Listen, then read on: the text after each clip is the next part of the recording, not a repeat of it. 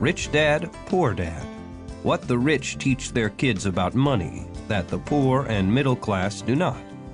By Robert T. Kiyosaki. To parents everywhere, a child's first and most important teachers, and to all those who educate, influence, and lead by example. Acknowledgements. How does a person say thank you when there are so many people to thank? Obviously, this book is a thank you to my two fathers, who were powerful role models, and to my mom, who taught me love and kindness. The person most responsible for this book becoming a reality is my wife, Kim, my partner in marriage, business, and in life. She makes my life complete. Introduction. Rich Dad, Poor Dad. Having two dads offered me the choice of contrasting points of view, one of a rich man and one of a poor man. I had two fathers, a rich one and a poor one. One was highly educated and intelligent. He had a PhD and completed 4 years of undergraduate work in less than 2 years. He then went on to Stanford University, the University of Chicago, and Northwestern University to do his advanced studies, all on full financial scholarships. The other father never finished the 8th grade. Both men were successful in their careers, working hard all their lives. Both earned substantial incomes, yet one always struggled financially. The other would become one of the richest men in Hawaii. One died, leaving tens of millions of dollars to his family, charities, and his church. The other left bills to be paid. Both men were strong, charismatic, and influential. Both men offered me advice, but they did not advise the same things. Both men believed strongly in education, but did not recommend the same course of study. If I had had only one dad, I would have had to accept or reject his advice. Having two dads offered me the choice of contrasting points of view, one of a rich man and one of a poor man. Instead of simply accepting or rejecting one or the other, I found myself thinking more, comparing, and then choosing for myself. The problem was that the rich man was not rich yet, and the poor man was not yet poor. Both were just starting out on their careers, and both were struggling with money and families. But they had very different points of view about money. For example, one dad would say, "The love of money is the root of all evil." The other said, "The lack of money is the root of all evil." As a young boy, having two strong fathers, both influencing me, was difficult. I wanted to be a good son and listen, but the two fathers did not say the same things. The contrast in their points of view, particularly about money, was so extreme that I grew curious and intrigued. I began to start thinking for long periods of time about what each was saying. Much of my private time was spent reflecting, asking myself questions such as, "Why does he say that?" and then asking the same question of the other dad's statement. It would have been much easier to simply say, "Yeah, he's right, I agree with that," or to simply reject the point of view by saying, "The old man doesn't know what he's talking about." Instead, having two dads whom I loved forced me to think and ultimately choose a way of thinking for myself. As a process, choosing for myself turned out to be much more valuable in the long run than simply accepting or rejecting a single point of view. One of the reasons the rich get richer, the poor get poorer, and the middle class struggles in debt is that the subject of money is taught at home, not in school. Most of us learn about money from our parents, so what can poor parents tell their child about money? They simply say, "Stay in school and study hard." The child may graduate with excellent grades, but with a poor person's financial programming and mindset. Sadly, money is not taught in schools. Schools focus on scholastic and professional skills, but not on financial skills. This explains how smart bankers, doctors, and accountants who earned excellent grades may struggle financially all of their lives. Our staggering national debt is due in large part to highly educated politicians and government officials making financial decisions with little or no training in the subject of money. Today, I often wonder what will soon happen when we have millions of people who need financial and medical assistance. They will be dependent upon their families or the government for financial support. What will happen when Medicare and Social Security run out of money? How will a nation survive if teaching children about money continues to be left to parents, most of whom will be, or already are, poor? Because I had two influential fathers, I learned from both of them. I had to think about each dad's advice, and in doing so, I gained valuable insight into the power and effect of one's thoughts on one's life. For example, one dad had a habit of saying, "I can't afford it." The other dad forbade those words to be used. He insisted I ask, "How can I afford it?" One is a statement, and the other is a question. One lets you off the hook, and the other forces you to think. My soon-to-be rich dad would explain that by automatically saying the words, "I can't afford it," your brain stops working. By asking the question, "How can I afford it?" your brain is put to work. He did not mean that you should buy everything you want. He was fanatical about exercising your mind, the most powerful computer in the world. He'd say, "My brain gets stronger every day because I exercise it. The stronger it gets, the more money I can make." He believed that automatically saying, "I can't afford it," was a sign of mental laziness. Although both dads worked hard, I noticed that one dad had a habit of putting his brain to sleep when it came to finances, and the other had a habit of exercising his brain. The long-term result was that one dad grew stronger financially, and the other grew weaker. It is not much different from a person who goes to the gym to exercise on a regular basis versus someone who sits on the couch watching television. Proper physical exercise increases your chances for health, and proper mental exercise increases your chances for wealth. My two dads had opposing attitudes, and that affected the way they thought. One dad thought that the rich should pay more in taxes to take care of those less fortunate. The other said, taxes punish those who produce and reward those who don't produce. One dad recommended, study hard so you can find a good company to work for. The other recommended, study hard so you can find a good company to buy. One dad said, the reason I'm not rich is because I have you kids. The other said, the reason I must be rich is because I have you kids. One encouraged talking about money and business at the dinner table, while the other forbade the subject of money to be discussed over a meal. One said, when it comes to money, play it safe, don't take risks. The other said, learn to manage risk. One believed, our home is our largest investment and our greatest asset. The other believed, my house is a liability, and if your house is your largest investment, you're in trouble. Both dads paid their bills on time, yet one paid his bills first while the other paid his bills last.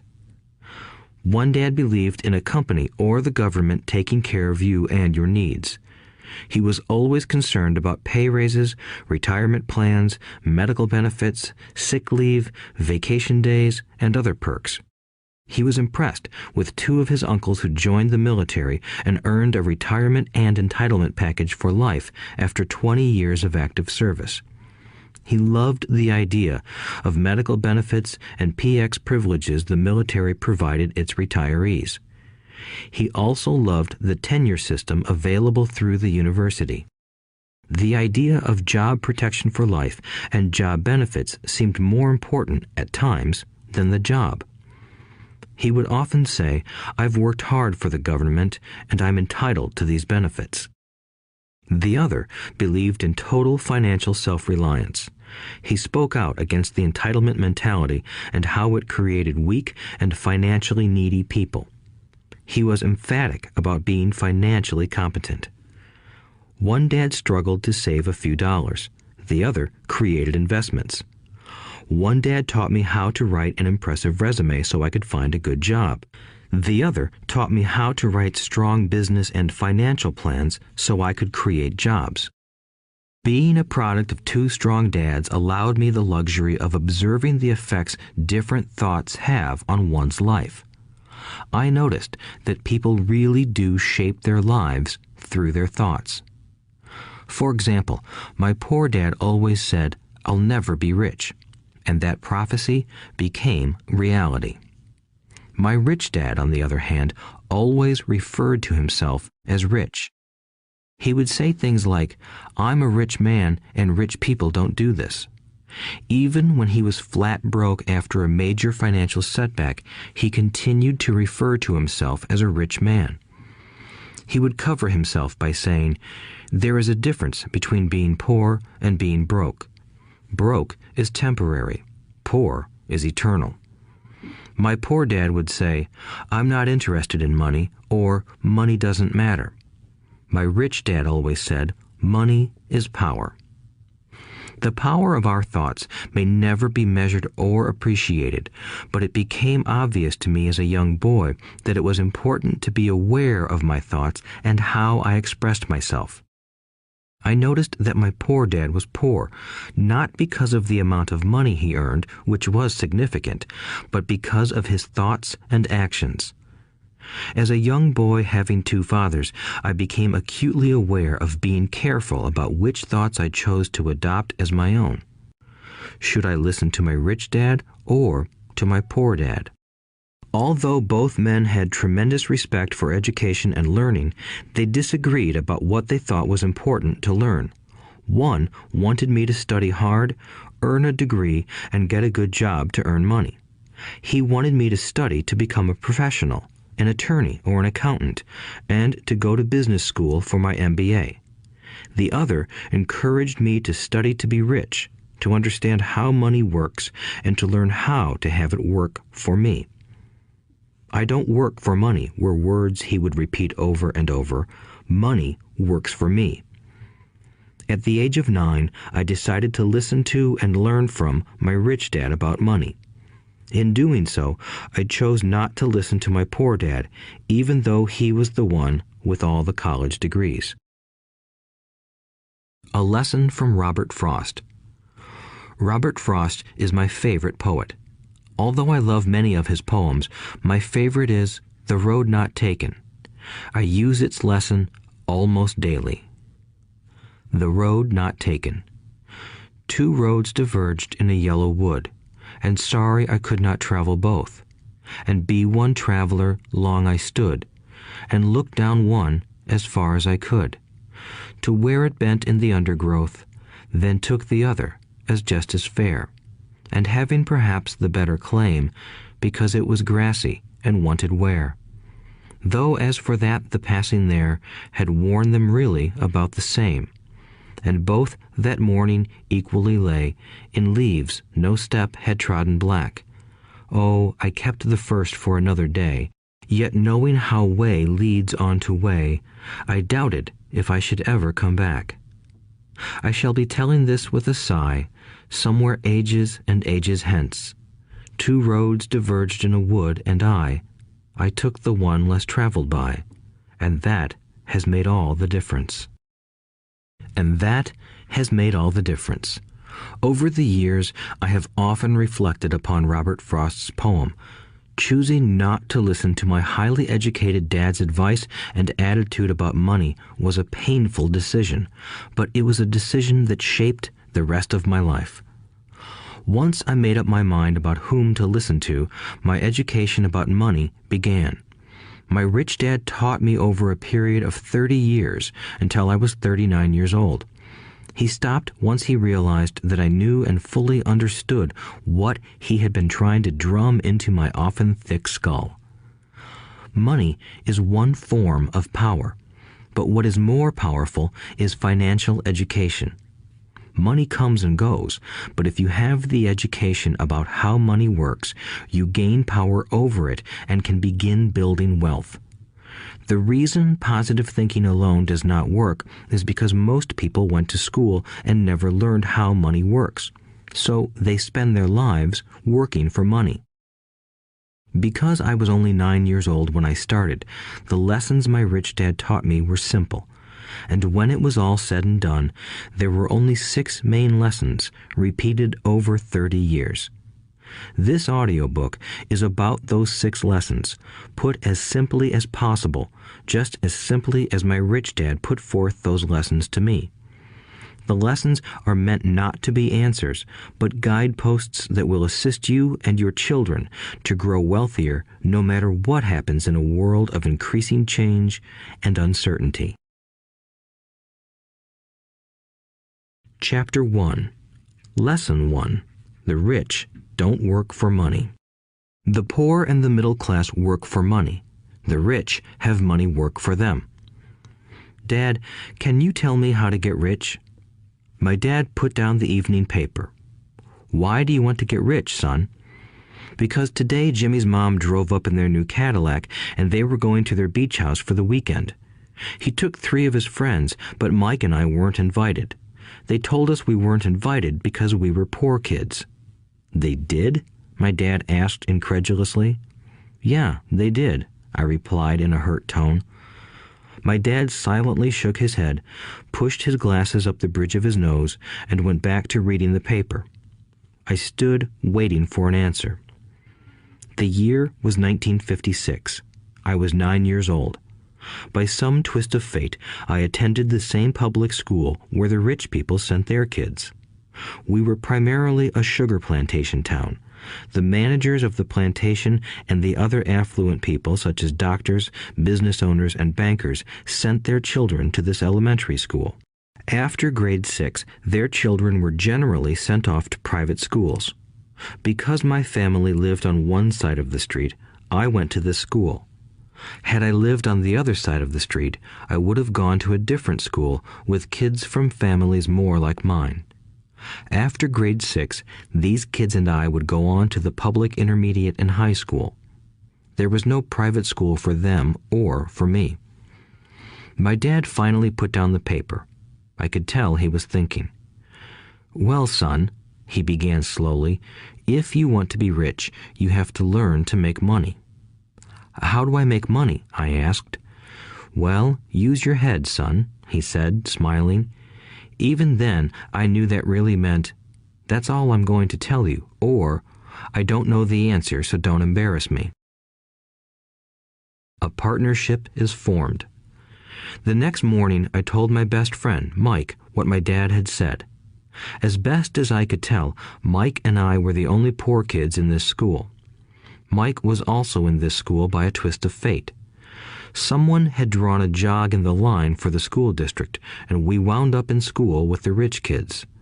We weren't really poor, but we felt as if we were because all the other boys had new baseball gloves, new bicycles, new everything.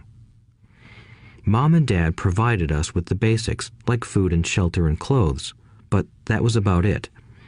My dad used to say, if you want something, work for it. We wanted things, but there was not much work available for 9-year-old boys. So what do we do to make money? Mike asked. I don't know, I said, but do you want to be my partner? He agreed, and so on that Saturday morning, Mike became my first business partner. We spent all morning coming up with ideas on how to make money. Occasionally, we talked about all the cool guys at Jimmy's beach house having fun. It hurt a little, but that hurt was good because it inspired us to keep thinking of a way to make money. Finally, that afternoon, a bolt of lightning struck. It was an idea Mike got from a science book he had read. Excitedly, we shook hands, and the partnership now had a business. For the next several weeks, Mike and I ran around our neighborhood, knocking on doors and asking our neighbors if they would save their toothpaste tubes for us. With puzzled looks, most adults consented with a smile. Some asked us what we were doing, to which we replied, "We can't tell you. It's a business secret." My mom grew distressed as the weeks wore on. We had selected a site next to her washing machine as the place we would stockpile our raw materials. In a brown cardboard box that at one time held ketchup bottles, our little pile of used toothpaste tubes began to grow. Finally, my mom put her foot down. The sight of her neighbor's messy, crumpled used toothpaste tubes had gotten to her. "What are you boys doing?" she asked, "and I don't want to hear again that it's a business secret. Do something with this mess or I'm going to throw it out." Mike and I pleaded and begged, explaining that we would soon have enough and then we would begin production. We informed her that we were waiting on a couple of neighbors to finish their toothpaste so we could have their tubes. Mom granted us a 1-week extension. The date to begin production was moved up, and the pressure was on. My first partnership was already being threatened with an eviction notice by my own mom. It became Mike's job to tell the neighbors to quickly use up their toothpaste, saying their dentist wanted them to brush more often anyway. I began to put together the production line. One day, my dad drove up with a friend to see 2 9-year-old boys in the driveway with their production line operating at full speed. There was fine white powder everywhere. On a long table were small milk cartons from school, and our family's hibachi grill was glowing with red-hot coals at maximum heat. Dad walked up cautiously, having to park the car at the base of the driveway since the production line blocked the carport. As he and his friend got closer, they saw a steel pot sitting on top of the coals in which the toothpaste tubes were being melted down. In those days, toothpaste did not come in plastic tubes. The tubes were made of lead, so once the paint was burned off, the tubes were dropped in the small steel pot. They melted until they became liquid, and with my mom's pot holders, we poured the lead through a small hole in the top of the milk cartons. The milk cartons were filled with plaster of Paris. White powder was everywhere.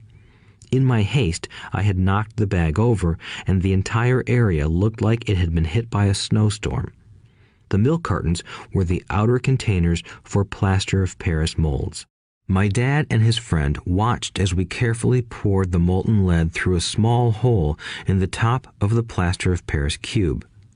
"Careful," my dad said. I nodded without looking up. Finally, once the pouring was through, I put the steel pot down and smiled at my dad.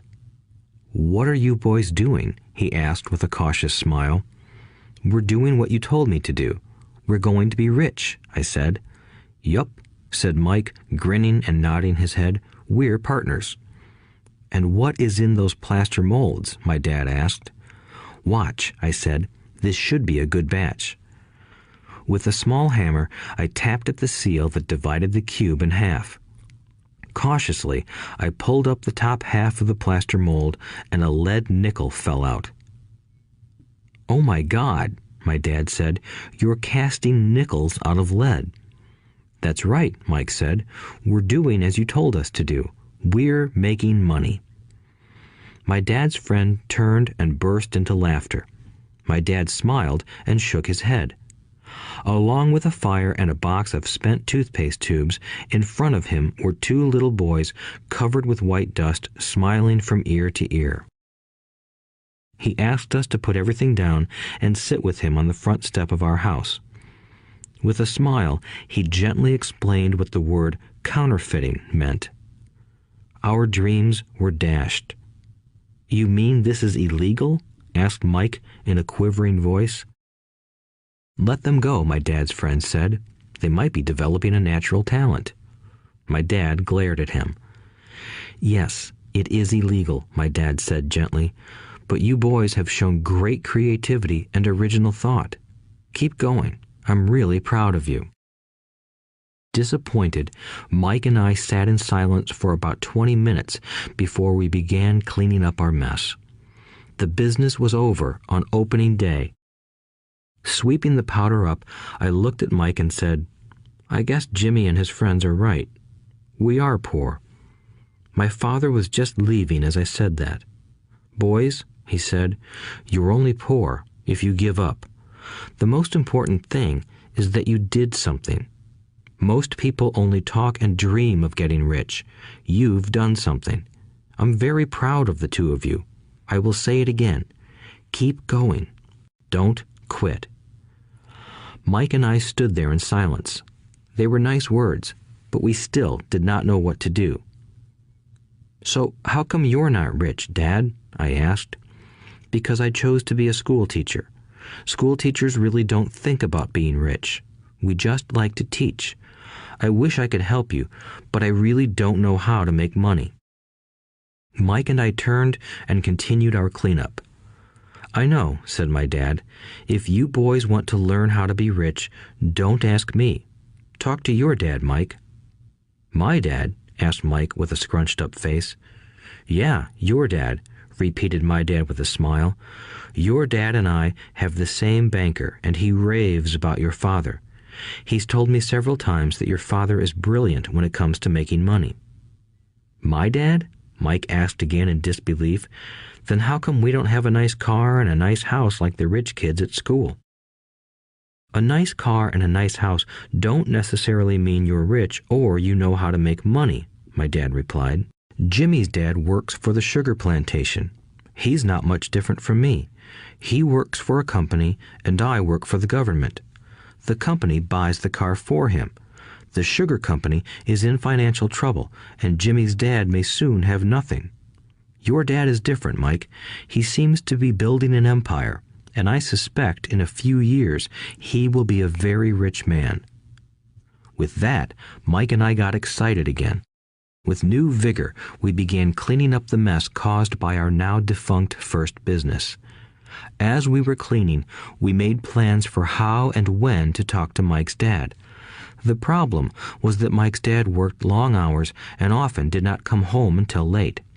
His father owned warehouses, a construction company, a chain of stores, and 3 restaurants. It was the restaurants that kept him out late. Mike caught the bus home after we had finished cleaning up. He was going to talk to his dad when he got home that night and ask him if he would teach us how to become rich. Mike promised to call as soon as he had talked to his dad, even if it was late. The phone rang at 8:30 p.m. "Okay," I said, "next Saturday." I put the phone down. Mike's dad had agreed to meet with us. On Saturday, I caught the 7:30 a.m. bus to the poor side of town. The lessons begin. Mike and I met with his dad that morning at 8 o'clock. He was already busy, having been at work for more than an hour. His construction supervisor was just leaving in his pickup truck as I walked up to his simple, small, and tidy home. Mike met me at the door.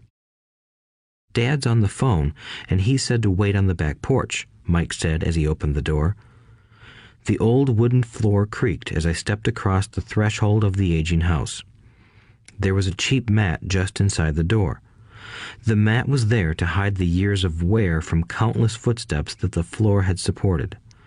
Although clean, it needed to be replaced.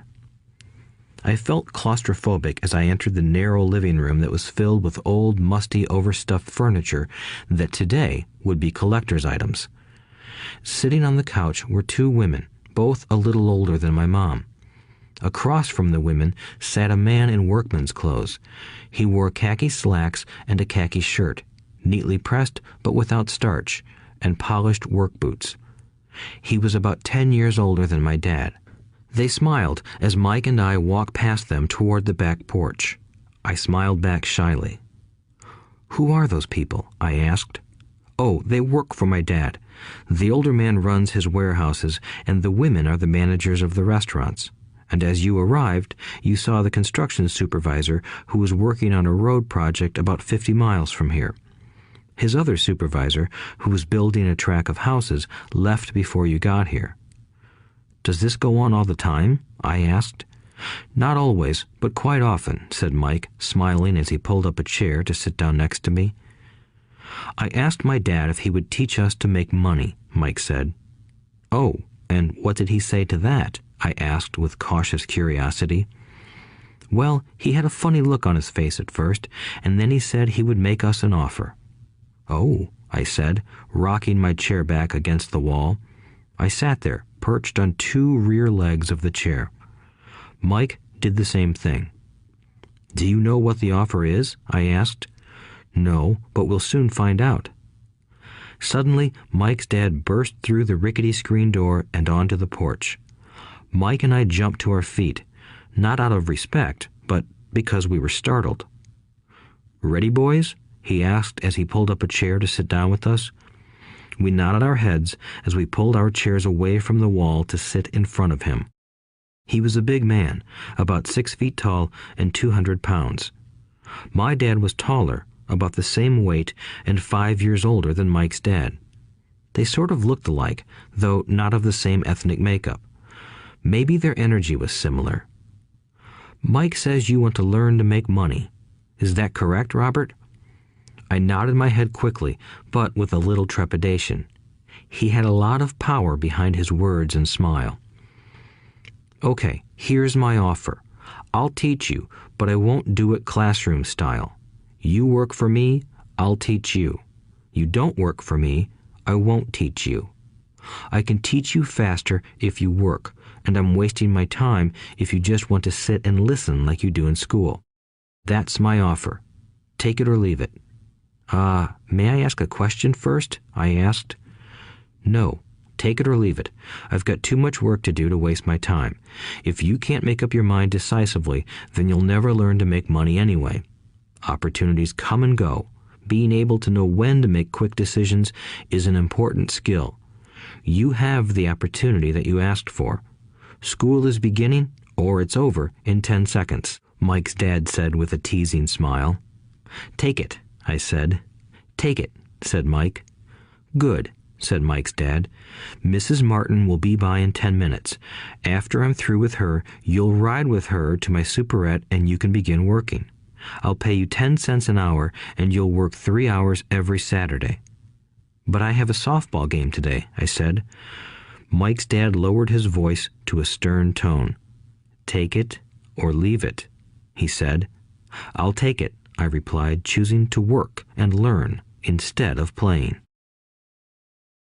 30 cents later. By 9 a.m. that day, Mike and I were working for Mrs. Martin. She was a kind and patient woman. She always said that Mike and I reminded her of her 2 grown sons. Although kind, she believed in hard work and kept us moving. We spent 3 hours taking canned goods off the shelves, brushing each can with a feather duster to get the dust off, and then restacking them neatly. It was excruciatingly boring work.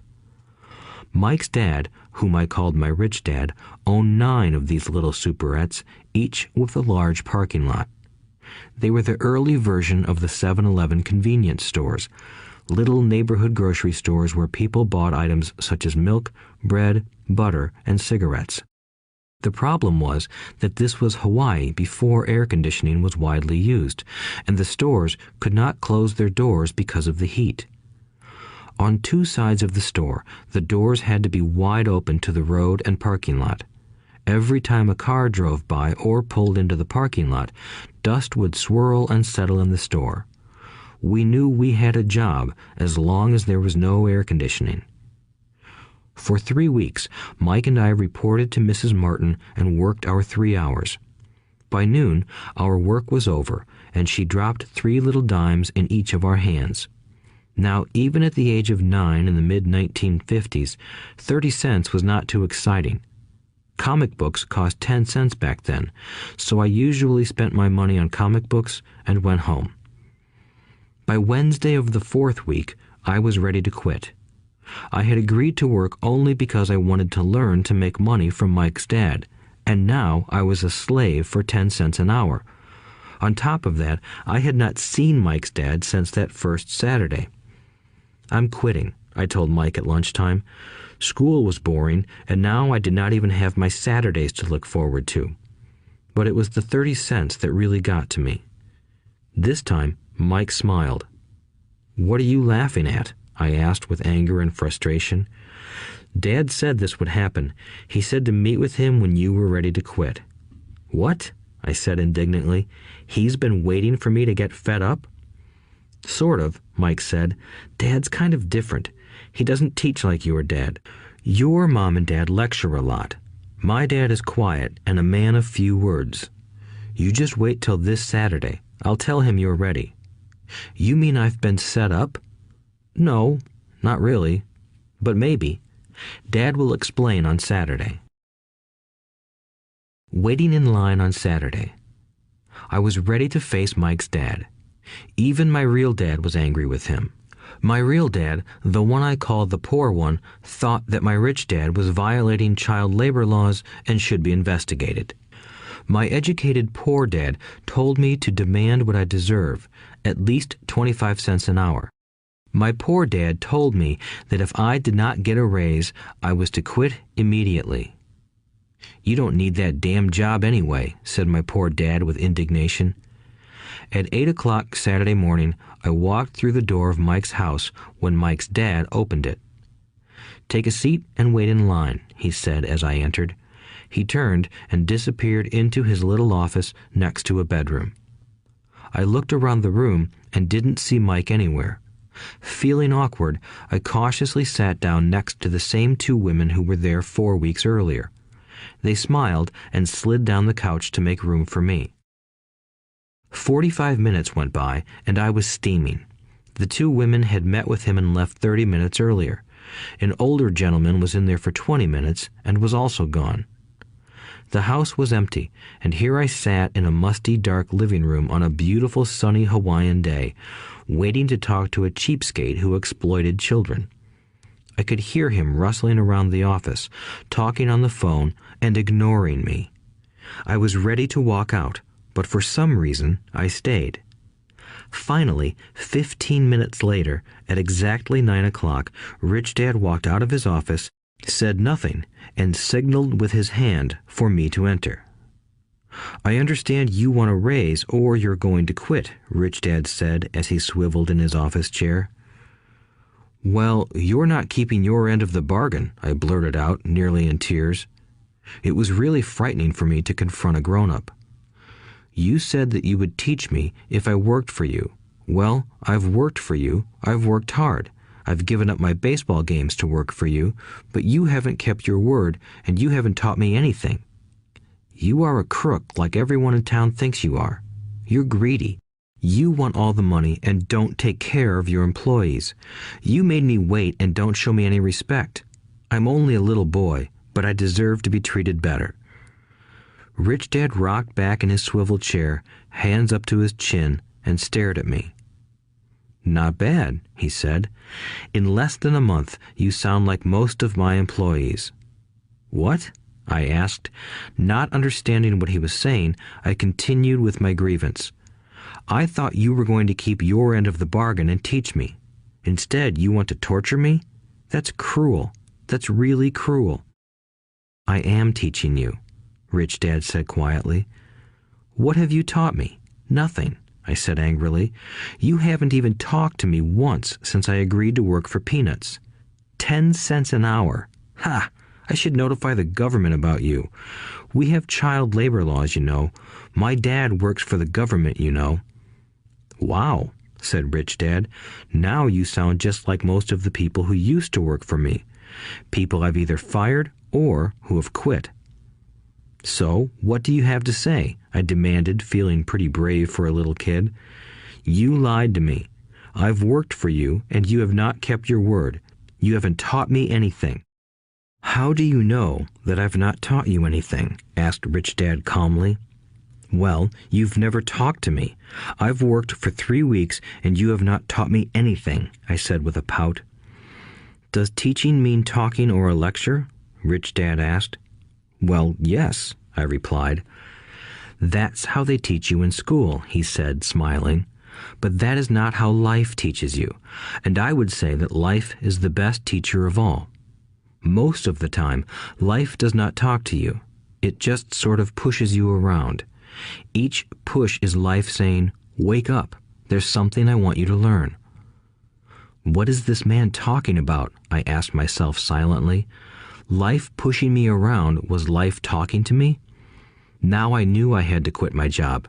I was talking to someone who needed to be locked up. If you learn life's lessons, you will do well. If not, life will just continue to push you around. People do two things. Some just let life push them around. Others get angry and push back. But they push back against their boss, or their job, or their husband or wife. They do not know it's life that's pushing. I had no idea what he was talking about. Life pushes all of us around. Some people give up and others fight. A few learn the lesson and move on. They welcome life pushing them around. To these few people, it means they need and want to learn something. They learn and move on. Most quit, and a few, like you, fight. Rich Dad stood and shut the creaky old wooden window that needed repair.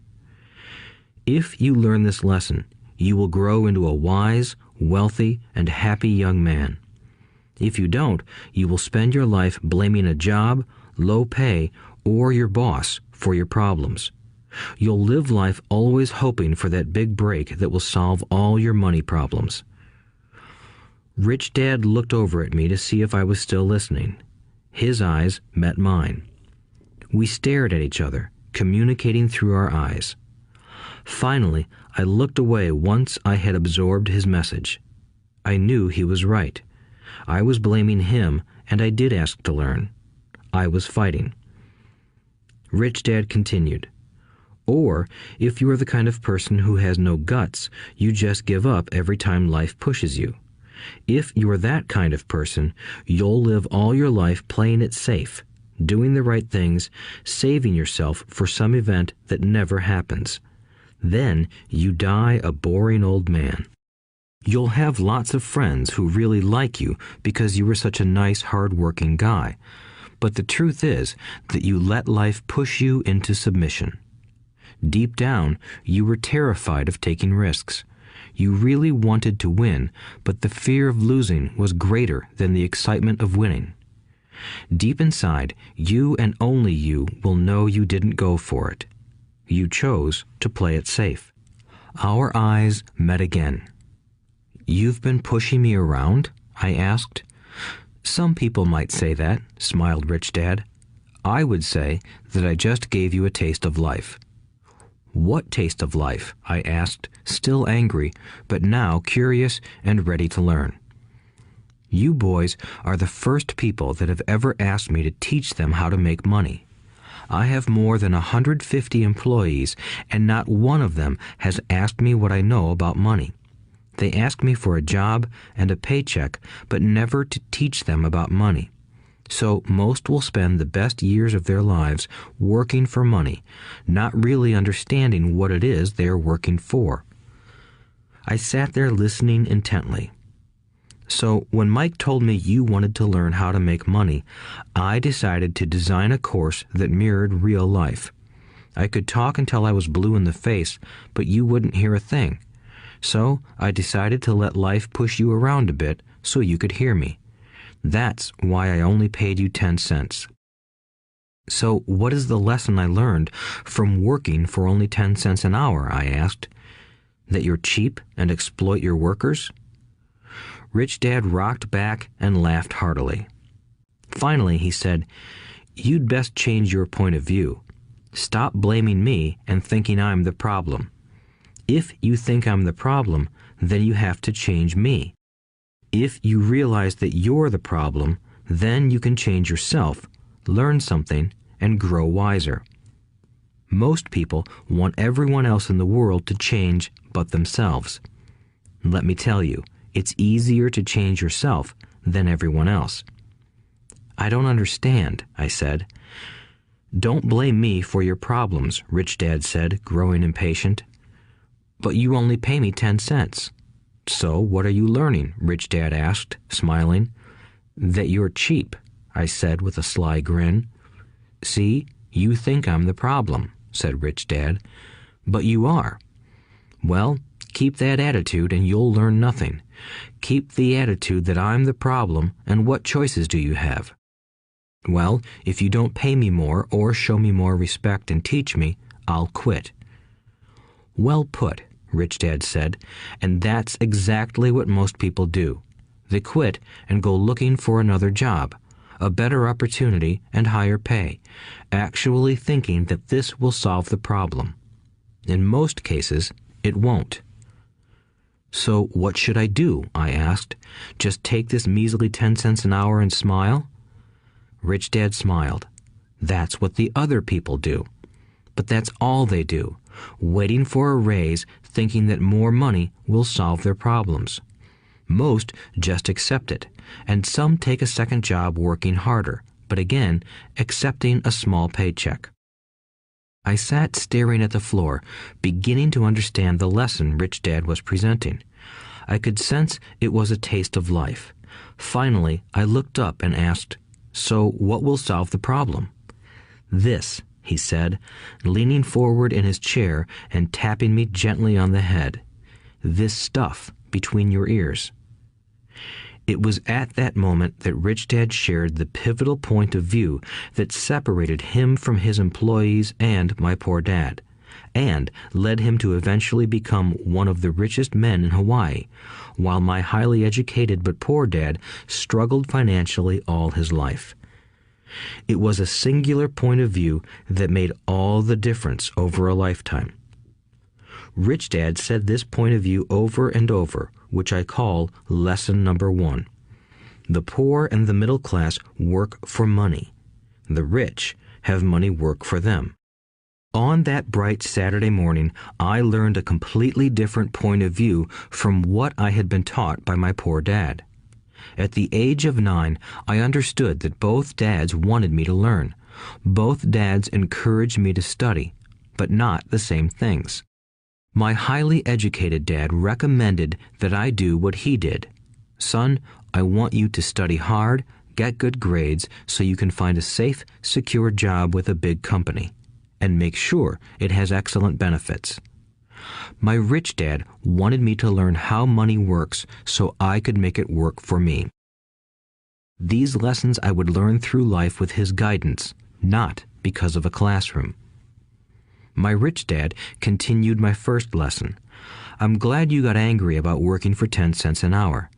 If you hadn't got angry and had simply accepted it, I would have to tell you that I could not teach you. You see, true learning takes energy, passion, and a burning desire. Anger is a big part of that formula, for passion is anger and love combined. When it comes to money, most people want to play it safe and feel secure, so passion does not direct them. Fear does." "So is that why they'll take jobs with low pay?" I asked. "Yes," said Rich Dad. "Some people say I exploit people because I don't pay as much as the sugar plantation or the government. I say the people exploit themselves. It's their fear, not mine." "But don't you feel you should pay them more?" I asked. "I don't have to. And besides, more money will not solve their problems. Just look at your dad. He makes a lot of money, and he still can't pay his bills. Most people, given more money, only get into more debt." "So that's why the 10 cents an hour," I said, smiling.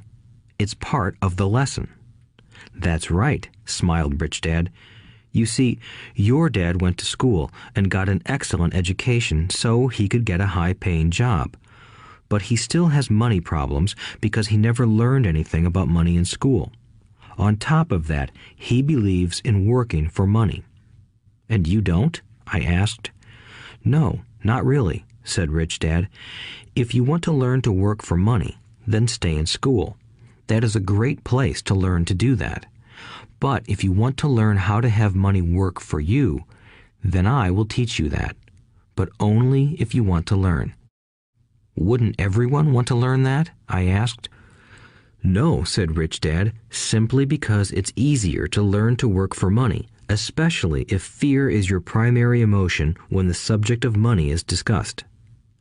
"I don't understand," I said with a frown. "Don't worry about that for now. Just know that it's fear that keeps most people working at a job.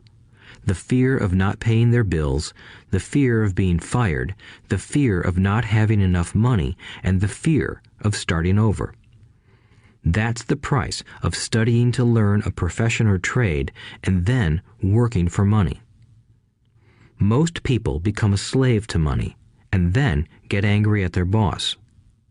Learning to have money work for you is a completely different course of study? I asked.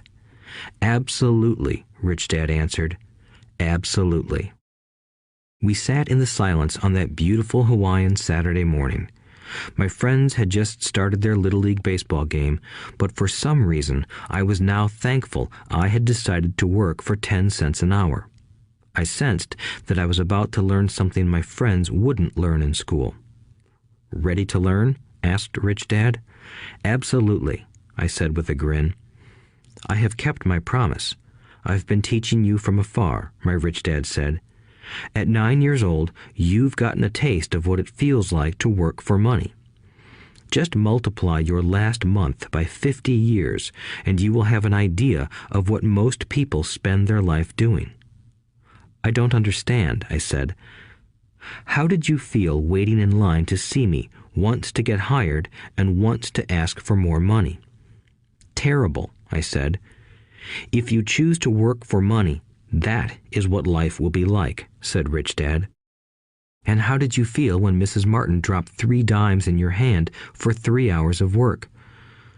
I felt like it wasn't enough. It seemed like nothing. I was disappointed, I said. And that is how most employees feel when they look at their paychecks, especially after all the tax and other deductions are taken out. At least you got 100%. You mean most workers don't get paid everything? I asked with amazement. Heavens no, said Rich Dad. The government always takes its share first. How do they do that? I asked. Taxes, said Rich Dad. You're taxed when you earn. You're taxed when you spend. You're taxed when you save. You're taxed when you die. Why do people let the government do that to them? The rich don't, said Rich Dad with a smile. The poor and the middle class do. I'll bet you that I earn more than your dad, yet he pays more in taxes. How can that be? I asked. At my age, that made no sense to me. Why would someone let the government do that to them? Rich Dad rocked slowly and silently in his chair, just looking at me. Ready to learn? He asked.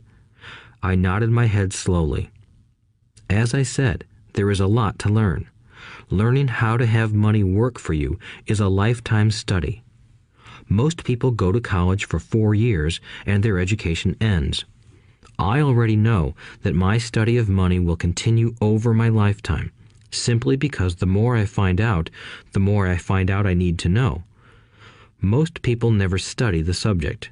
They go to work, get their paycheck, balance their checkbooks, and that's it. Then they wonder why they have money problems. They think that more money will solve the problem, and don't realize that it's their lack of financial education that is the problem. So my dad has tax problems because he doesn't understand money? I asked, confused. Look, said Rich Dad, taxes are just one small section on learning how to have money work for you. Today, I just wanted to find out if you still have the passion to learn about money. Most people don't. They want to go to school, learn a profession, have fun at their work, and earn lots of money. One day they wake up with big money problems, and then they can't stop working. That's the price of only knowing how to work for money instead of studying how to have money work for you. So, do you still have the passion to learn? Asked Rich Dad. I nodded my head. Good, said Rich Dad. Now get back to work. This time, I will pay you nothing. What? I asked in amazement. You heard me. Nothing. You will work the same 3 hours every Saturday, but this time you will not be paid 10 cents per hour. You said you wanted to learn to not work for money, so I'm not going to pay you anything. I couldn't believe what I was hearing. I've already had this conversation with Mike, and he's already working, dusting and stacking canned goods for free. You'd better hurry and get back there. That's not fair, I shouted. You've got to pay something. You said you wanted to learn. If you don't learn this now, you'll grow up to be like the two women and the older man sitting in my living room, working for money and hoping I don't fire them. Or, like your dad, earning lots of money only to be in debt up to his eyeballs, hoping more money will solve the problem. If that's what you want, I'll go back to our original deal of 10 cents an hour. Or you can do what most adults do. Complain that there is not enough pay, quit, and go looking for another job. But what do I do? I asked. Rich Dad tapped me on the head. Use this, he said. If you use it well, you will soon thank me for giving you an opportunity, and you will grow into a rich man. I stood there, still not believing what a raw deal I was handed. I came to ask for a raise, and somehow I was instead working for nothing. Rich Dad tapped me on the head again and said, "Use this.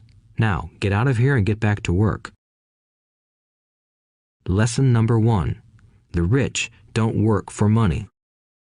I didn't tell my poor dad I wasn't being paid. He wouldn't have understood, and I didn't want to try to explain something I didn't understand myself. For 3 more weeks, Mike and I worked 3 hours every Saturday for nothing. The work didn't bother me, and the routine got easier. But it was the missed baseball games and not being able to afford to buy a few comic books that got to me. Rich Dad stopped by at noon on the 3rd week. We heard his truck pull up in the parking lot and sputter when the engine was turned off. He entered the store and greeted Mrs. Martin with a hug. After finding out how things were going in the store, he reached into the ice cream freezer, pulled out 2 bars, paid for them, and signaled to Mike and me. "Let's go for a walk, boys."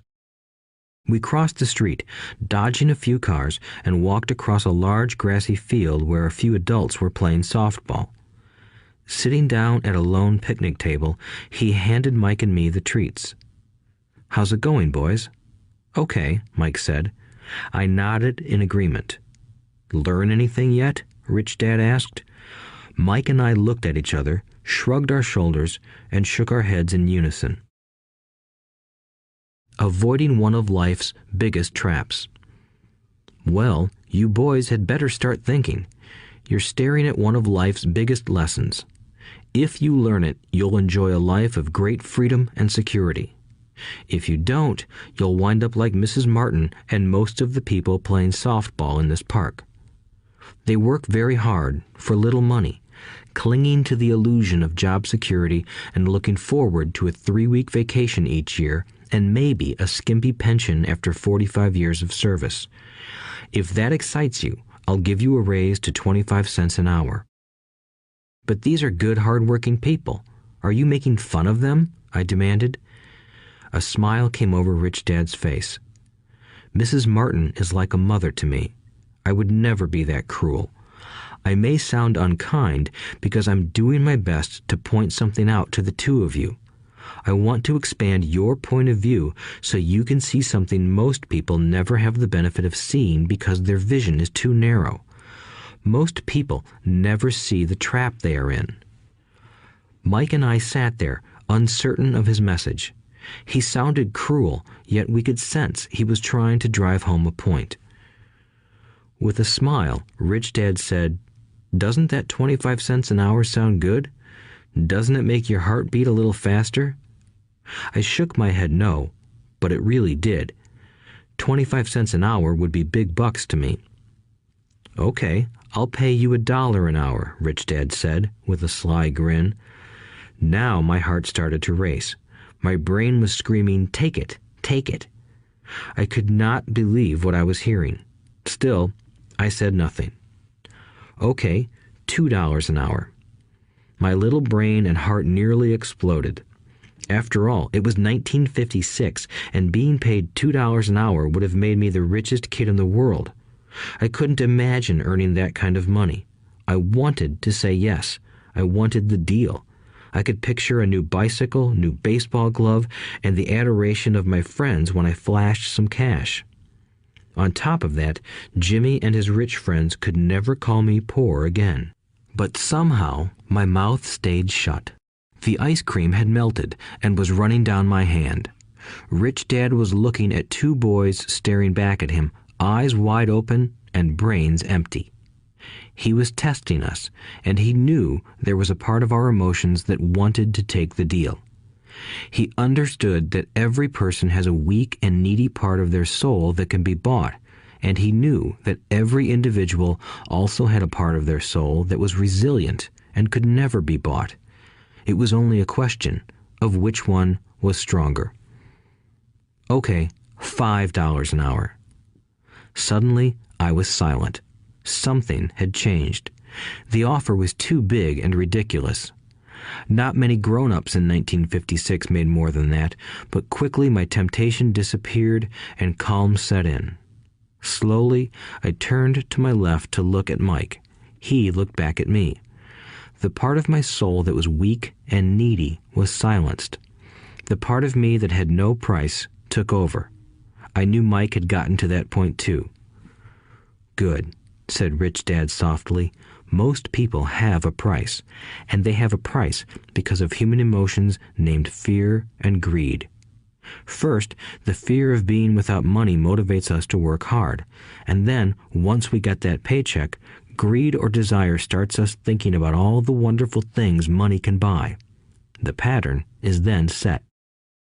"What pattern?" I asked. "The pattern of get up, go to work, pay bills, get up, go to work, pay bills." People's lives are forever controlled by two emotions, fear and greed.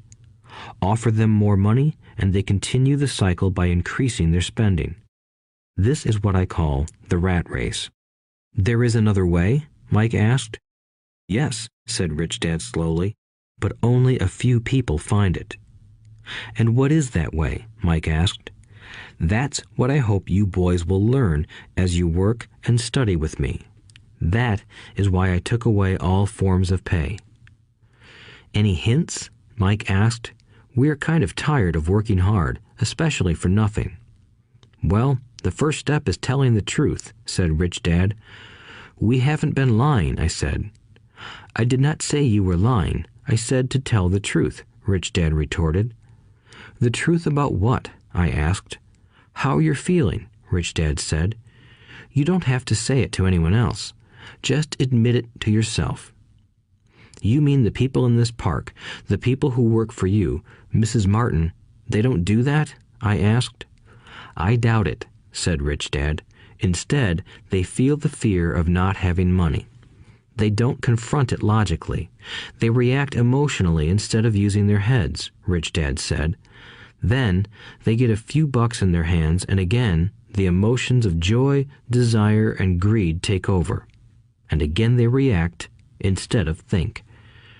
"So their emotions control their brain," Mike said. "That's correct," said Rich Dad. "Instead of admitting the truth about how they feel, they react to their feelings and fail to think. They feel the fear, so they go to work, hoping that money will soothe the fear, but it doesn't. It continues to haunt them, and they return to work, hoping again that money will calm their fears, and again it doesn't. Fear keeps them in this trap of working, earning money, hoping the fear will go away. But every day they get up, and that old fear wakes up with them. For millions of people, that old fear keeps them awake all night, causing a night of turmoil and worry. So they get up and go to work, hoping that a paycheck will kill that fear gnawing at their souls. Money is running their lives, and they refuse to tell the truth about that. Money is in control of their emotions and their souls." Rich Dad sat quietly, letting his words sink in. Mike and I had heard what he said, but didn't understand fully what he was talking about. I just knew that I often wondered why grown-ups hurried off to work. It did not seem like much fun, and they never looked that happy, but something kept them going.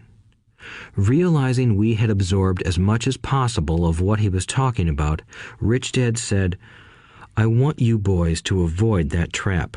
That is really what I want to teach you. Not just to be rich, because being rich does not solve the problem." "It doesn't?" I asked, surprised. No, it doesn't. Let me explain the other emotion, desire. Some call it greed, but I prefer desire. It's perfectly normal to desire something better, prettier, more fun, or exciting. So people also work for money because of desire. They desire money for the joy they think it can buy. But the joy that money brings is often short-lived, and they soon need more money for more joy, more pleasure, more comfort, and more security.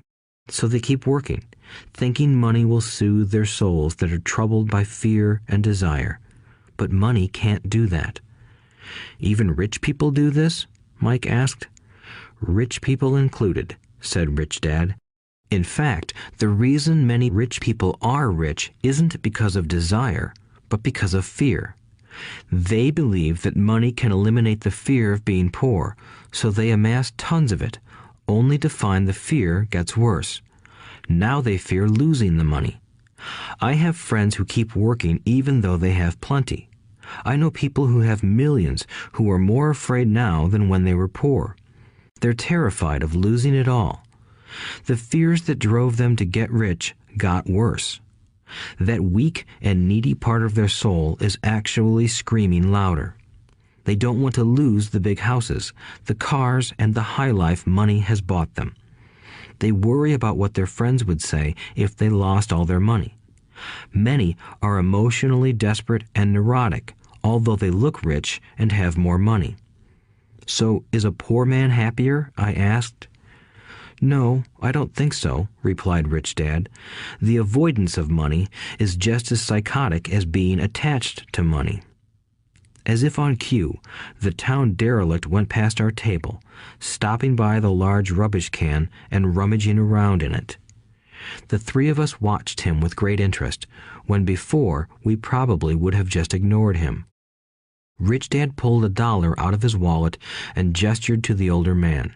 Seeing the money, the derelict came over immediately, took the bill, thanked Rich Dad profusely, and hurried off, ecstatic with his good fortune. He's not much different from most of my employees, said Rich Dad.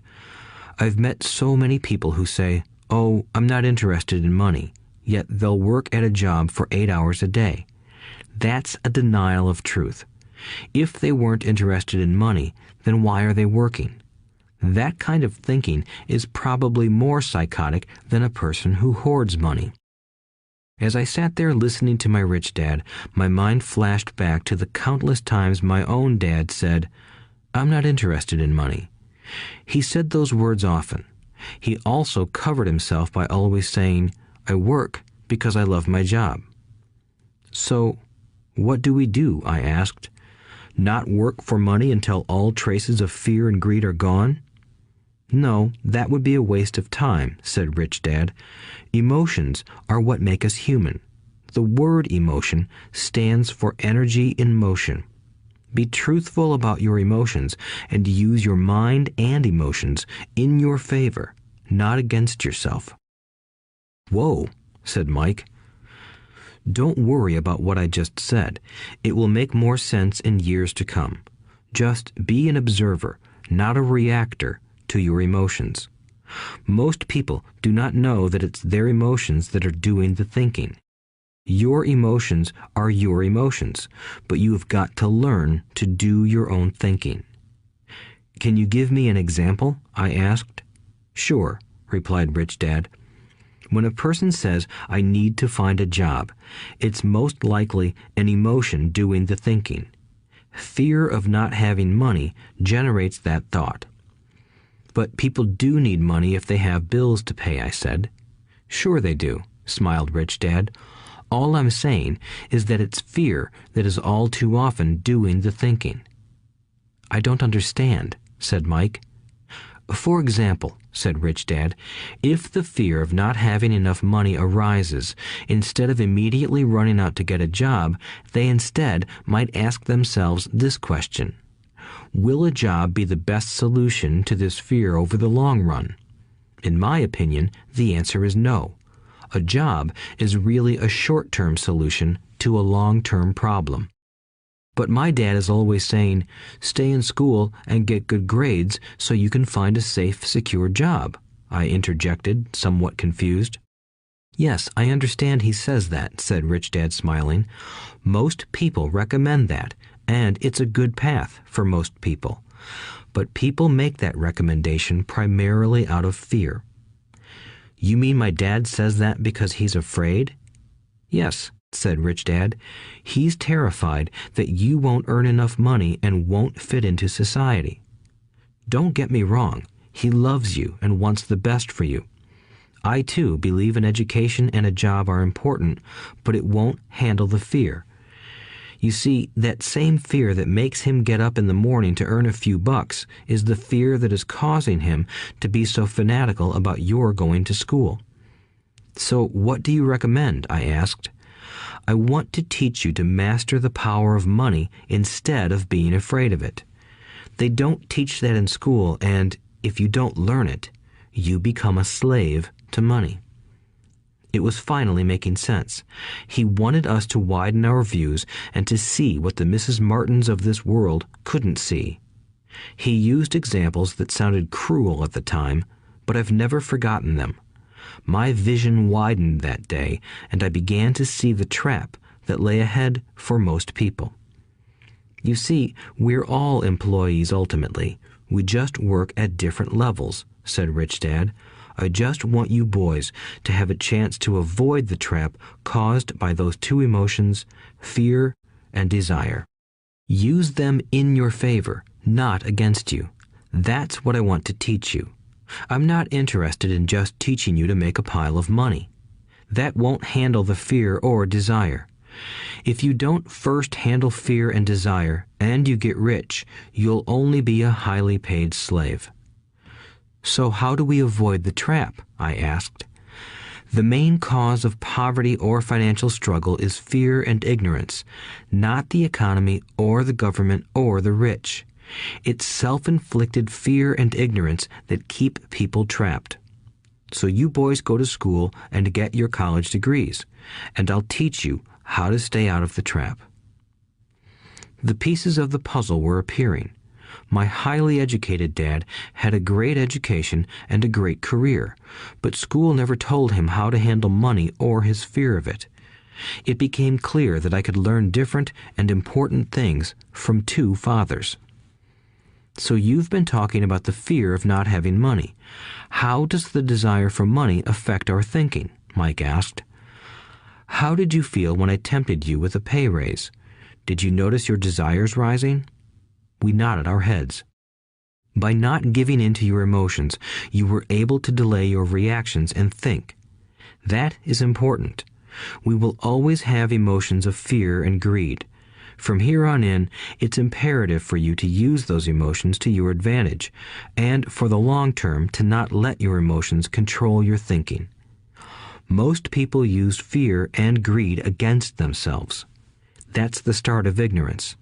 Most people live their lives chasing paychecks, pay raises, and job security because of the emotions of desire and fear, not really questioning where those emotion-driven thoughts are leading them.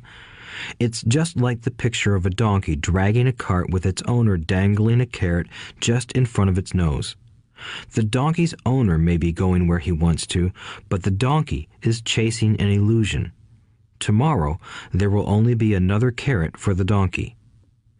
You mean the moment I pictured a new baseball glove, candy, and toys, that's like a carrot to a donkey? Mike asked. Yes, and as you get older, your toys get more expensive. A new car, a boat, and a big house to impress your friends, said Rich Dad with a smile. Fear pushes you out the door, and desire calls to you. That's the trap. So what's the answer? Mike asked.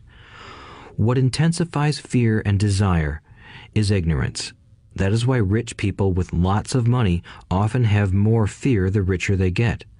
Money is the carrot, the illusion.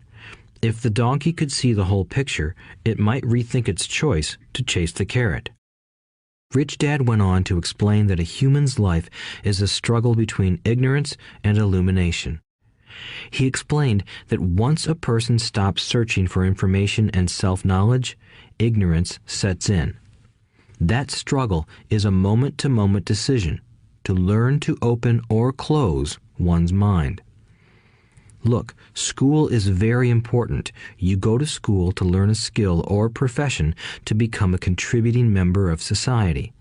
Every culture needs teachers, doctors, mechanics, artists, cooks, business people, police officers, firefighters, and soldiers.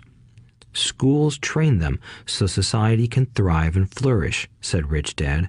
Unfortunately, for many people, school is the end, not the beginning. There was a long silence. Rich Dad was smiling. I didn't comprehend everything he said that day, but as with most great teachers, his words continued to teach for years. I've been a little cruel today, said Rich Dad, but I want you to always remember this talk. I want you to always think of Mrs. Martin, and I want you always to remember that donkey. Never forget that fear and desire can lead you into life's biggest trap if you are not aware of them controlling your thinking. To spend your life living in fear, never exploring your dreams, is cruel. To work hard for money, thinking that it will buy you things that will make you happy, is also cruel. To wake up in the middle of the night terrified about paying bills is a horrible way to live. To live a life dictated by the size of a paycheck is not really living a life. Thinking that a job makes you secure is lying to yourself. That's cruel, and that's the trap I want you to avoid. I've seen how money runs people's lives. Don't let that happen to you. Please, don't let money run your life. A softball rolled under our table.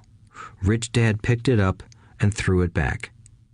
So what does ignorance have to do with greed and fear? I asked. Because it is ignorance about money that causes so much greed and fear, said Rich Dad. Let me give you some examples. A doctor, wanting more money to better provide for his family, raises his fees. By raising his fees, it makes healthcare more expensive for everyone. It hurts the poor people the most, so they have worse health than those with money. Because the doctors raise their fees, the attorneys raise their fees. Because the attorneys' fees have gone up, school teachers want a raise, which raises our taxes, and on and on and on. Soon, there will be such a horrifying gap between the rich and the poor that chaos will break out and another great civilization will collapse. History proves that great civilizations collapse when the gap between the haves and have-nots is too great. Sadly, America is on that same course because we haven't learned from history. We only memorize historical dates and names, not the lesson. Aren't prices supposed to go up? I asked. In an educated society with a well-run government, prices should actually come down. Of course, that is often only true in theory. Prices go up because of greed and fear caused by ignorance. If schools taught people about money, there would be more money and lower prices. But schools focus only on teaching people to work for money, not how to harness money's power. But don't we have business schools? Mike asked. And haven't you encouraged me to go for my MBA? Yes, said Rich Dad, but all too often business schools train employees to become sophisticated bean counters. Heaven forbid a bean counter takes over a business. All they do is look at the numbers, fire people, and kill the business. I know this because I hire bean counters. All they think about is cutting costs and raising prices, which cause more problems. Bean counting is important. I wish more people knew it, but it, too, is not the whole picture, added Rich Dad angrily. So, is there an answer? Asked Mike. Yes, said Rich Dad. Learn to use your emotions to think, not think with your emotions. When you boys mastered your emotions by agreeing to work for free, I knew there was hope. When you again resisted your emotions when I tempted you with more money, you were again learning to think in spite of being emotionally charged. That's the first step. Why is that step so important? I asked. Well, that's up to you to find out. If you want to learn, I'll take you boys into the briar patch, a place almost everyone else avoids. If you go with me, you'll let go of the idea of working for money and instead learn to have money work for you. And what will we get if we go with you? What if we agree to learn from you? What will we get? I asked. The same thing Brer Rabbit got, said Rich Dad, referring to the classic children's story. Is there a briar patch? I asked. Yes, said Rich Dad. The briar patch is our fear and greed. Confronting fear, weaknesses, and neediness by choosing our own thoughts is the way out. Choosing our thoughts? Mike asked, puzzled. Yes, choosing what we think rather than reacting to our emotions. Instead of just getting up and going to work because not having the money to pay your bills is scaring you, ask yourself, is working harder at this the best solution to this problem? Most people are too afraid to rationally think things through and instead run out the door to a job they hate. The tar baby is in control. That's what I mean by choosing your thoughts. And how do we do that? Mike asked. That's what I will teach you. I'll teach you to have a choice of thoughts rather than a knee-jerk reaction, like gulping down your morning coffee and running out the door. Remember what I said before. A job is only a short-term solution to a long-term problem. Most people have only one problem in mind, and it's short-term. It's the bills at the end of the month, the tar baby. Money controls their lives, or should I say the fear and ignorance about money controls it. So they do as their parents did. They get up every day and go work for money, not taking the time to ask the question, is there another way? Their emotions now control their thinking, not their heads. Can you tell the difference between emotions thinking and the head thinking? Mike asked. Oh yes, I hear it all the time, said Rich Dad. I hear things like, well, everyone has to work, or the rich are crooks, or I'll get another job, I deserve this raise, you can't push me around, or I like this job because it's secure. No one asks, is there something I'm missing here? Which would break through the emotional thought and give you time to think clearly. As we headed back to the store, Rich Dad explained that the rich really did make money. They did not work for it. He went on to explain that when Mike and I were casting 5-cent pieces out of lead, thinking we were making money, we were very close to thinking the way the rich think.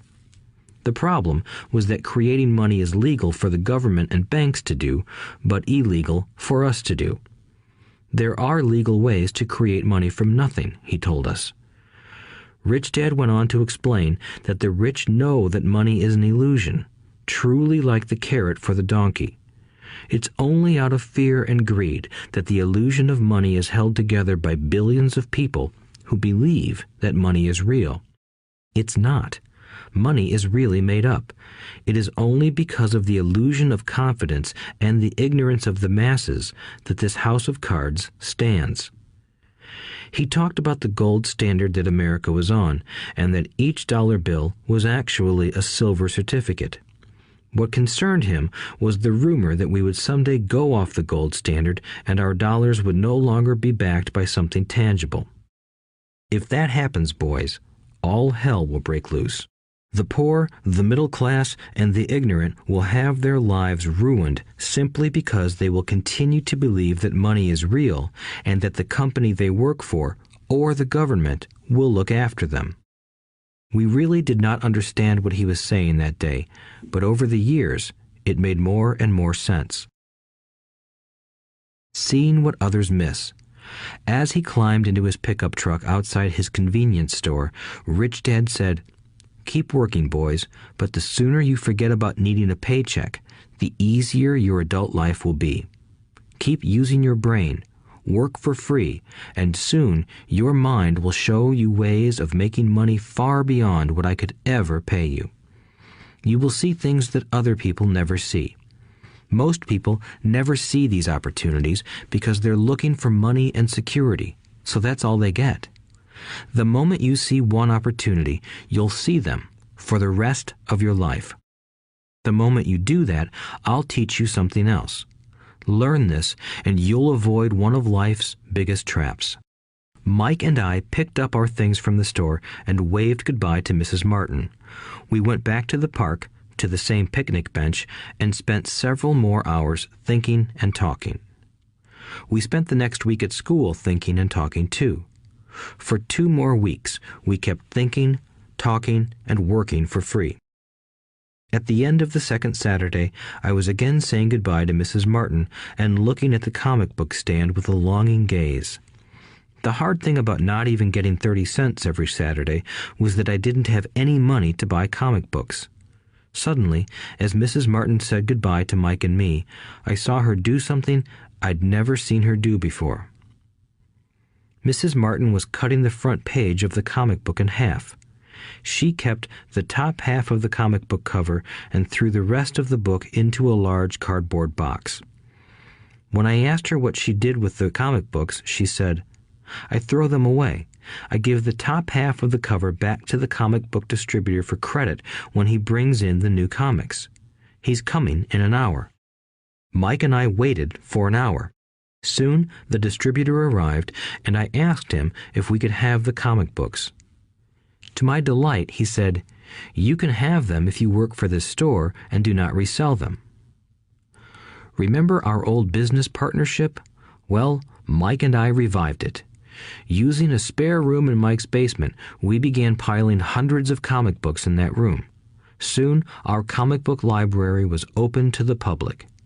We hired Mike's younger sister, who loved to study, to be head librarian. She charged each child 10 cents admission to the library, which was open from 2:30 p.m. to 4:30 p.m. every day after school.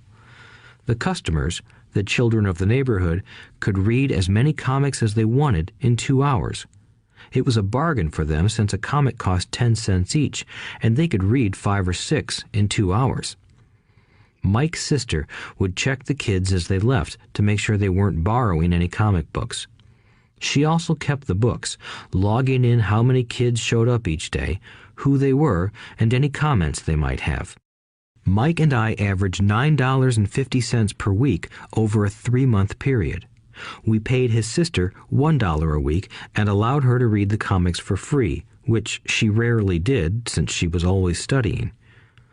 Mike and I kept our agreement by working in the store every Saturday and collecting all the comic books from the different stores.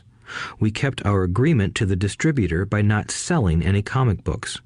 We burned them once they got too tattered. We tried opening a branch office, but we could never quite find someone as trustworthy and dedicated as Mike's sister. At an early age, we found out how hard it was to find good staff. 3 months after the library first opened, a fight broke out in the room. Some bullies from another neighborhood pushed their way in, and Mike's dad suggested we shut down the business. So our comic book business shut down, and we stopped working on Saturdays at the convenience store. But Rich Dad was excited because he had new things he wanted to teach us. He was happy because we had learned our first lessons so well. We learned to make money work for us. By not getting paid for our work at the store, we were forced to use our imaginations to identify an opportunity to make money.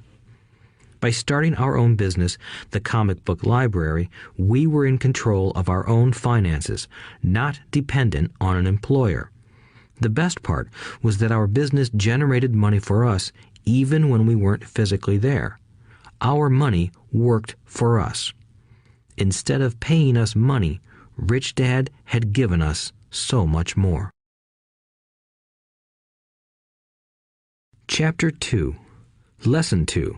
Why teach financial literacy? It's not how much money you make, it's how much money you keep. In 1990, Mike took over his father's empire and is, in fact, doing a better job than his dad did. We see each other once or twice a year on the golf course. He and his wife are wealthier than you can imagine. Rich Dad's empire is in great hands, and Mike is now grooming his son to take his place, as his dad had groomed us. In 1994, I retired at the age of 47, and my wife Kim was 37. Retirement does not mean not working. For us, it means that, barring unforeseen cataclysmic changes, we can work or not work, and our wealth grows automatically, staying ahead of inflation. Our assets are large enough to grow by themselves. It's like planting a tree. You water it for years, and then one day it doesn't need you anymore. Its roots are implanted deep enough. Then the tree provides shade for your enjoyment. Mike chose to run the empire, and I chose to retire. Whenever I speak to groups of people, they often ask what I would recommend that they do. How do I get started? Is there a book you would recommend? What should I do to prepare my children? What is your secret to success? How do I make millions? Whenever I hear one of these questions, I'm reminded of the following story. The Richest Businessmen.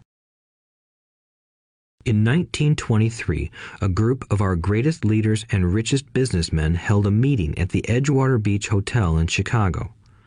Among them were Charles Schwab, head of the largest independent steel company; Samuel Insull, president of the world's largest utility; Howard Hobson, head of the largest gas company; Ivar Kruger, president of International Match Company, one of the world's largest companies at that time; Leon Fraser, president of the Bank of International Settlements; Richard Whitney, president of the New York Stock Exchange; Arthur Cotton and Jesse Livermore, two of the biggest stock speculators; and Albert Fall, a member of President Harding's cabinet. 25 years later, 9 of these titans ended their lives as follows. Schwab died penniless after living for 5 years on borrowed money. Insull died broke in a foreign land, and Kruger and Cotton also died broke. Hobson went insane.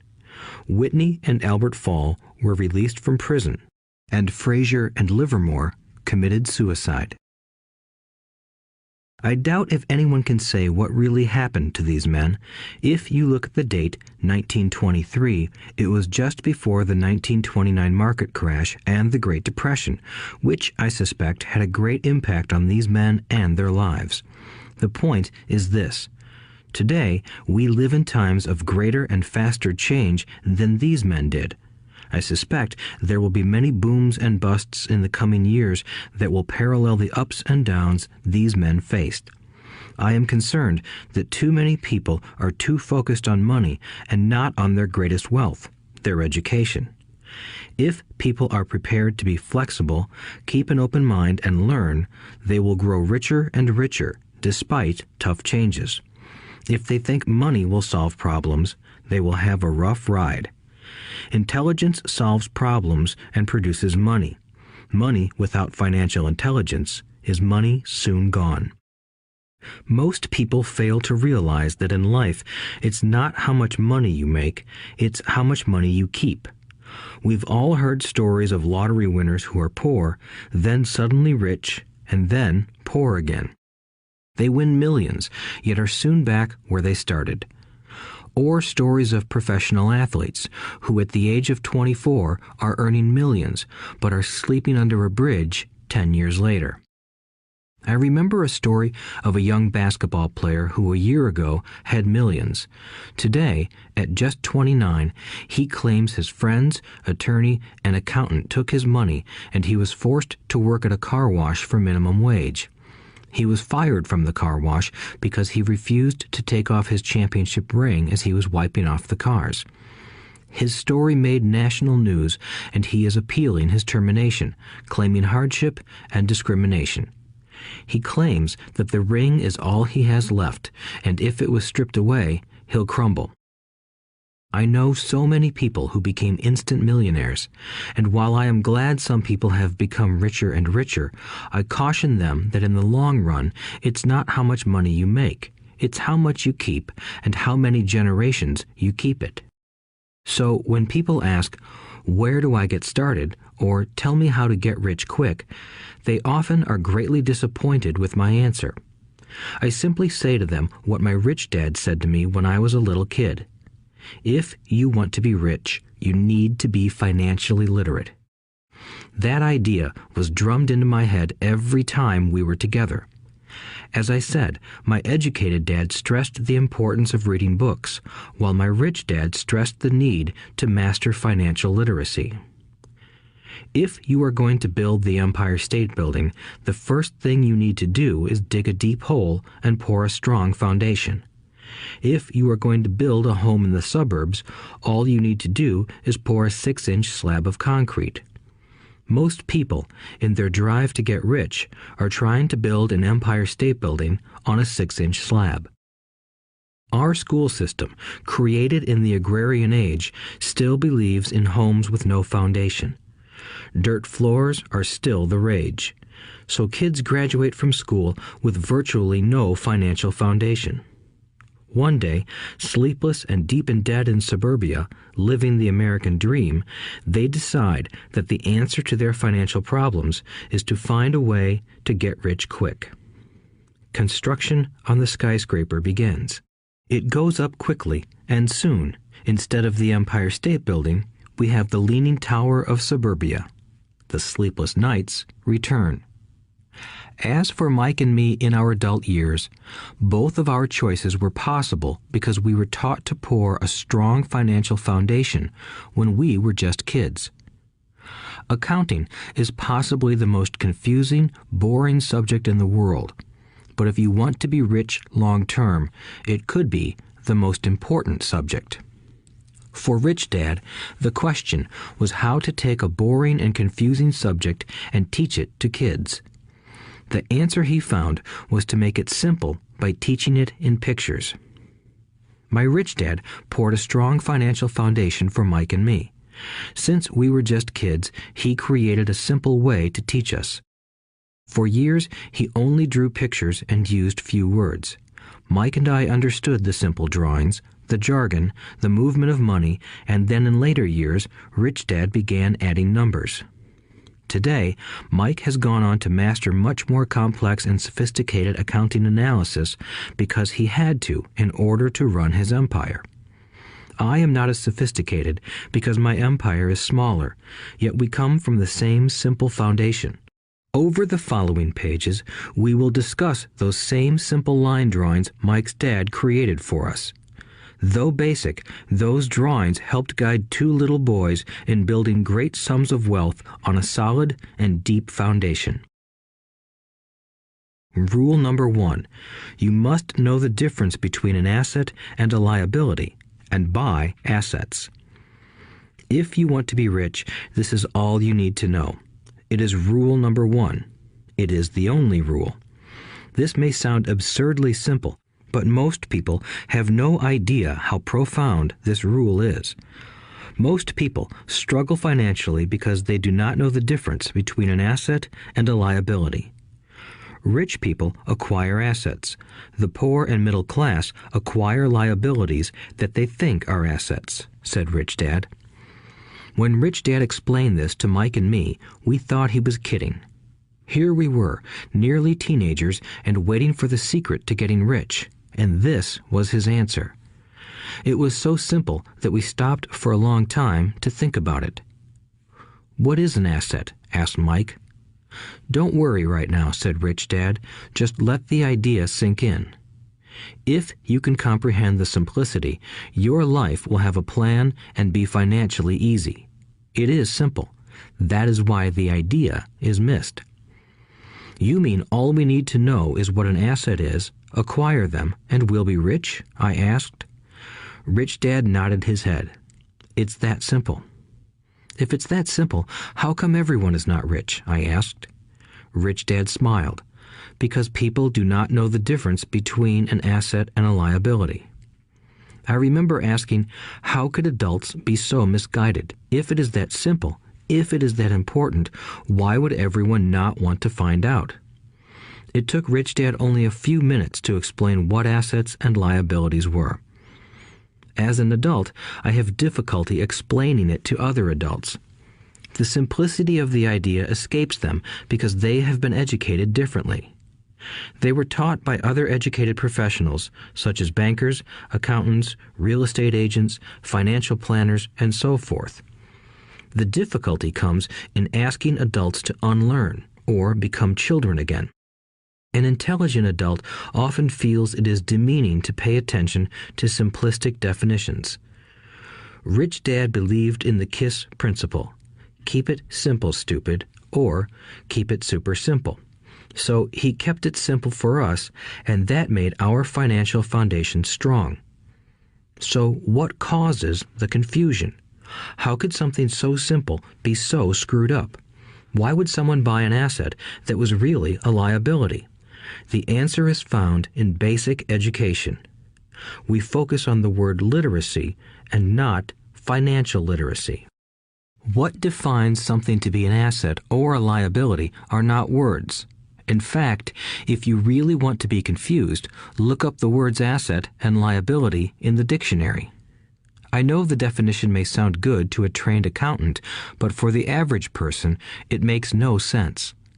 But we adults are often too proud to admit that something does not make sense. To us young boys, Rich Dad said, "What defines an asset are not words, but numbers. And if you can't read the numbers, you can't tell an asset from a hole in the ground." In accounting, Rich Dad would say, it's not the numbers, but what the numbers are telling you. It's just like words. It's not the words, but the story the words are telling you. If you want to be rich, you've got to read and understand numbers. If I heard that once, I heard it 1,000 times from my rich dad. And I also heard the rich acquire assets and the poor and middle class acquire liabilities. Here is how to tell the difference between an asset and a liability. Most accountants and financial professionals do not agree with the definitions, but these simple drawings were the start of strong financial foundations for two young boys. An asset is something that puts money in my pocket. A liability is something that takes money out of my pocket. This is really all you need to know. If you want to be rich, simply spend your life buying assets. If you want to be poor or middle class, spend your life buying liabilities. Illiteracy, both in words and numbers, is the foundation of financial struggle. If people are having difficulties financially, there is something that they don't understand, either in words or numbers. The rich are rich because they are more literate in different areas than people who struggle financially. So if you want to be rich and maintain your wealth, it's important to be financially literate in words as well as numbers.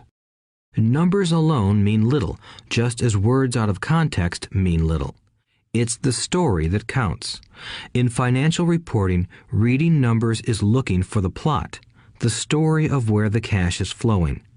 In 80% of most families, the financial story paints a picture of hard work to get ahead. However, this effort is for naught because they spend their lives buying liabilities instead of assets. Everyone has living expenses, the need for food, shelter, and clothing. It is the cash flow that tells the story of how a person handles their money. The reason I started with the story of the richest men in America is to illustrate the flaw in believing that money will solve all problems. That is why I cringe whenever I hear people ask me how to get rich quicker or where they should start.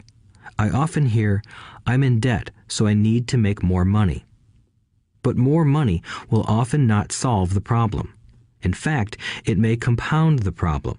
Money often makes obvious our tragic human flaws, putting a spotlight on what we don't know.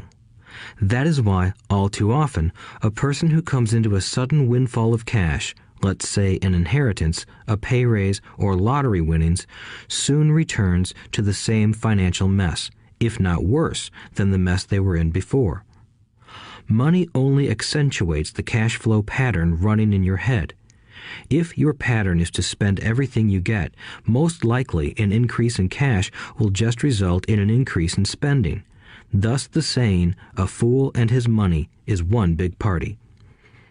I have said many times that we go to school to gain scholastic and professional skills, both of which are important. We learn to make money with our professional skills.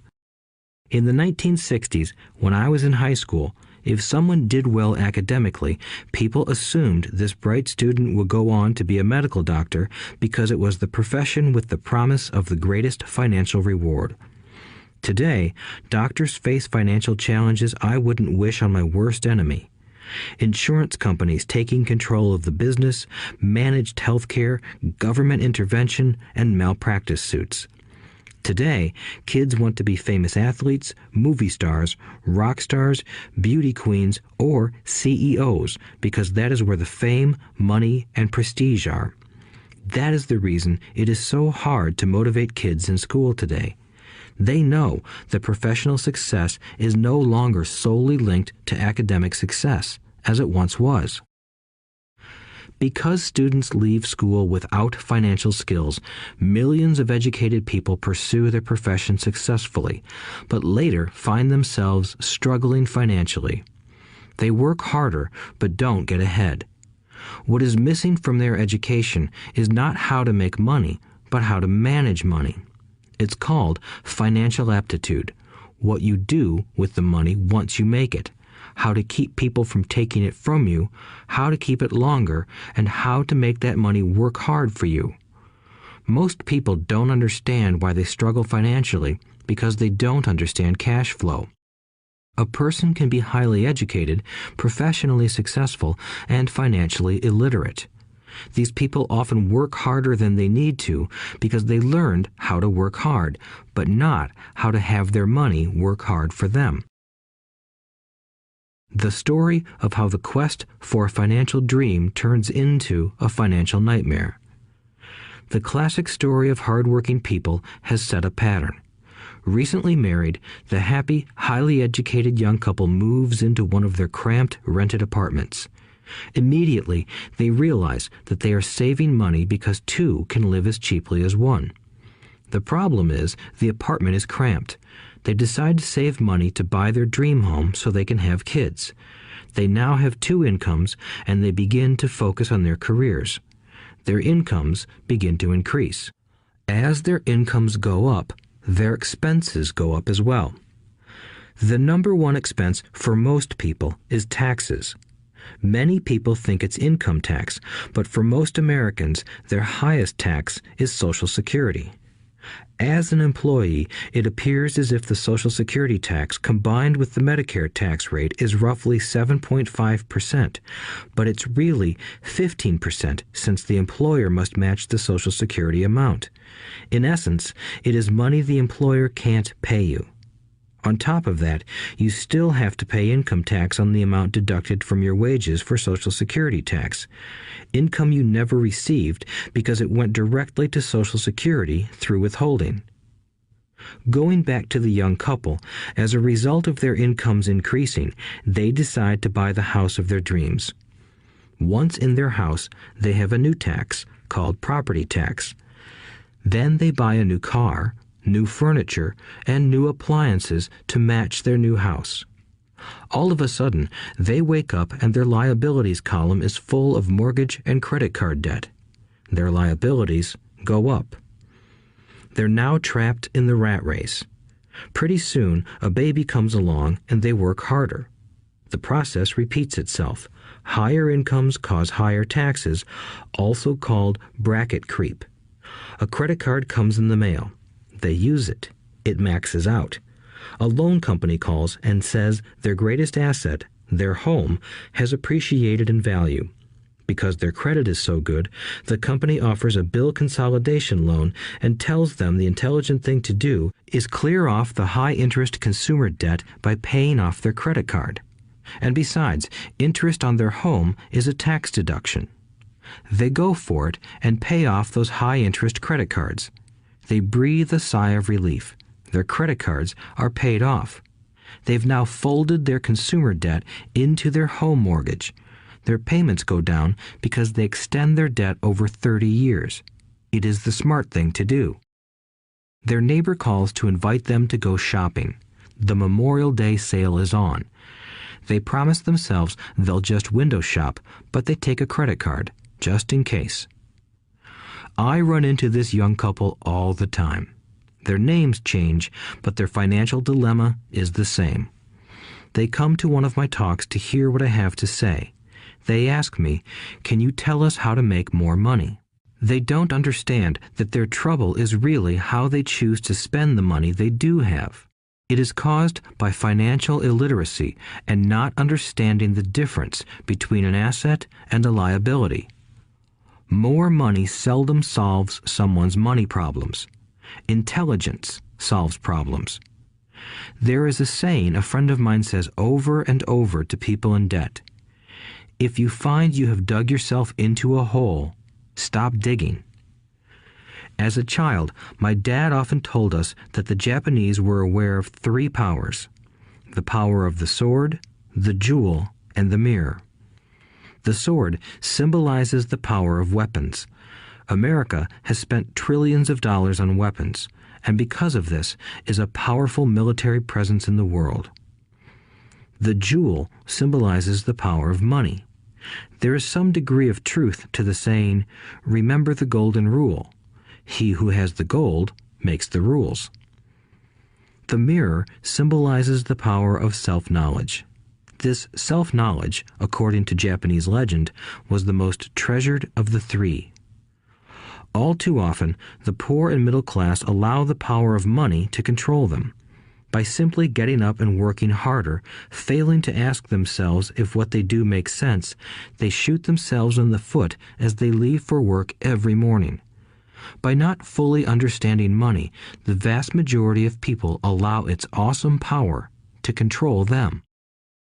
If they used the power of the mirror, they would have asked themselves, "Does this make sense?" All too often, instead of trusting their inner wisdom, that genius inside, most people follow the crowd. They do things because everybody else does them. They conform rather than question. Often, they mindlessly repeat what they have been told. Diversify. Your home is an asset. Your home is your biggest investment. You get a tax break for going into greater debt. Get a safe job. Don't make mistakes. Don't take risks. It is said that the fear of public speaking is a fear greater than death for most people. According to psychiatrists, the fear of public speaking is caused by the fear of ostracism, the fear of standing out, the fear of criticism, the fear of ridicule, and the fear of being an outcast. The fear of being different prevents most people from seeking new ways to solve their problems. That is why my educated dad said the Japanese valued the power of the mirror the most, for it is only when we look into it that we find truth. Fear is the main reason that people say, "Play it safe." That goes for anything, be it sports, relationships, careers, or money. It is that same fear, the fear of ostracism, that causes people to conform to, and not question, commonly accepted opinions or popular trends. Your home is an asset. Get a bill consolidation loan and get out of debt. Work harder. It's a promotion. Someday I'll be a vice president. Save money. When I get a raise, I'll buy us a bigger house. Mutual funds are safe. Many financial problems are caused by trying to keep up with the Joneses. Occasionally, we all need to look in the mirror and be true to our inner wisdom rather than our fears. By the time Mike and I were 16 years old, we began to have problems in school. We were not bad kids. We just began to separate from the crowd. We worked for Mike's dad after school and on weekends. Mike and I often spent hours after work just sitting at a table with his dad while he held meetings with his bankers, attorneys, accountants, brokers, investors, managers, and employees. Here was a man who had left school at 13, who was now directing, instructing, ordering, and asking questions of educated people. They came at his beck and call and cringed when he didn't approve of them. Here was a man who had not gone along with the crowd. He was a man who did his own thinking and detested the words, "We have to do it this way because that's the way everyone else does it." He also hated the word "can't." If you wanted him to do something, just say, "I don't think you can do it." Mike and I learned more sitting in on his meetings than we did in all our years of school, college included. Mike's dad was not book smart, but he was financially educated and successful as a result. He told us over and over again, an intelligent person hires people who are more intelligent than he is. So Mike and I had the benefit of spending hours listening to and learning from intelligent people. But because of this, Mike and I couldn't go along with the standard dogma our teachers preached, and that caused problems. Whenever the teacher said, "If you don't get good grades, you won't do well in the real world," Mike and I just raised our eyebrows. When we were told to follow set procedures and not deviate from the rules, we could see how school discouraged creativity. We started to understand why our rich dad told us that schools were designed to produce good employees instead of employers. Occasionally, Mike or I would ask our teachers how what we studied was applicable to the real world, or why we never studied money and how it worked. To the latter question, we often got the answer that money was not important, that if we excelled in our education, the money would follow. The more we knew about the power of money, the more distant we grew from the teachers and our classmates. My highly educated dad never pressured me about my grades, but we did begin to argue about money. By the time I was 16, I probably had a far better foundation with money than both my parents. I could keep books, I listened to tax accountants, corporate attorneys, bankers, real estate brokers, investors, and so forth. By contrast, my dad talked to other teachers. One day, my dad told me that our home was his greatest investment. A not too pleasant argument took place when I showed him why I thought a house was not a good investment. I showed him the ancillary expenses that went along with owning the home. A bigger home meant bigger expenses, and the cash flow kept going out through the expense column. Today, people still challenge me on the idea of a house not being an asset. I know that for many people, it is their dream as well as their largest investment. And owning your own home is better than nothing. I simply offer an alternative way of looking at this popular dogma. If my wife and I were to buy a bigger, flashier house, we realize it wouldn't be an asset. It would be a liability since it would take money out of our pocket. So here is the argument I put forth. I really don't expect most people to agree with it because your home is an emotional thing, and when it comes to money, high emotions tend to lower financial intelligence. I know from personal experience that money has a way of making every decision emotional.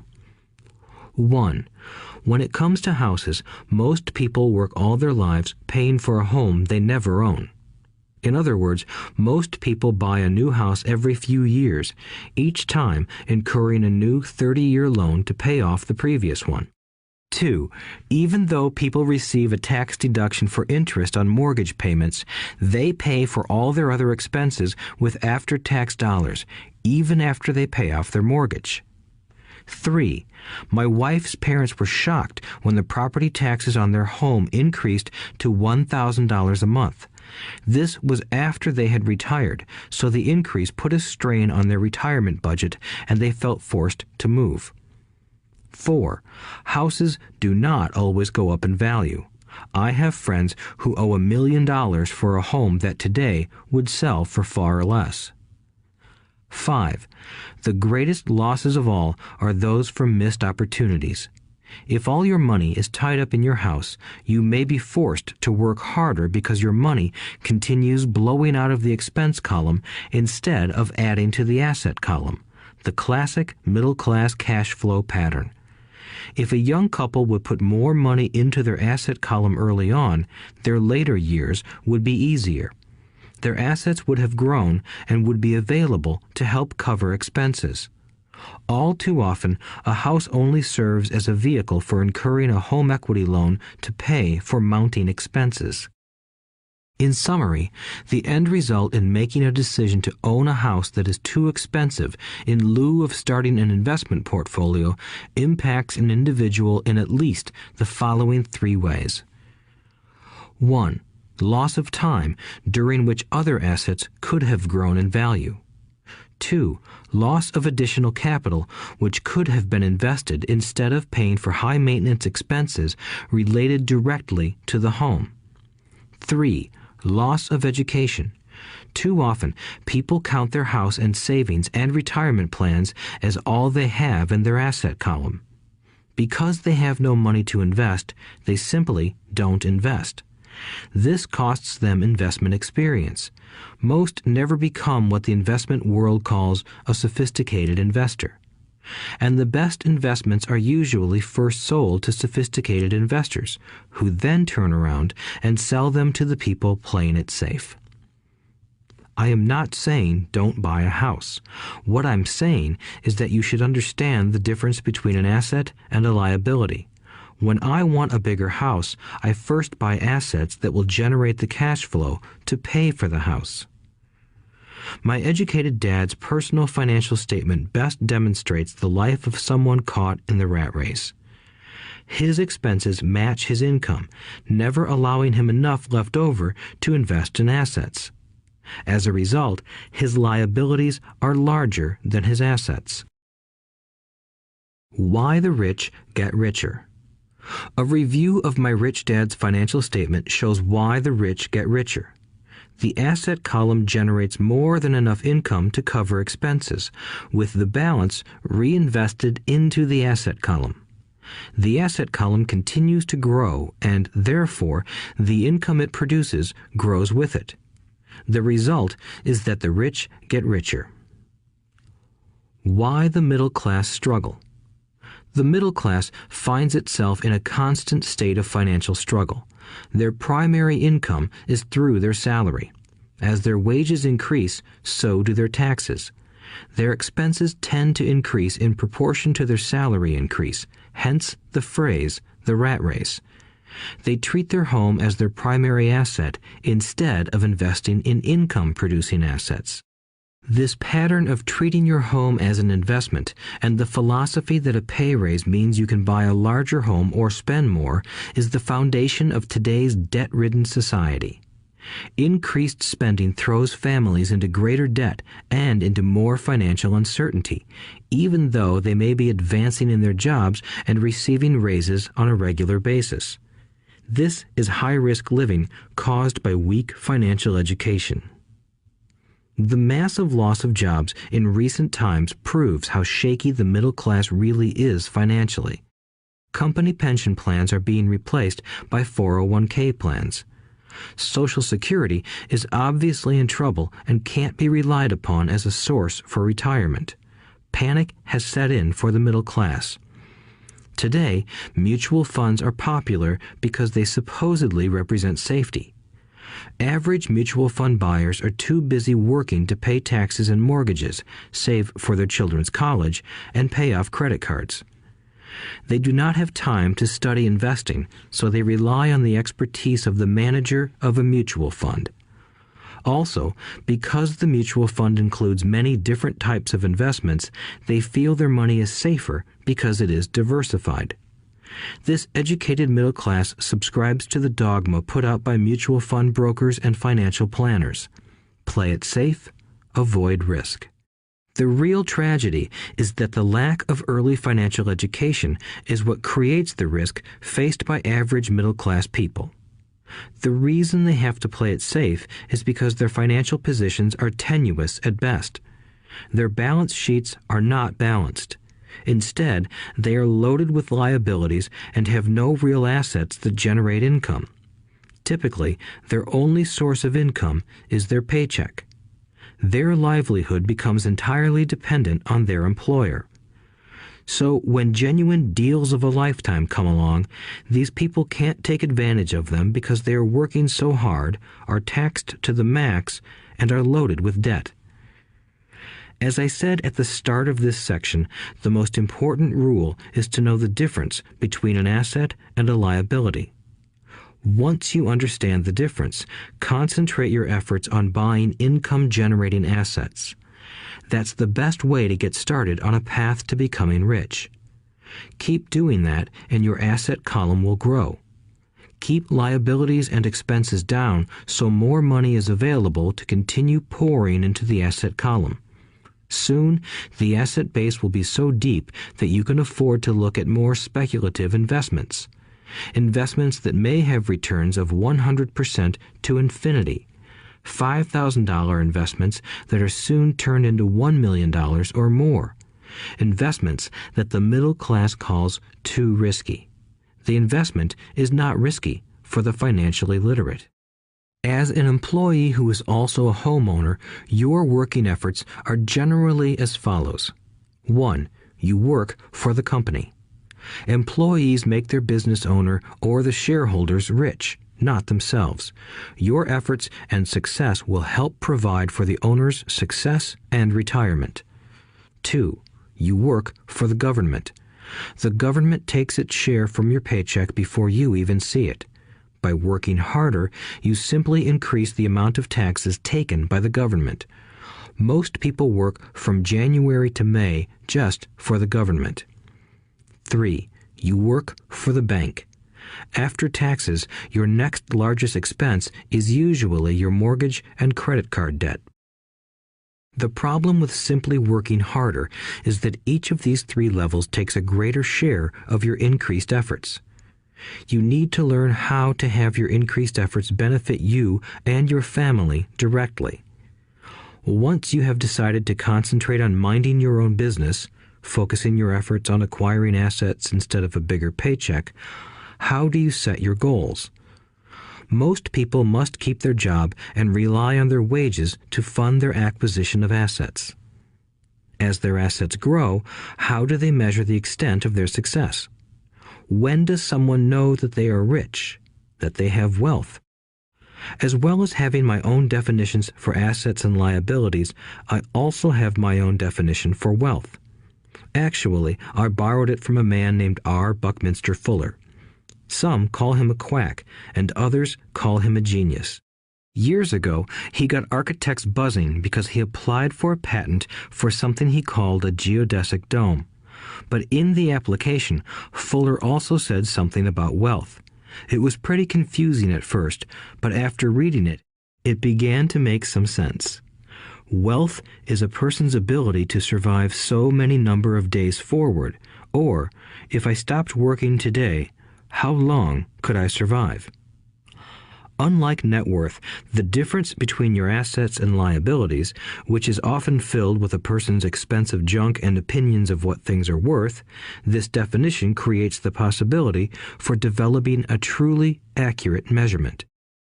I could now measure and know where I was in terms of my goal to become financially independent.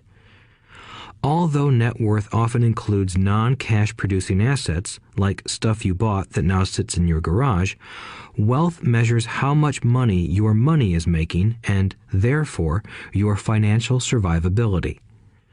Wealth is the measure of the cash flow from the asset column compared with the expense column. Let's use an example. Let's say I have cash flow from my asset column of $1,000 a month, and I have monthly expenses of $2,000 a month. What is my wealth? Let's go back to Buckminster Fuller's definition. Using his definition, how many days forward can I survive? Assuming a 30-day month, I have enough cash flow for half a month. When I achieve $2,000 a month cash flow from my assets, then I will be wealthy. So, while I'm not yet rich, I am wealthy. I now have income generated from assets each month that fully cover my monthly expenses. If I want to increase my expenses, I first must increase my cash flow to maintain this level of wealth. Also note that it is at this point that I'm no longer dependent on my wages. I have focused on and been successful in building an asset column that has made me financially independent. If I quit my job today, I would be able to cover my monthly expenses with the cash flow from my assets. My next goal would be to have the excess cash flow from my assets reinvested into the asset column. The more money that goes into my asset column, the more my asset column grows. The more my assets grow, the more my cash flow grows. And as long as I keep my expenses less than the cash flow from these assets, I grow richer with more and more income from sources other than my physical labor. As this reinvestment process continues, I am well on my way to becoming rich.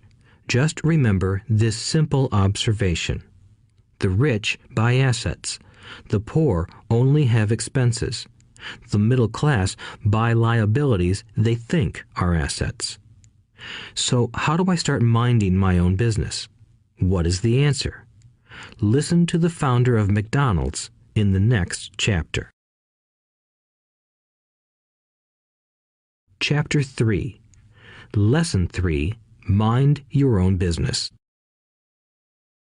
The rich focus on their asset columns while everyone else focuses on their income statements. In 1974, Ray Kroc, the founder of McDonald's, was asked to speak to the MBA class at the University of Texas at Austin. A friend of mine was a student in that MBA class. After a powerful and inspiring talk, the class adjourned and the students asked Ray if he would join them at their favorite hangout to have a few beers. Ray graciously accepted.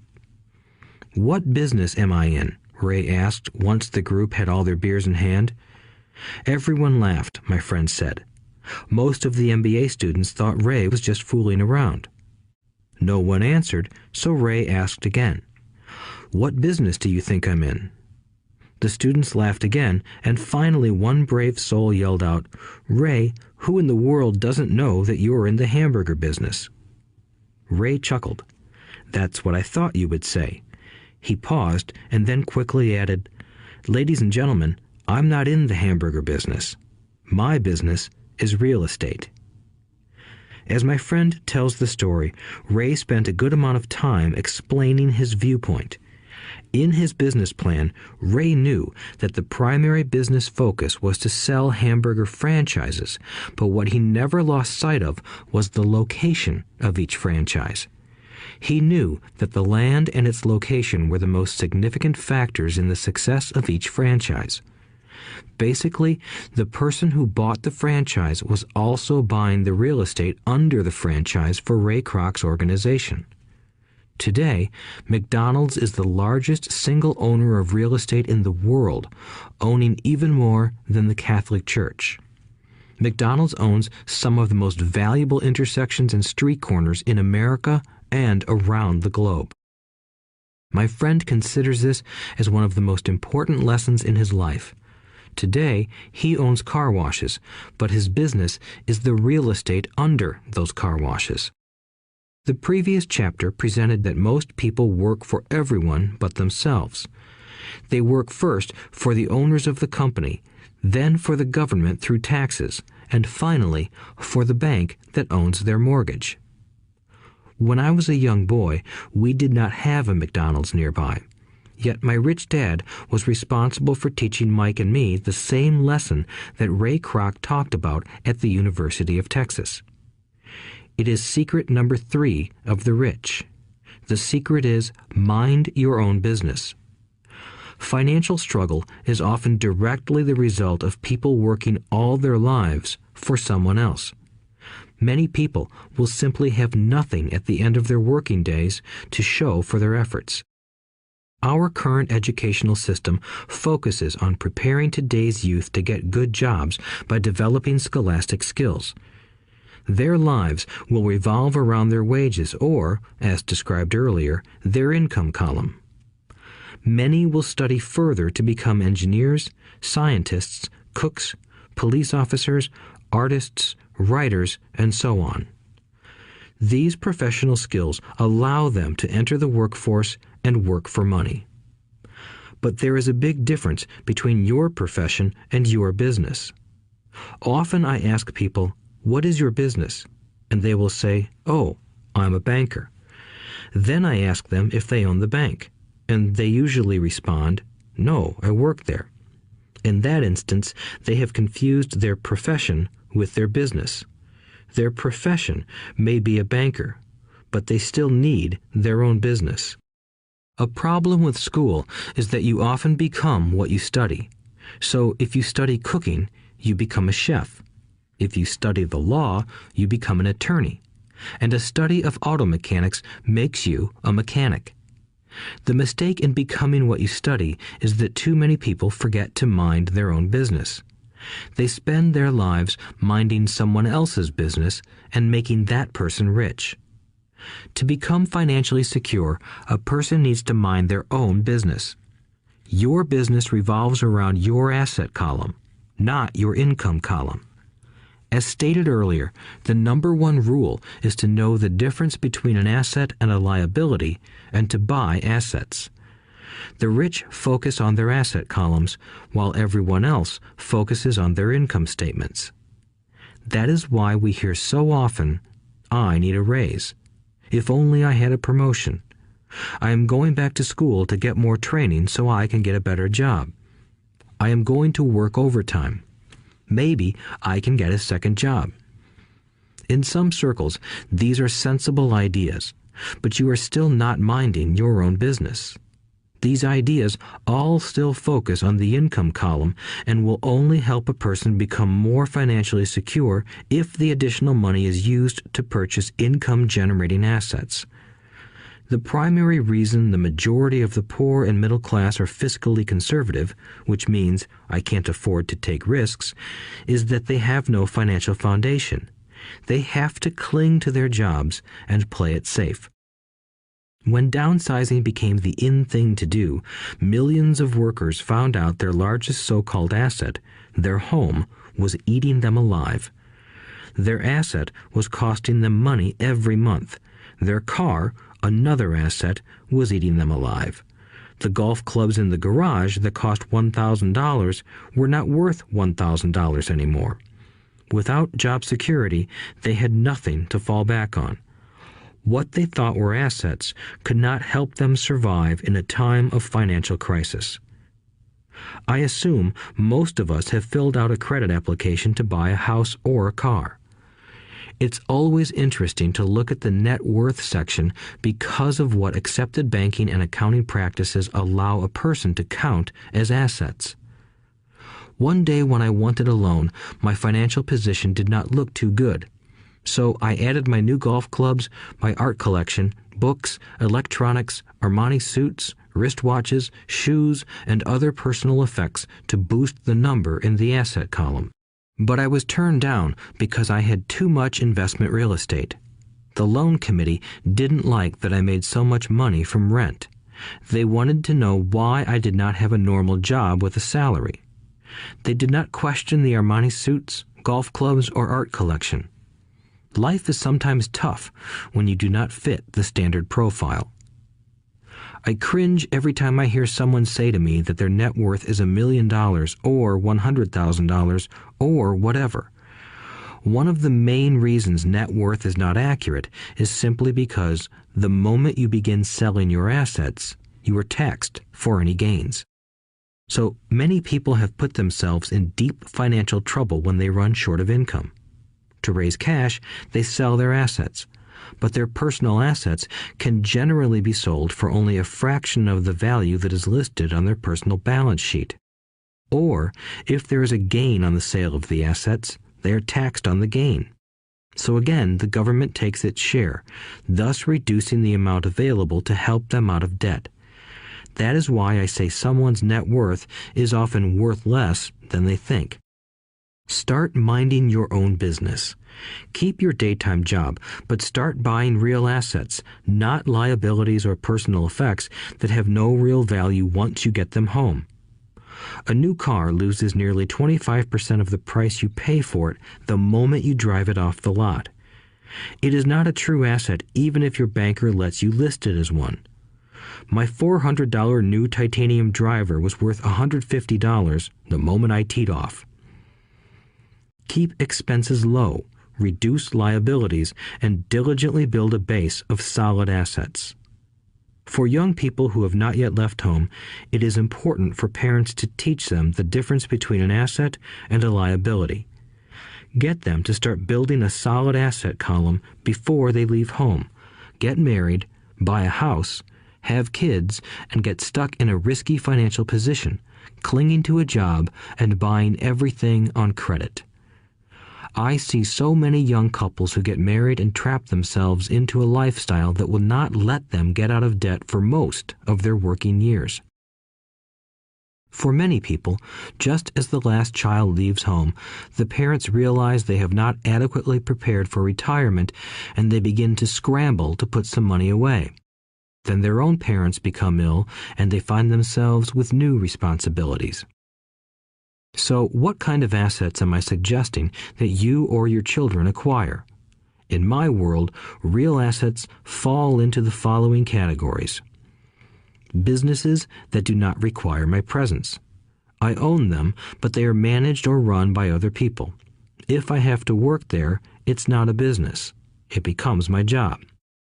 Stocks, bonds, income-generating real estate, notes, IOUs, royalties from intellectual property such as music, scripts, and patents. Anything else that has value, produces income, or appreciates, and has a ready market. As a young boy, my educated dad encouraged me to find a safe job, but my rich dad encouraged me to begin acquiring assets that I loved. If you don't love it, you won't take care of it. I collect real estate simply because I love buildings and land. I love shopping for them, and I could look at them all day long. When problems arise, the problems aren't so bad that it changes my love for real estate. For people who hate real estate, they shouldn't buy it. I also love stocks of small companies, especially startups, because I am an entrepreneur, not a corporate person.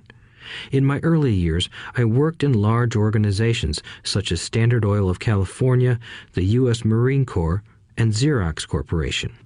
I enjoyed my time with those organizations and have fond memories, but I know deep down I am not a company man. I like starting companies, not running them. So my stock buys are usually of small companies. Sometimes I even start the company and take it public. Fortunes are made in new stock issues, and I love the game. Many people are afraid of small-cap companies and call them risky, and they are. But that risk is diminished if you love what the investment is, understand it, and know the game. With small companies, my investment strategy is to be out of the stock in a year. On the other hand, my real estate strategy is to start small and keep trading up for bigger properties, and, therefore, delay paying taxes on the gain. This allows the value to increase dramatically. I generally hold real estate less than 7 years. For years, even while I was with the Marine Corps and Xerox, I did what my rich dad recommended. I kept my day job, but I still minded my own business. I was active in my asset column trading real estate and small stocks. Rich Dad always stressed the importance of financial literacy. The better I was at understanding the accounting and cash management, the better I would be at analyzing investments and eventually starting and building my own company. I don't encourage anyone to start a company unless they really want to. Knowing what I know about running a company, I wouldn't wish that task on anyone. There are times when people can't find employment and starting a company seems like the best solution. But the odds are against success. 9 out of 10 companies fail in 5 years. Of those that survive the first 5 years, 9 out of every 10 of those eventually fail as well. So only if you really have the desire to own your own company do I recommend it. Otherwise, keep your day job and mind your own business. When I say mind your own business, I mean to build and keep your asset column strong. Once a dollar goes into it, never let it come out. Think of it this way. Once a dollar goes into your asset column, it becomes your employee. The best thing about money is that it works 24 hours a day and can work for generations. Keep your day job, be a great hard-working employee, but keep building that asset column. As your cash flow grows, you can indulge in some luxuries. An important distinction is that rich people buy luxuries last, while the poor and middle class tend to buy luxuries first. The poor and the middle class often buy luxury items like big houses, diamonds, furs, jewelry, or boats because they want to look rich. They look rich, but in reality they just get deeper in debt on credit. The old money people, the long-term rich, build their asset column first. Then the income generated from the asset column buys their luxuries. The poor and middle class buy luxuries with their own sweat, blood, and children's inheritance. A true luxury is a reward for investing in and developing a real asset. For example, when my wife Kim and I had extra money coming from our apartment houses, she went out and bought her Mercedes. It didn't take any extra work or risk on her part because the apartment house bought the car. She did, however, have to wait 4 years while the real estate investment portfolio grew and began generating enough extra cash flow to pay for the car. But the luxury, the Mercedes, was a true reward because she proved she knew how to grow her asset column. That car now means a lot more to her than simply another pretty car. It means she used her financial intelligence to afford it. Instead, most people impulsively go out and buy a new car or some other luxury on credit. They may feel bored and just want a new toy. Buying a luxury on credit often causes a person to eventually resent that luxury because the debt becomes a financial burden. After you've taken the time and invested in and built your own business, you are now ready to learn the biggest secret of the rich, the secret that puts the rich way ahead of the pack. Chapter 4. Lesson 4. The History of Taxes and the Power of Corporations. My rich dad just played the game smart, and he did it through corporations, the biggest secret of the rich. I remember in school being told the story of Robin Hood and his merry men. My teacher thought it was a wonderful story of a romantic hero who robbed from the rich and gave to the poor. My rich dad did not see Robin Hood as a hero. He called Robin Hood a crook. Robin Hood may be long gone, but his followers live on. I often still hear people say, "Why don't the rich pay for it?" Or, "The rich should pay more in taxes and give it to the poor." It is this Robin Hood fantasy, or taking from the rich to give to the poor, that has caused the most pain for the poor and the middle class. The reason the middle class is so heavily taxed is because of the Robin Hood ideal. The reality is that the rich are not taxed. It's the middle class who pays for the poor, especially the educated upper-income middle class. Again, to understand fully how things happen, we need to look at the history of taxes. Although my highly educated dad was an expert on the history of education, my rich dad fashioned himself an expert on the history of taxes. Rich Dad explained to Mike and me that originally in England and America, there were no taxes. Occasionally, there were temporary taxes levied in order to pay for wars. The king or the president would put the word out and ask everyone to chip in. Taxes were levied in Britain for the fight against Napoleon from 1799 to 1816, and in America to pay for the Civil War from 1861 to 1865.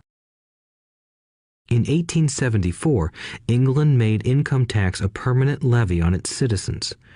In 1913, an income tax became permanent in the United States with the adoption of the 16th Amendment to the U.S. Constitution. At one time, Americans were anti-tax. It had been the tax on tea that led to the famous Tea Party in Boston Harbor, an incident that helped ignite the Revolutionary War. It took approximately 50 years in both England and the United States to sell the idea of a regular income tax. What these historical dates fail to reveal is that both of these taxes were initially levied against only the rich. It was this point that Rich Dad wanted Mike and me to understand. He explained that the idea of taxes was made popular and accepted by the majority by telling the poor and the middle class that taxes were created only to punish the rich. This is how the masses voted for the law, and it became constitutionally legal. Although it was intended to punish the rich, in reality it wound up punishing the very people who voted for it, the poor and middle class. Once government got a taste of money, its appetite grew, said Rich Dad. Your dad and I are exactly opposite. He's a government bureaucrat, and I am a capitalist. We get paid, and our success is measured on opposite behaviors. He gets paid to spend money and hire people. The more he spends and the more people he hires, the larger his organization becomes. In the government, a large organization is a respected organization. On the other hand, within my organization, the fewer people I hire and the less money I spend, the more I am respected by my investors. That's why I don't like government people. They have different objectives than most business people. As the government grows, more and more tax dollars are needed to support it. My educated dad sincerely believed that government should help people. He loved John F. Kennedy and especially the idea of the Peace Corps. He loved the idea so much that both he and my mom worked for the Peace Corps, training volunteers to go to Malaysia, Thailand, and the Philippines. He always strived for additional grants and budget increases so he could hire more people, both in his job with the Education Department and in the Peace Corps. From the time I was about 10 years old, I would hear from my rich dad that government workers were a pack of lazy thieves, and from my poor dad I would hear how the rich were greedy crooks who should be made to pay more taxes. Both sides had valid points. It was difficult to go to work for one of the biggest capitalists in town and come home to a father who was a prominent government leader. It was not easy to know which dad to believe. Yet, when you study the history of taxes, an interesting perspective emerges. As I said, the passage of taxes was only possible because the masses believed in the Robin Hood theory of economics. Take from the rich and give to everyone else. The problem was that the government's appetite for money was so great that taxes soon needed to be levied on the middle class, and from there it kept trickling down.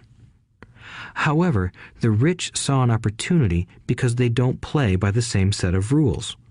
The rich knew about corporations, which became popular in the days of sailing ships. The rich created the corporation as a vehicle to limit their risk to the assets of each voyage. The rich put their money into a corporation to finance the voyage. The corporation would then hire a crew to sail to the New World to look for treasure.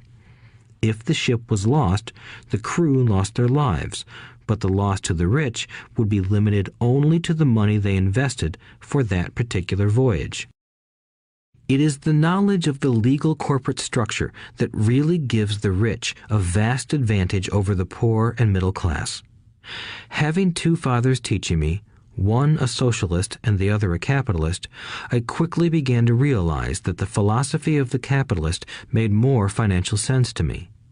It seemed to me that the socialists ultimately penalized themselves due to their lack of financial education. No matter what the take from the rich crowd came up with, the rich always found a way to outsmart them. That is how taxes were eventually levied on the middle class. The rich outsmarted the intellectuals solely because they understood the power of money, a subject not taught in schools. How did the rich outsmart the intellectuals? Once the take from the rich tax was passed, cash started flowing into government coffers. Initially, people were happy. Money was handed out to government workers and the rich. It went to government workers in the form of jobs and pensions, and it went to the rich via their factories receiving government contracts. The government received a large pool of money, but the problem was the fiscal management of that money. The government ideal is to avoid having excess money. If you fail to spend your allotted funds, you risk losing it in the next budget. You would certainly not be recognized for being efficient. Business people, on the other hand, are rewarded for having excess money and are applauded for their efficiency. As this cycle of growing government spending continued, the demand for money increased, and the tax the rich idea was adjusted to include lower income levels down to the very people who voted it in, the poor and the middle class. True capitalists used their financial knowledge to simply find an escape. They headed back to the protection of a corporation. But what many people who have never formed a corporation don't know is that a corporation is not really a thing. A corporation is merely a file folder with some legal documents in it, sitting in some attorney's office and registered with a state government agency. It's not a big building or a factory or a group of people. A corporation is merely a legal document that creates a legal body without a soul. Using it, the wealth of the rich was once again protected. It was popular because the income tax rate of a corporation is less than the individual income tax rates. In addition, certain expenses could be paid by a corporation with pre-tax dollars. This war between the haves and have-nots has raged for hundreds of years. The battle is waged whenever and wherever laws are made, and it will go on forever. The problem is that the people who lose are the uninformed, the ones who get up every day and diligently go to work and pay taxes. If they only understood the way the rich play the game, they could play it too. Then they would be on their way to their own financial independence. This is why I cringe every time I hear a parent advise their children to go to school so they can find a safe, secure job. An employee with a safe, secure job without financial aptitude has no escape. Average Americans today work 5 to 6 months for the government just to cover their taxes. In my opinion, that is simply too long. The harder you work, the more you pay the government. That is why I believe that the idea of take from the rich backfired on the very people who voted it in.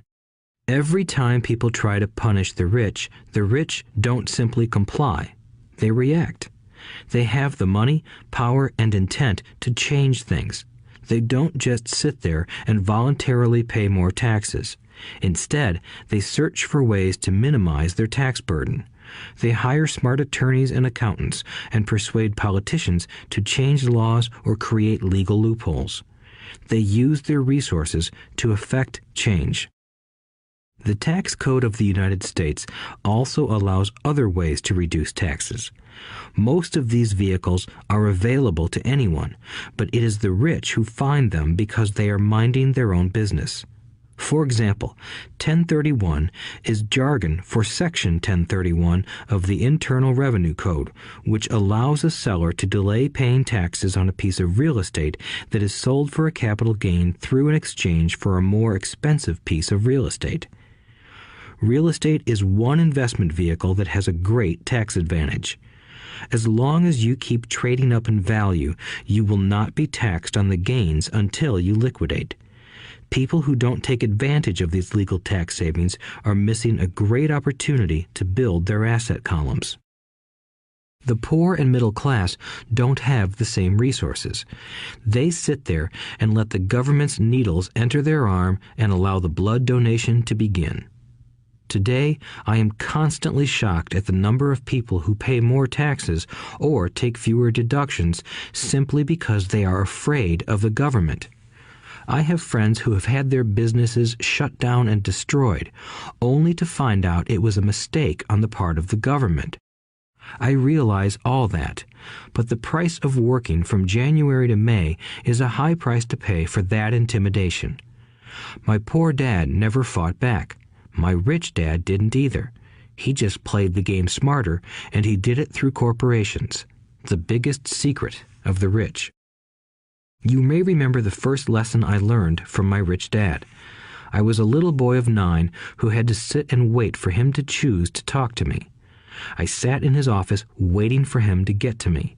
He was ignoring me on purpose. He wanted me to recognize his power and to desire to have that power for myself one day.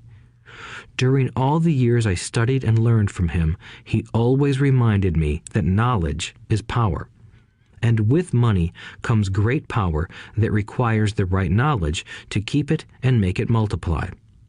Without that knowledge, the world pushes you around. Rich Dad constantly reminded Mike and me that the biggest bully was not the boss or the supervisor, but the tax man. The tax man will always take more if you let him. The first lesson of having money work for you, as opposed to you working for money, is all about power. If you work for money, you give the power to your employer. If money works for you, you keep the power and control it. Once we had this knowledge of the power of money working for us, he wanted us to be financially smart and not let anyone or anything push us around. If you're ignorant, it's easy to be bullied. If you know what you're talking about, you have a fighting chance. That is why he paid so much for smart tax accountants and attorneys. It was less expensive to pay them than to pay the government.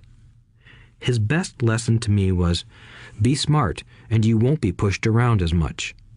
He knew the law because he was a law-abiding citizen and because it was expensive to not know the law. If you know you're right, you're not afraid of fighting back, even if you are taking on Robin Hood and his band of merry men. My highly educated dad always encouraged me to land a good job with a strong corporation. He spoke of the virtues of working your way up the corporate ladder. He didn't understand that, by relying solely on a paycheck from a corporate employer, I would be a docile cow ready for milking. When I told my rich dad of my father's advice, he only chuckled. "Why not own the ladder?" was all he said. As a young boy, I did not understand what Rich Dad meant by owning my own corporation. It was an idea that seemed impossible and intimidating. Although I was excited by the idea, my inexperience wouldn't let me envision the possibility that grown-ups would someday work for a company I would own. The point is that, if not for my rich dad, I would have probably followed my educated dad's advice. It was merely the occasional reminder of my rich dad that kept the idea of owning my own corporation alive and kept me on a different path. By the time I was 15 or 16, I knew I wasn't going to continue down the path my educated dad recommended. I didn't know how I was going to do it, but I was determined not to head in the direction most of my classmates were heading. That decision changed my life. It was not until my mid-20s that my rich dad's advice began to make more sense to me. I was just out of the Marine Corps and working for Xerox. I was making a lot of money, but every time I looked at my paycheck, I was disappointed. The deductions were so large, and the more I worked, the greater they became. As I became more successful, my bosses talked about promotions and raises. It was flattering, but I could hear my rich dad asking in my ear, "Who are you working for? Who are you making rich?" In 1974, while still an employee for Xerox, I formed my first corporation and began minding my own business. There were already a few assets in my asset column, but now I was determined to focus on making it bigger. Those paychecks, with all the deductions, made all the years of my rich dad's advice make total sense. I could see the future if I followed my educated dad's advice. Many employers feel that advising their workers to mind their own business is bad for business. But for me, focusing on my own business and developing assets made me a better employee because I now had a purpose. I came in early and worked diligently, amassing as much money as possible so I could invest in real estate. Hawaii was just set to boom, and there were fortunes to be made. The more I realized that we were in the beginning stages of a boom, the more Xerox machines I sold. The more I sold, the more money I made, and, of course, the more deductions came out of my paycheck. It was inspiring. I wanted out of the employee trap so badly that I worked even harder so I could invest more. By 1978, I was consistently one of the top 5 salespeople at the company. I badly wanted out of the rat race. In less than 3 years, I was making more in my real estate holding corporation than I was making at Xerox, and the money I was making in my asset column in my own corporation was money working for me, not me pounding on doors selling copiers. My rich dad's advice made much more sense. Soon, the cash flow from my properties were so strong that my company bought me my first Porsche. My fellow Xerox salespeople thought I was spending my commissions. I wasn't. I was investing my commissions in assets. My money was working hard to make more money. Each dollar in my asset column was a great employee, working hard to make more employees and buy the boss a new Porsche with before-tax dollars. I began to work harder for Xerox. The plan was working, and my Porsche was the proof. By using the lessons I learned from my rich dad, I was able to get out of the proverbial rat race at an early age. It was made possible because of the strong financial knowledge I had acquired through Rich Dad's lessons. Without this financial knowledge, which I call financial intelligence or financial IQ, my road to financial independence would have been much more difficult. I now teach others in the hope that I may share my knowledge with them. I remind people that financial IQ is made up of knowledge from 4 broad areas of expertise. 1. Accounting. Accounting is financial literacy or the ability to read numbers. This is a vital skill if you want to build an empire. The more money you are responsible for, the more accuracy is required, or the house comes tumbling down. This is the left brain side, or the details. Financial literacy is the ability to read and understand financial statements, which allows you to identify the strengths and weaknesses of any business. 2. Investing. Investing is the science of money making money. This involves strategies and formulas which use the creative right brain side. 3. Understanding markets. Understanding markets is the science of supply and demand. You need to know the technical aspects of the market, which are emotion-driven, in addition to the fundamental or economic aspects of an investment. Does an investment make sense or does it not make sense based on current market conditions? 4. The law. A corporation wrapped around the technical skills of accounting, investing, and markets can contribute to explosive growth. A person who understands the tax advantages and protections provided by a corporation can get rich so much faster than someone who is an employee or a small business sole proprietor. It's like the difference between someone walking and someone flying. The difference is profound when it comes to long-term wealth. Tax advantages. A corporation can do many things that an employee cannot, like pay expenses before paying taxes. That is a whole area of expertise that is very exciting. Employees earn and get taxed, and then try to live on what is left. A corporation earns, spends everything it can, and is taxed on anything that is left. It's one of the biggest legal tax loopholes that the rich use. They're easy to set up and are not expensive if you own investments that are producing good cash flow. For example, by owning your own corporation, your vacations can be board meetings in Hawaii. Car payments, insurance, repairs, and health club memberships are company expenses. Most restaurant meals are partial expenses and on. But it's done legally with pre-tax dollars. Protection from lawsuits. We live in a litigious society. Everybody wants a piece of your action. The rich hide much of their wealth using vehicles such as corporations and trusts to protect their assets from creditors. When someone sues a wealthy individual, they are often met with layers of legal protection and often find that the wealthy person actually owns nothing. They control everything, but own nothing. The poor and middle class try to own everything and lose it to the government or to fellow citizens who like to sue the rich. They learned it from the Robin Hood story. Take from the rich and give it to the poor. It is not the purpose of this audiobook to go into the specifics of owning a corporation. But I will say that if you own any kind of legitimate assets, I would consider finding out more about the benefits and protection offered by a corporation as soon as possible.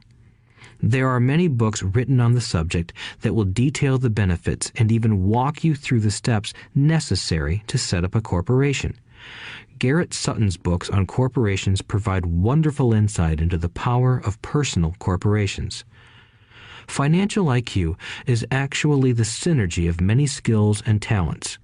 I would say it is the combination of the 4 technical skills listed above that make up basic financial intelligence.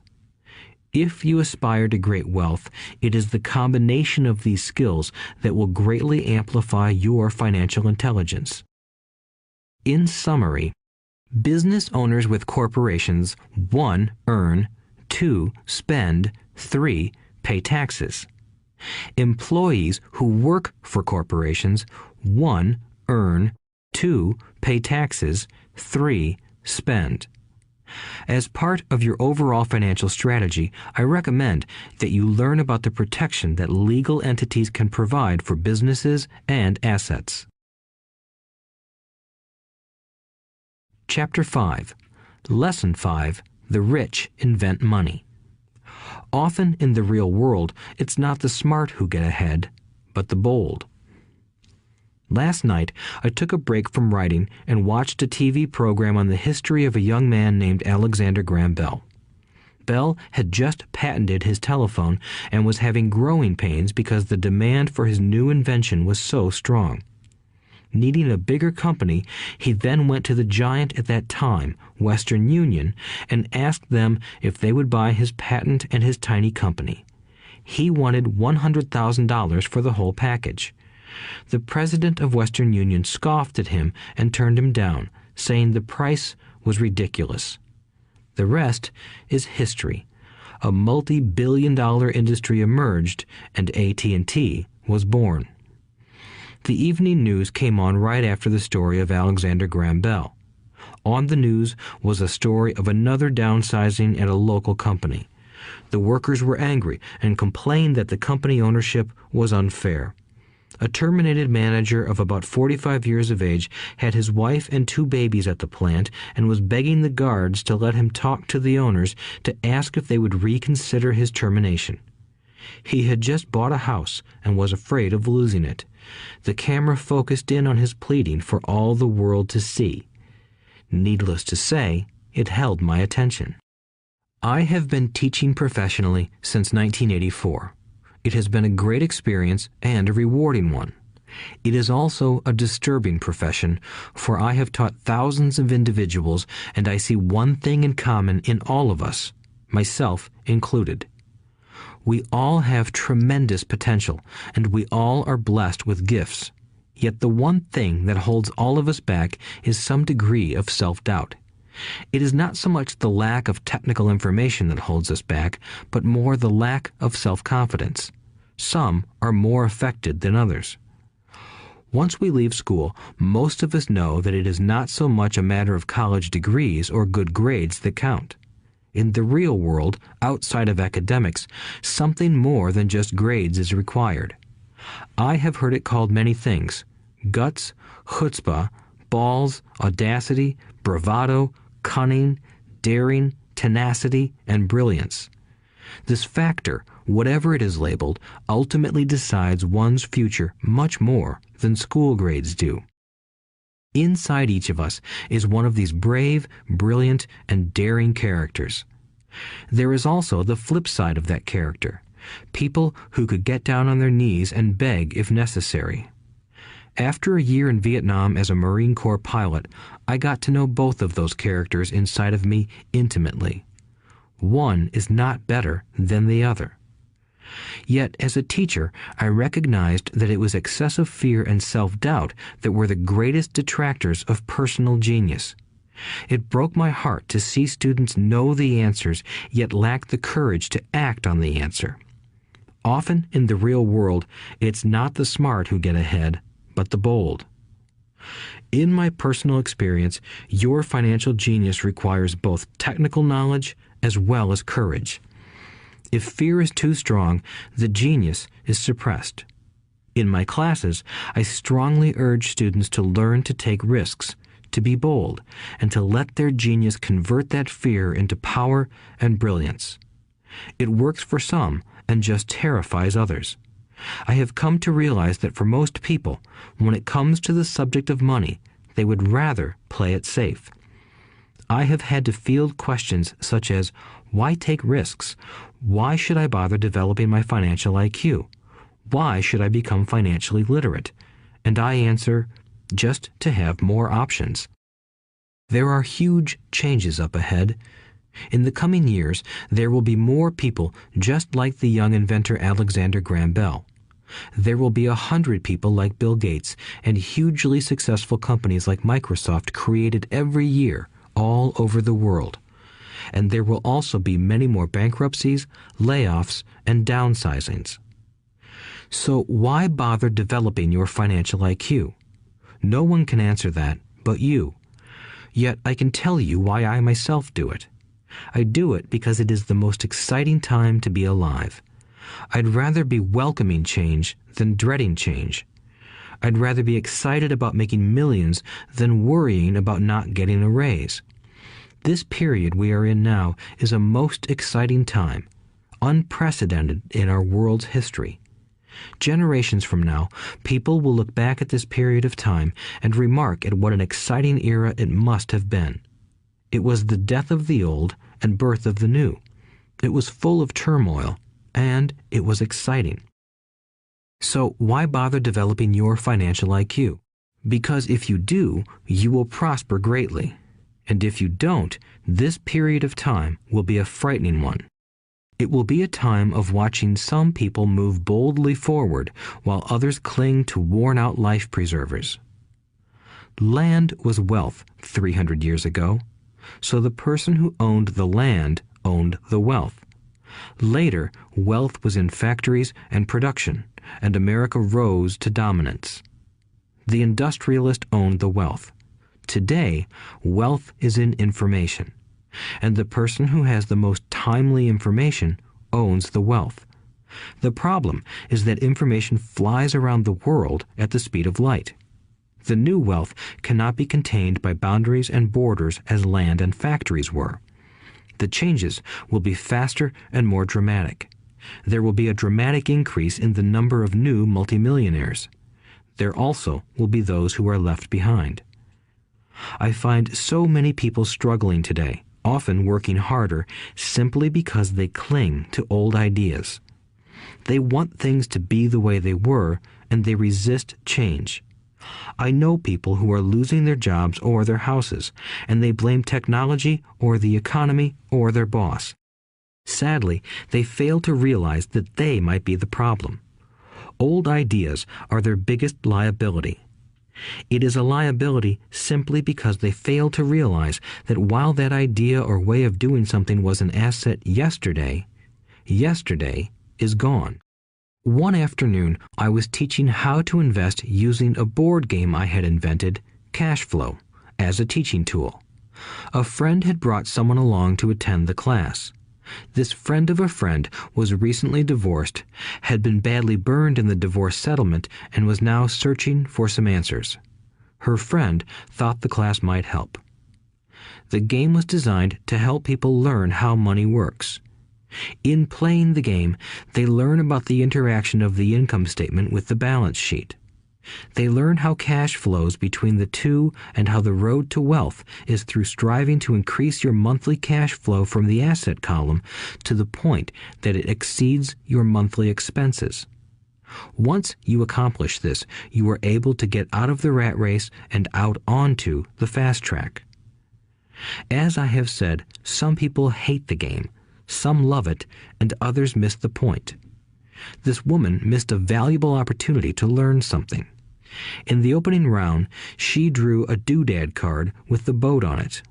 At first, she was happy. "Oh, I've got a boat." Then, as her friend tried to explain how the numbers worked on her income statement and balance sheet, she got frustrated because she had never liked math. The rest of her table waited while her friend continued explaining the relationship between the income statement, balance sheet, and monthly cash flow.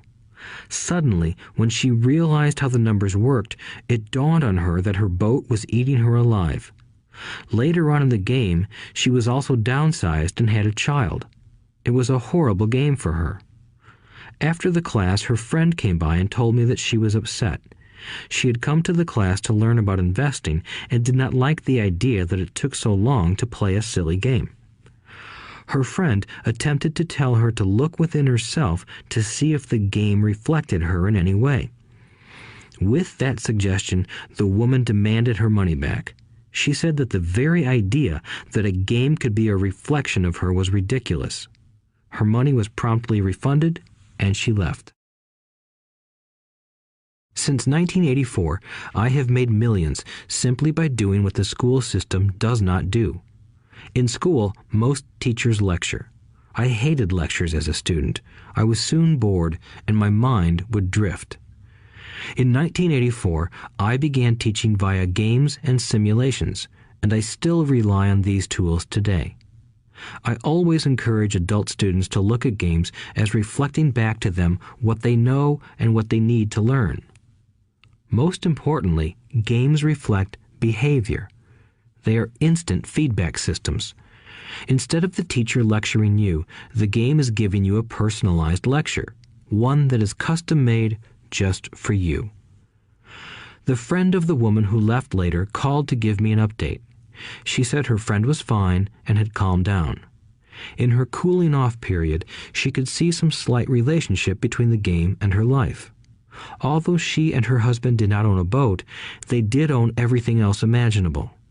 She was angry after their divorce, both because he had run off with a younger woman and because, after 20 years of marriage, they had accumulated little in the way of assets. There was virtually nothing for them to split. Their 20 years of married life had been incredible fun, but all they had accumulated was a ton of doodads. She realized that her anger at doing the numbers, the income statement and balance sheet, came from her embarrassment about not understanding them. She believed that finances were the man's job. She maintained the house and did the entertaining, and he handled the finances. She was now quite certain that in the last 5 years of their marriage, he had hidden money from her.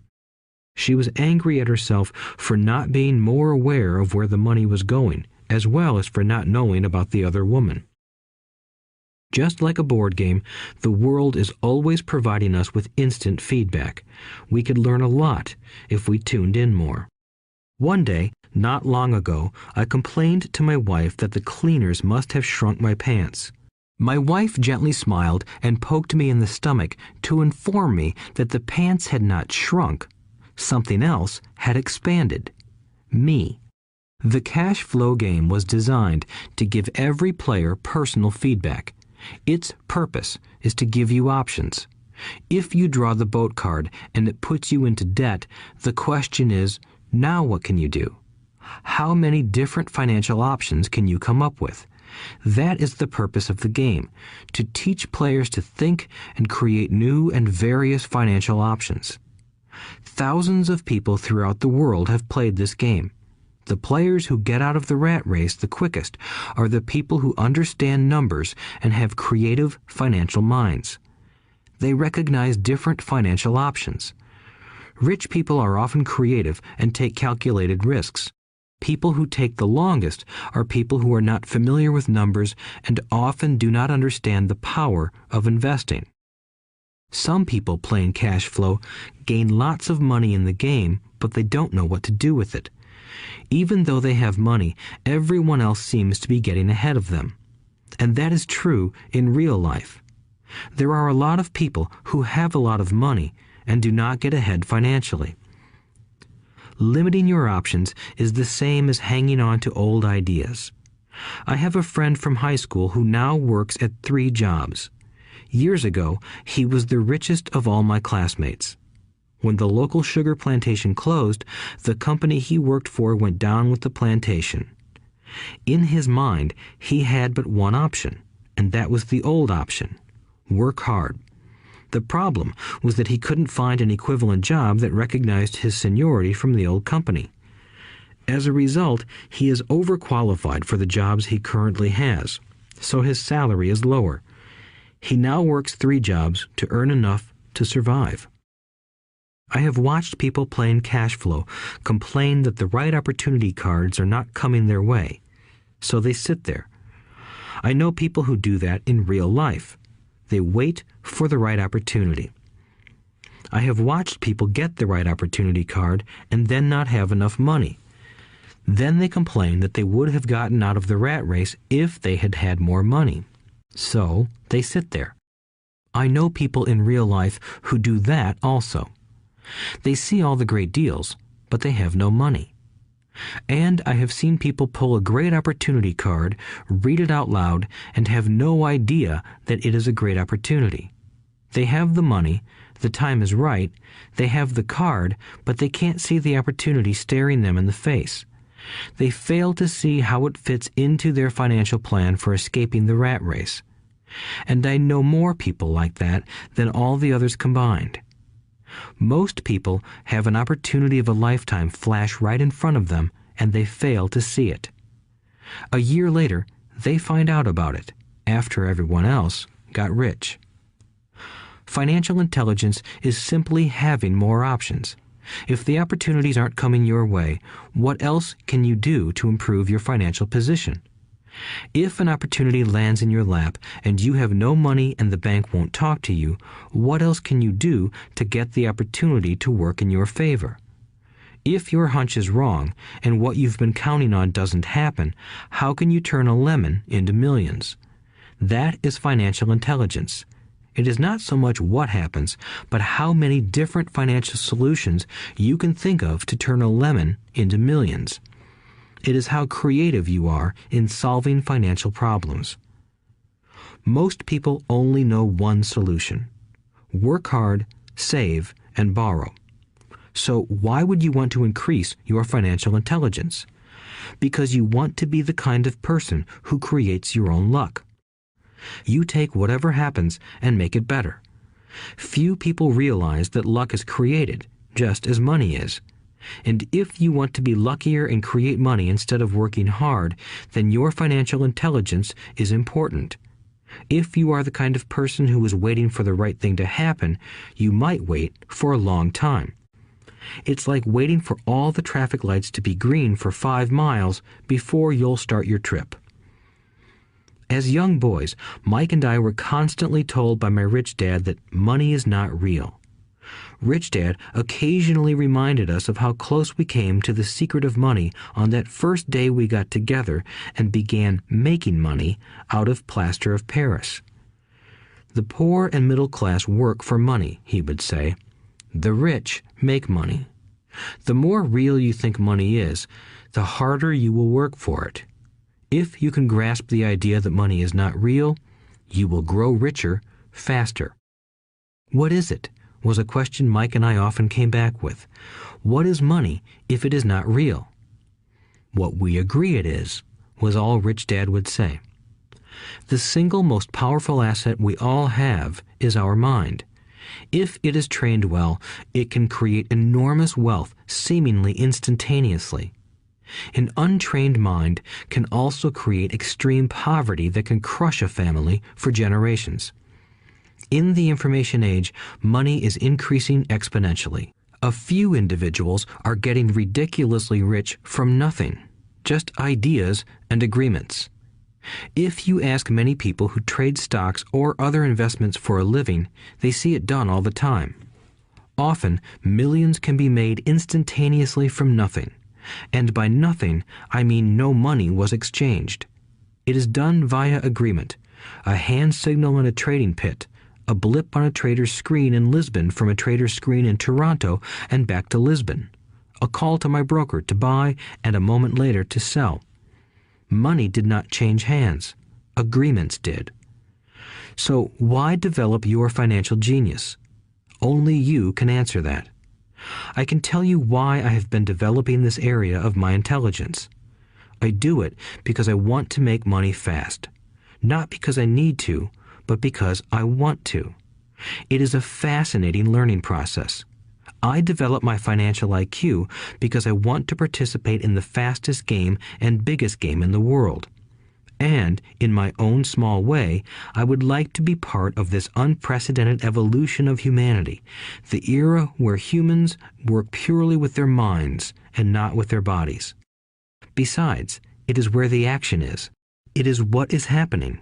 It's hip, it's scary, and it's fun.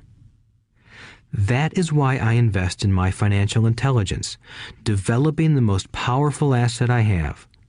I want to be with people moving boldly forward. I do not want to be with those left behind. I will give you a simple example of creating money. In the early 1990s, the economy of Phoenix, Arizona was horrible. I was watching a TV show when a financial planner came on and began forecasting doom and gloom. His advice was to save money. Put $100 away every month, he said. In 40 years, you will be a multimillionaire. Well, putting money away every month is a sound idea. It is one option, the option most people subscribe to. The problem is this. It blinds the person to what is really going on. It causes them to miss major opportunities for much more significant growth of their money. The world is passing them by. As I said, the economy was terrible at that time. For investors, this is the perfect market condition. A chunk of my money was in the stock market and in apartment houses. I was short of cash. Because people were giving properties away, I was buying. I was not saving money. I was investing. Kim and I had more than $1 million in cash working in a market that was rising fast. It was the best opportunity to invest. The economy was terrible. I just could not pass up these small deals. Houses that were once $100,000 were now $75,000. But instead of shopping with local real estate agents, I began shopping at the bankruptcy attorney's office or the courthouse steps. In these shopping places, a $75,000 house could sometimes be bought for $20,000 or less. For $2,000, which was loaned to me from a friend for 90 days for $200, I gave an attorney a cashier's check as a down payment. While the acquisition was being processed, I ran an ad advertising a $75,000 house for only $60,000 and no money down. The phone rang hard and heavy. Prospective buyers were screened, and once the property was legally mine, all the prospective buyers were allowed to look at the house. It was a feeding frenzy. The house sold in a few minutes. I asked for a $2,500 processing fee, which they gladly handed over, and the escrow and title company took over from there. I returned the $2,000 to my friend with an additional $200. He was happy, the home buyer was happy, the attorney was happy, and I was happy. I had sold a house for $60,000 that cost me $20,000. The $40,000 was created from money in my asset column in the form of a promissory note from the buyer. Total working time, 5 hours. So, now that you are on your way to becoming more financially literate and skilled at reading numbers, I will tell you why this is an example of money being invented. During this depressed market, Kim and I were able to do 6 of these simple transactions in our spare time. While the bulk of our money was in larger properties and the stock market, we were able to create more than $190,000 in assets, notes at 10% interest, in those 6 buy, create, and sell transactions. That comes to approximately $19,000 a year income, much of it sheltered through our private corporation. Much of that $19,000 a year goes to pay for our company cars, gas, trips, insurance, dinners with clients, and other things. By the time the government gets a chance to tax that income, it's been spent on legally allowed pre-tax expenses. This was a simple example of how money is invented, created, and protected using financial intelligence. Ask yourself, how long would it take to save $190,000? Would the bank pay you 10% interest on your money? And the promissory note is good for 30 years. I hope they never pay me the $190,000. I have to pay a tax if they pay me the principal, and besides, $19,000 paid over 30 years is a little over $500,000 in income. I have people ask what happens if the person doesn't pay. That does happen, and it's good news. That $60,000 home could be taken back and resold for $70,000 and another $2,500 collected as a loan processing fee. It would still be a zero-down transaction in the mind of the new buyer, and the process would go on. The first time I sold the house, I paid back the $2,000, so technically I have no money in the transaction. My return on investment, ROI, is infinity. It's an example of no money making a lot of money. In the second transaction, when resold, I would have put $2,000 in my pocket and re-extended the loan to 30 years. What would my ROI be if I got paid money to make money? I do not know, but it sure beats saving $100 a month, which actually starts out as $150 because it's after-tax income for 40 years earning low interest. And again, you're taxed on the interest. That is not too intelligent. It may be safe, but it's not smart. A few years later, as the Phoenix real estate market strengthened, those houses we sold for $60,000 became worth $110,000. Foreclosure opportunities were still available, but became rare. It cost a valuable asset, my time, to go out looking for them. Thousands of buyers were looking for the few available deals. The market had changed. It was time to move on and look for other opportunities to put in the asset column. You cannot do that here. That is against the law. You're lying. I hear those comments much more often than, "Can you show me how to do that?" The math is simple. You do not need algebra or calculus, and the escrow company handles the legal transaction and the servicing of the payments. I have no roofs to fix or toilets to unplug because the owners do that.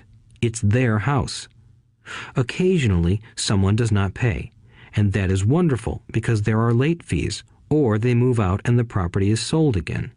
The court system handles that. And it may not work in your area.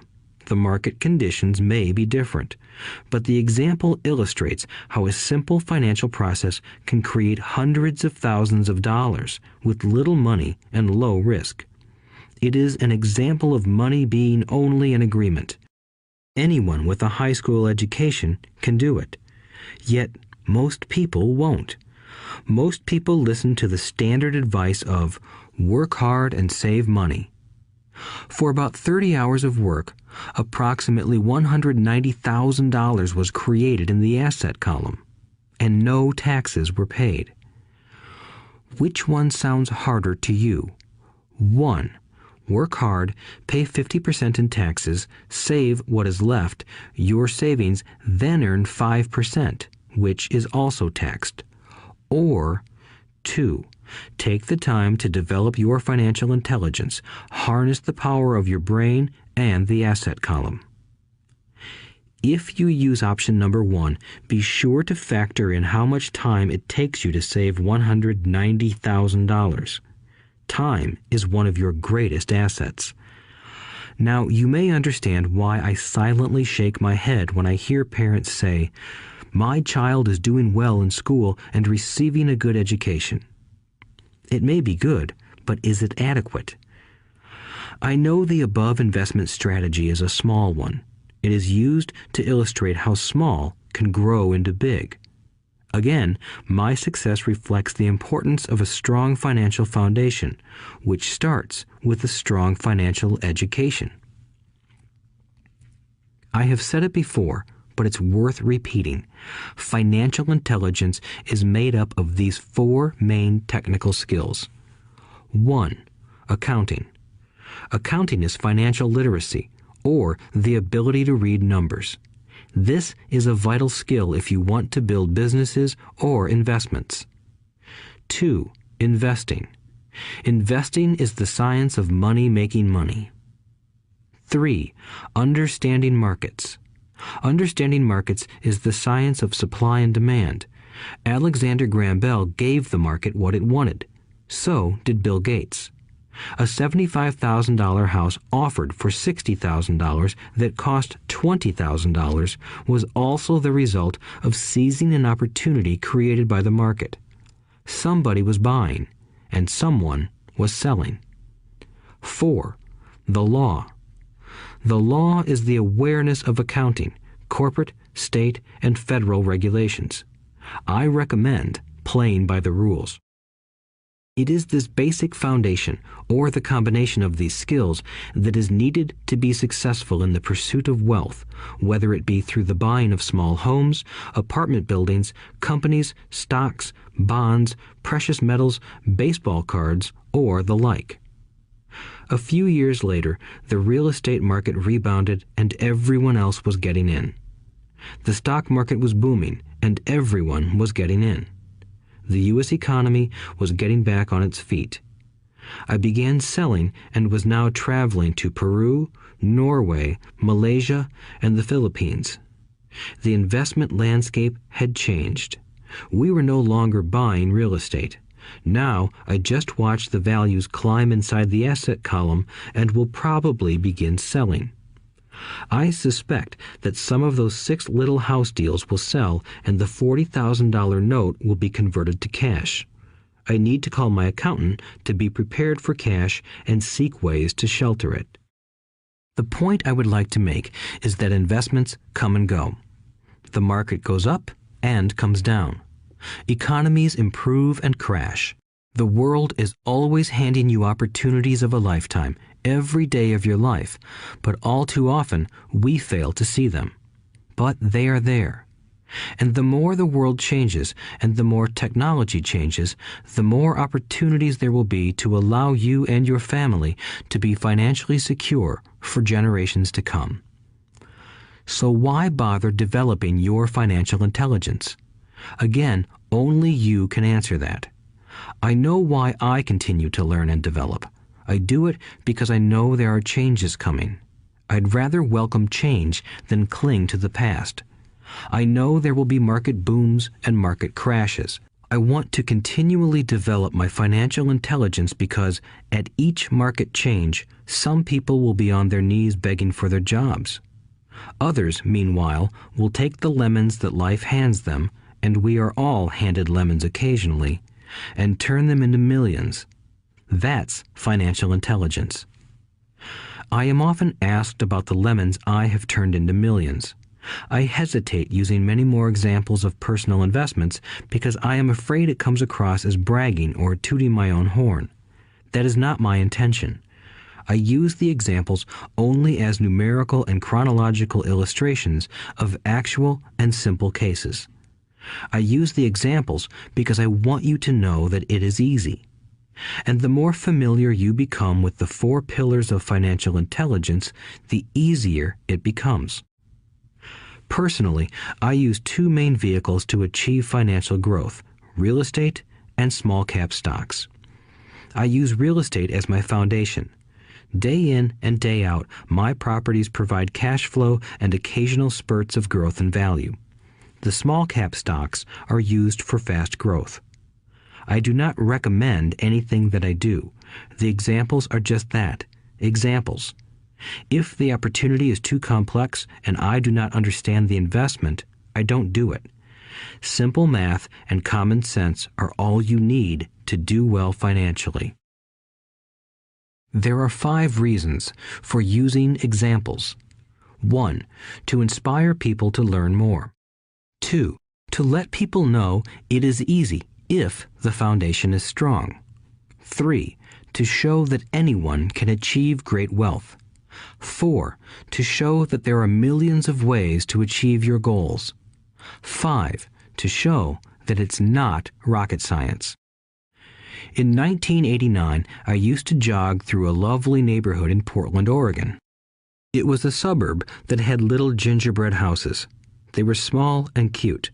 I almost expected to see Little Red Riding Hood skipping down the sidewalk on her way to Granny's. There were for sale signs everywhere. The timber market was terrible. The stock market had just crashed, and the economy was depressed. On one street, I noticed a for sale sign that was up longer than most. It looked old. Jogging past it one day, I ran into the owner, who looked troubled. "What are you asking for your house?" I asked. The owner turned and smiled weakly. "Make me an offer," he said. "It's been for sale for over a year. Nobody even comes by anymore to look at it." "I'll look," I said, and I bought the house a half hour later for $20,000 less than his asking price. It was a cute little 2-bedroom home with gingerbread trim on all the windows. It was light blue with gray accents and had been built in 1930. Inside, there was a beautiful rock fireplace, as well as 2 tiny bedrooms. It was a perfect rental house. I gave the owner $5,000 down for a $45,000 house that was really worth $65,000, except that no one wanted to buy it. The owner moved out in a week, happy to be free, and my first tenant moved in, a local college professor. After the mortgage, expenses, and management fees were paid, I put a little less than $40 in my pocket at the end of each month. Hardly exciting. A year later, the depressed Oregon real estate market had begun to pick up. California investors, flush with money from their still booming real estate market, were moving north and buying up Oregon and Washington. I sold that little house for $95,000 to a young couple from California who thought it was a bargain. My capital gains of approximately $40,000 were placed into a 1031 tax-deferred exchange, and I went shopping for a place to put my money. In about a month, I found a 12-unit apartment house right next to the Intel plant in Beaverton, Oregon. The owners lived in Germany, had no idea what the place was worth, and again, just wanted to get out of it. I offered $275,000 for a $450,000 building. They agreed to $300,000. I bought it and held it for 2 years. Utilizing the same 1031 exchange process, we sold the building for $495,000 and bought a 30-unit apartment building in Phoenix, Arizona. We had moved to Phoenix by then to get out of the rain and needed to sell anyway. Like the former Oregon market, the real estate market in Phoenix was depressed. The price of the 30-unit apartment building in Phoenix was $875,000, with $225,000 down. The cash flow from the 30 units was a little over $5,000 a month. The Arizona market began moving up, and a few years later, a Colorado investor offered us $1.2 million for the property. The point of this example is how a small amount can grow into a large amount. Again, it is a matter of understanding financial statements, investment strategies, a sense of the market, and the laws. If people are not versed in these subjects, then obviously they must follow standard dogma, which is to play it safe, diversify, and only invest in secure investments.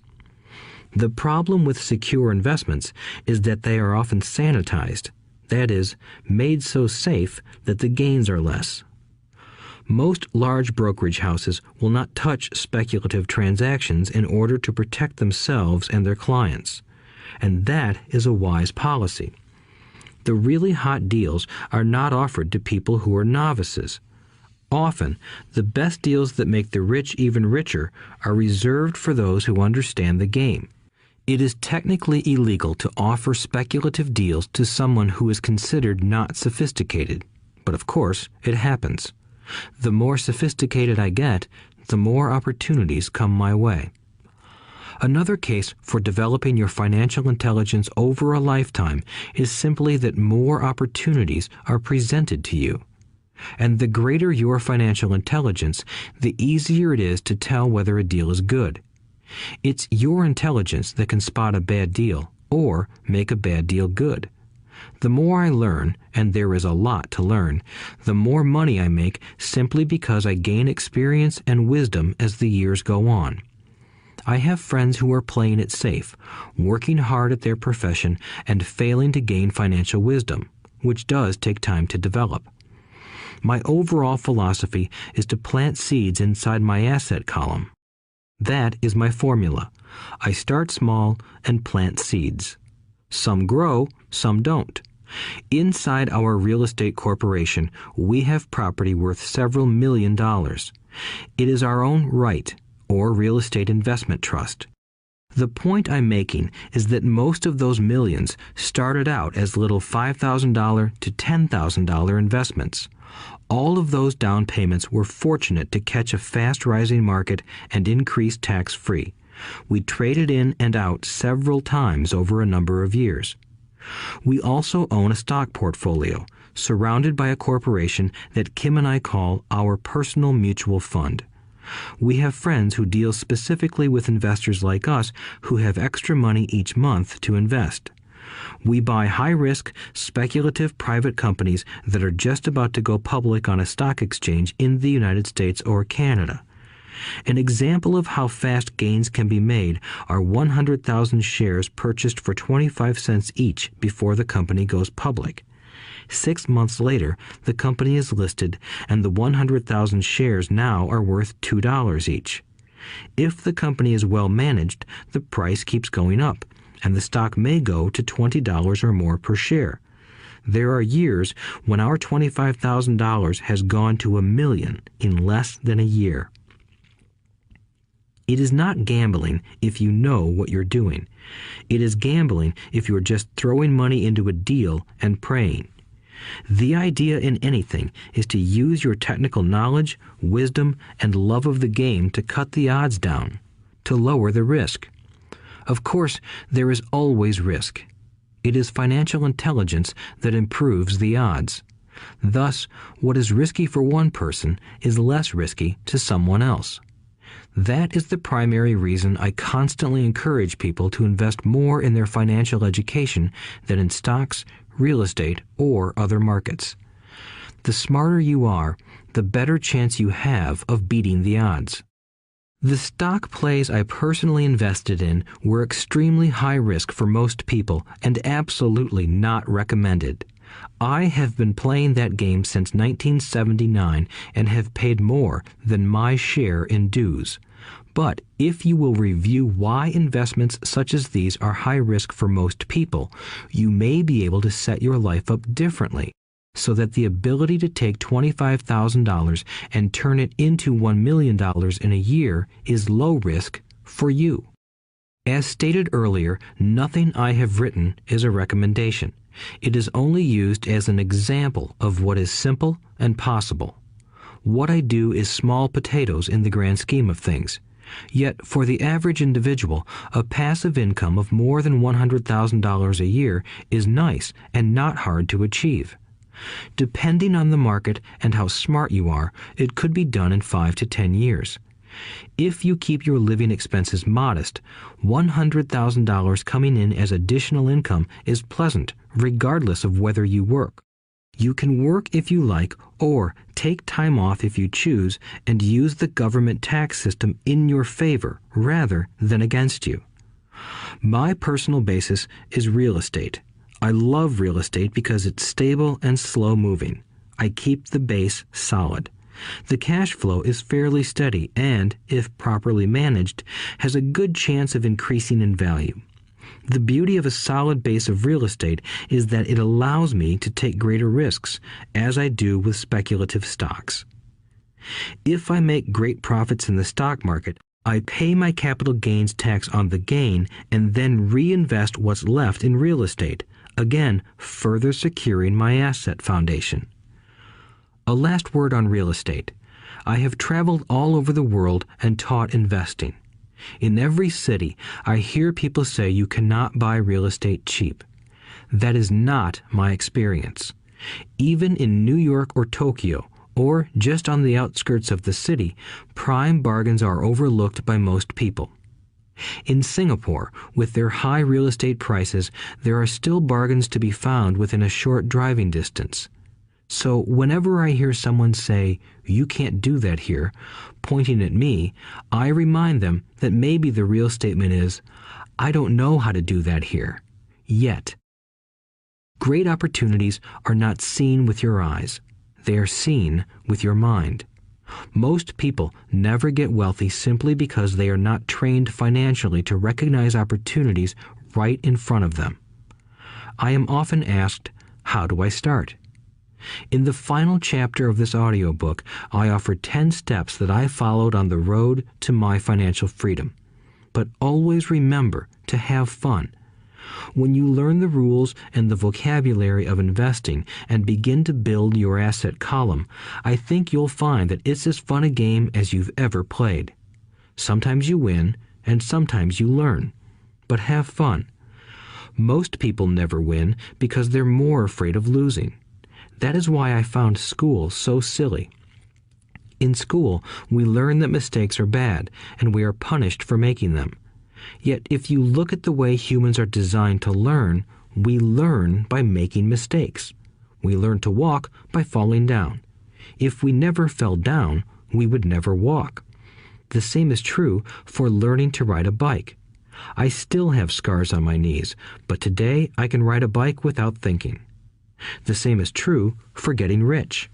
Unfortunately, the main reason most people are not rich is because they are terrified of losing. Winners are not afraid of losing, but losers are. Failure is part of the process of success. People who avoid failure also avoid success. I look at money much like my game of tennis. I play hard, make mistakes, correct, make more mistakes, correct, and I get better.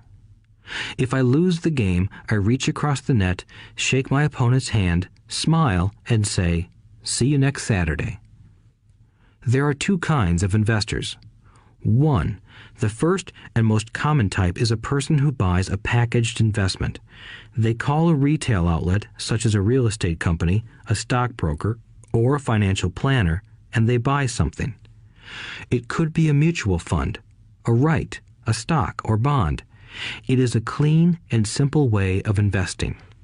An analogy would be a shopper who goes to a computer store and buys a computer right off the shelf.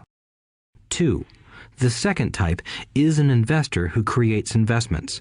This investor usually assembles a deal in the same way a person who buys components builds a computer.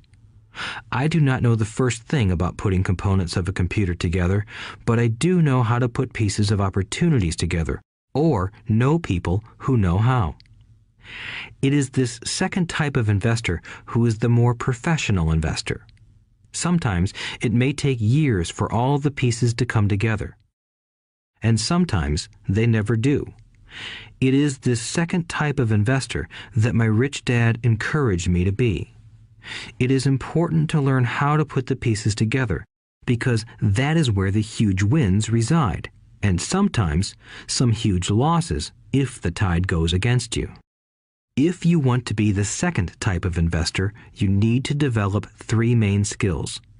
These skills are in addition to those required to become financially intelligent. 1. Find an opportunity that everyone else missed. You see with your mind what others miss with their eyes. For example, a friend bought this run-down old house. It was spooky to look at. Everyone wondered why he bought it. What he saw that we did not was that the house came with 4 extra empty lots. He discovered that after going to the title company. After buying the house, he tore the house down and sold the 5 lots to a builder for 3 times what he paid for the entire package. He made $75,000 for 2 months of work. It's not a lot of money, but it sure beats minimum wage, and it's not technically difficult. 2. Raise money. The average person only goes to the bank. This second type of investor needs to know how to raise capital, and there are many ways that don't require a bank. To get started, I learned how to buy houses without a bank. It was the learned skill of raising money more than the houses themselves that was priceless. All too often, I hear people say, "The bank won't lend me money," or "I don't have the money to buy it." If you want to be a Type 2 investor, you need to learn how to do that which stops most people. In other words, a majority of people let their lack of money stop them from making a deal. If you can avoid that obstacle, you will be millions ahead of those who don't learn those skills. There have been many times I have bought a house, a stock, or an apartment building without a penny in the bank. I once bought an apartment house for $1.2 million. I did what is called tying it up with a written contract between seller and buyer. I then raised the $100,000 deposit, which bought me 90 days to raise the rest of the money. Why did I do it? Simply because I knew it was worth $2 million. I never raised the money. Instead, the person who put up the $100,000 gave me $50,000 for finding the deal, took over my position, and I walked away. Total working time? 3 days. Again, it's what you know more than what you buy. Investing is not buying. It's more a case of knowing. 3. Organize smart people. Intelligent people are those who work with or hire a person who is more intelligent than they are. When you need advice, make sure you choose your advisor wisely. There is a lot to learn, but the rewards can be astronomical.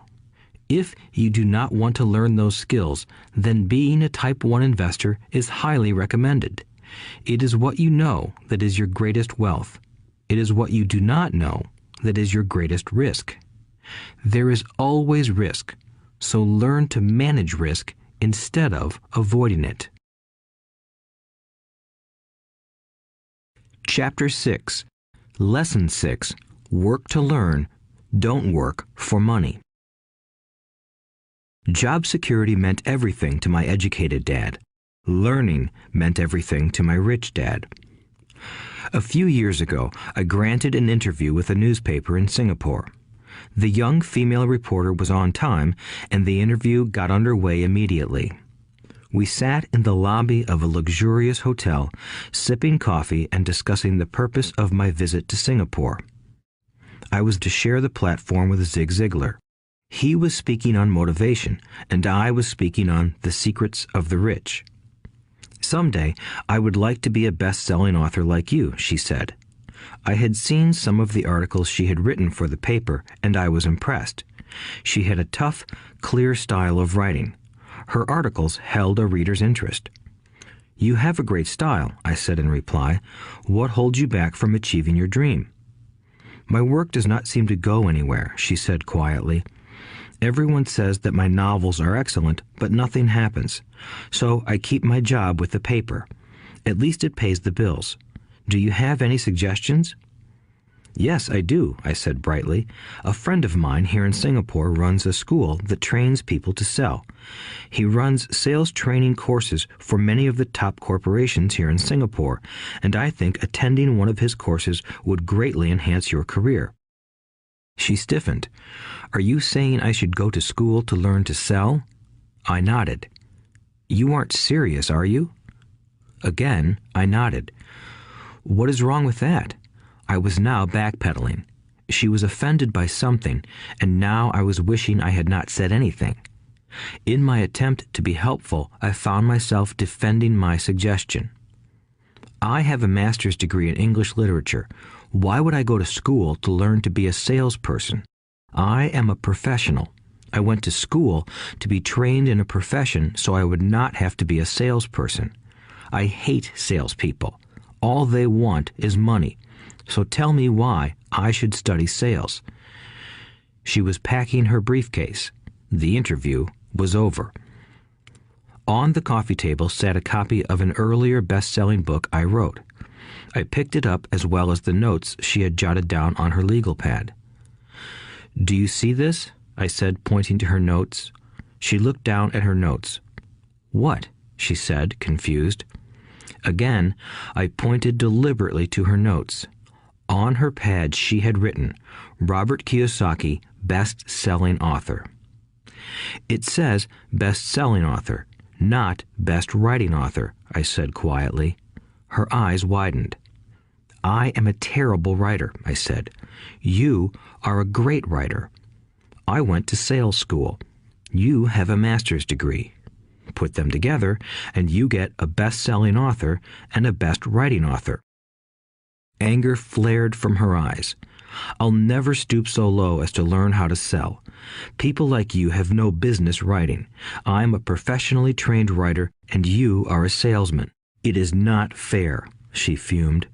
She put the rest of her notes away and hurried out through the large glass doors into the humid Singapore morning. At least she gave me a fair and favorable write-up the next morning. The world is filled with smart, talented, educated, and gifted people. We meet them every day. They are all around us. A few days ago, my car was not running well. I pulled into a garage, and the young mechanic had it fixed in just a few minutes. He knew what was wrong by simply listening to the engine. I was amazed. I am constantly shocked at how little talented people earn. I have met brilliant, highly educated people who earn less than $20,000 a year. A business consultant who specializes in the medical trade was telling me how many doctors, dentists, and chiropractors struggle financially. All this time, I thought that when they graduated, the dollars would pour in. It was this business consultant who gave me the phrase, "They are one skill away from great wealth." What this phrase means is that most people need only to learn and master one more skill, and their income would jump exponentially. I have mentioned before that financial intelligence is a synergy of accounting, investing, marketing, and law. Combine those 4 technical skills, and making money with money is easier than most people would believe. When it comes to money, the only skill most people know is to work hard. The classic example of a synergy of skills was that young writer for the newspaper. If she diligently learned the skills of sales and marketing, her income would jump dramatically. If I were her, I would take some courses in advertising copywriting as well as sales. Then, instead of working at the newspaper, I would seek a job at an advertising agency. Even if it were a cut in pay, she would learn how to communicate in shortcuts that are used in successful advertising. She also would spend time learning public relations, an important skill. She would learn how to get millions in free publicity. Then, at night and on weekends, she could be writing her great novel. When it was finished, she would be better able to sell her book.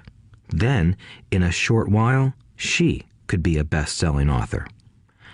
When I came out with my first book, If You Want to Be Rich and Happy, Don't Go to School, a publisher suggested I change the title to The Economics of Education.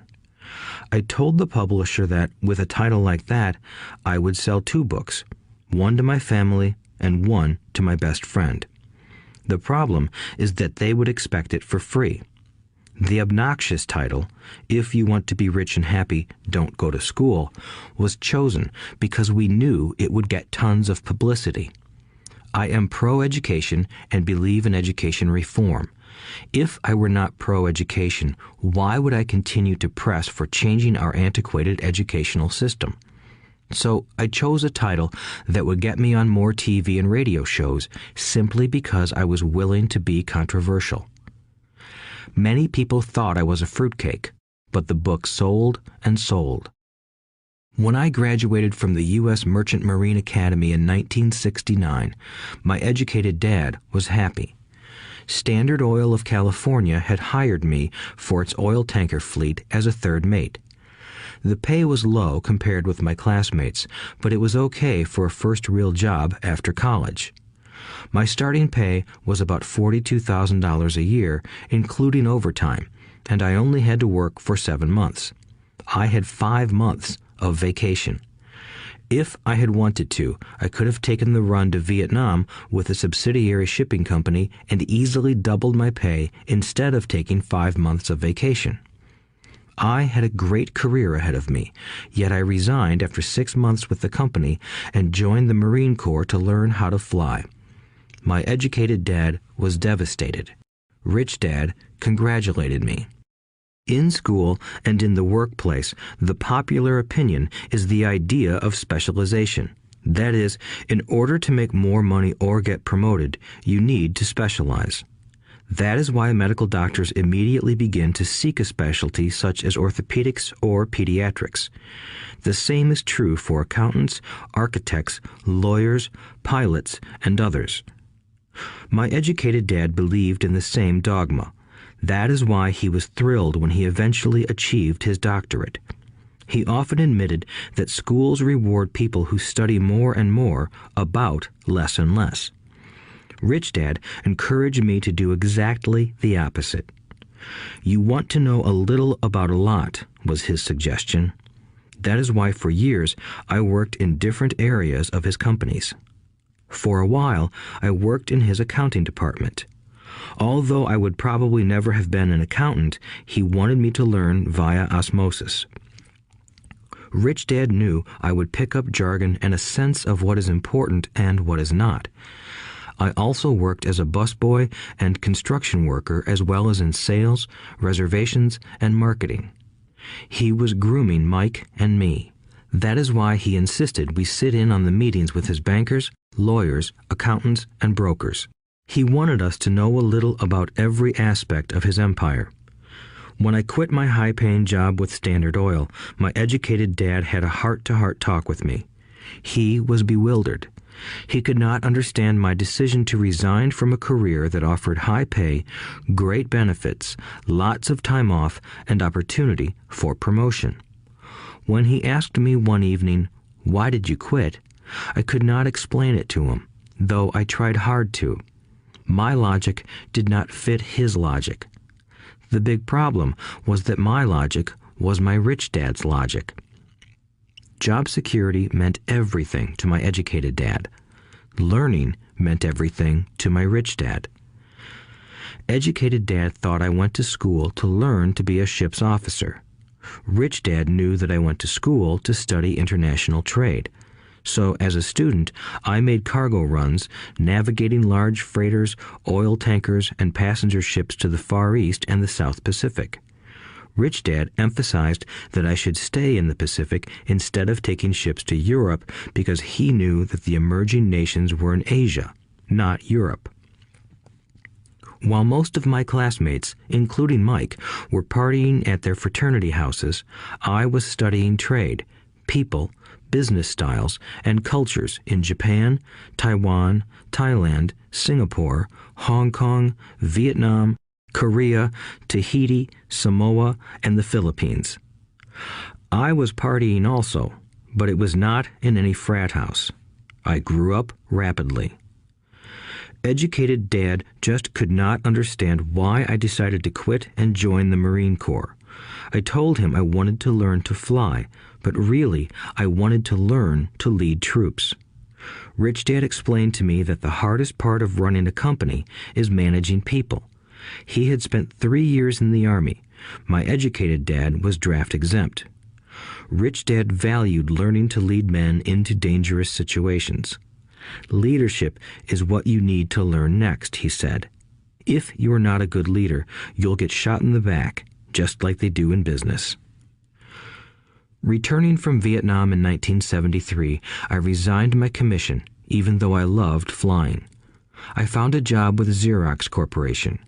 I joined it for one reason, and it was not for the benefits.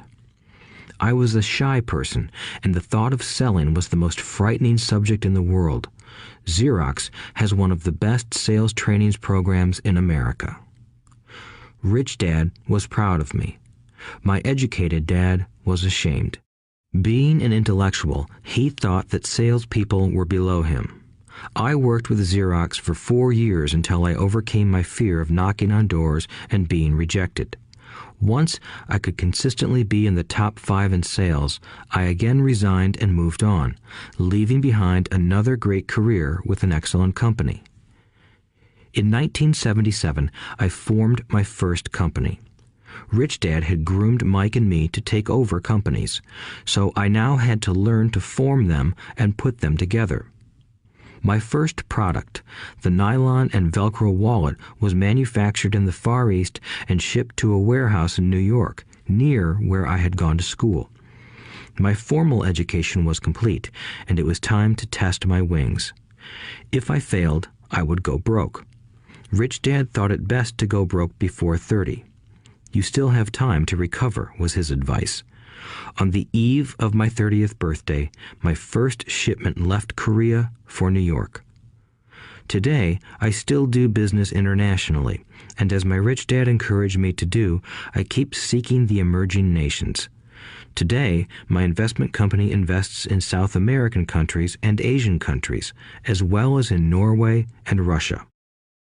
There is an old cliche that goes, "Job is an acronym for just over broke." Unfortunately, I would say that applies to millions of people. Because school does not think financial intelligence is an intelligence, most workers live within their means. They work and they pay bills. There is another horrible management theory that goes, workers work hard enough to not be fired, and owners pay just enough so that workers won't quit. And if you look at the pay scales of most companies, again, I would say there is a degree of truth to that statement. The net result is that most workers never get ahead. They do what they've been taught to do, get a secure job.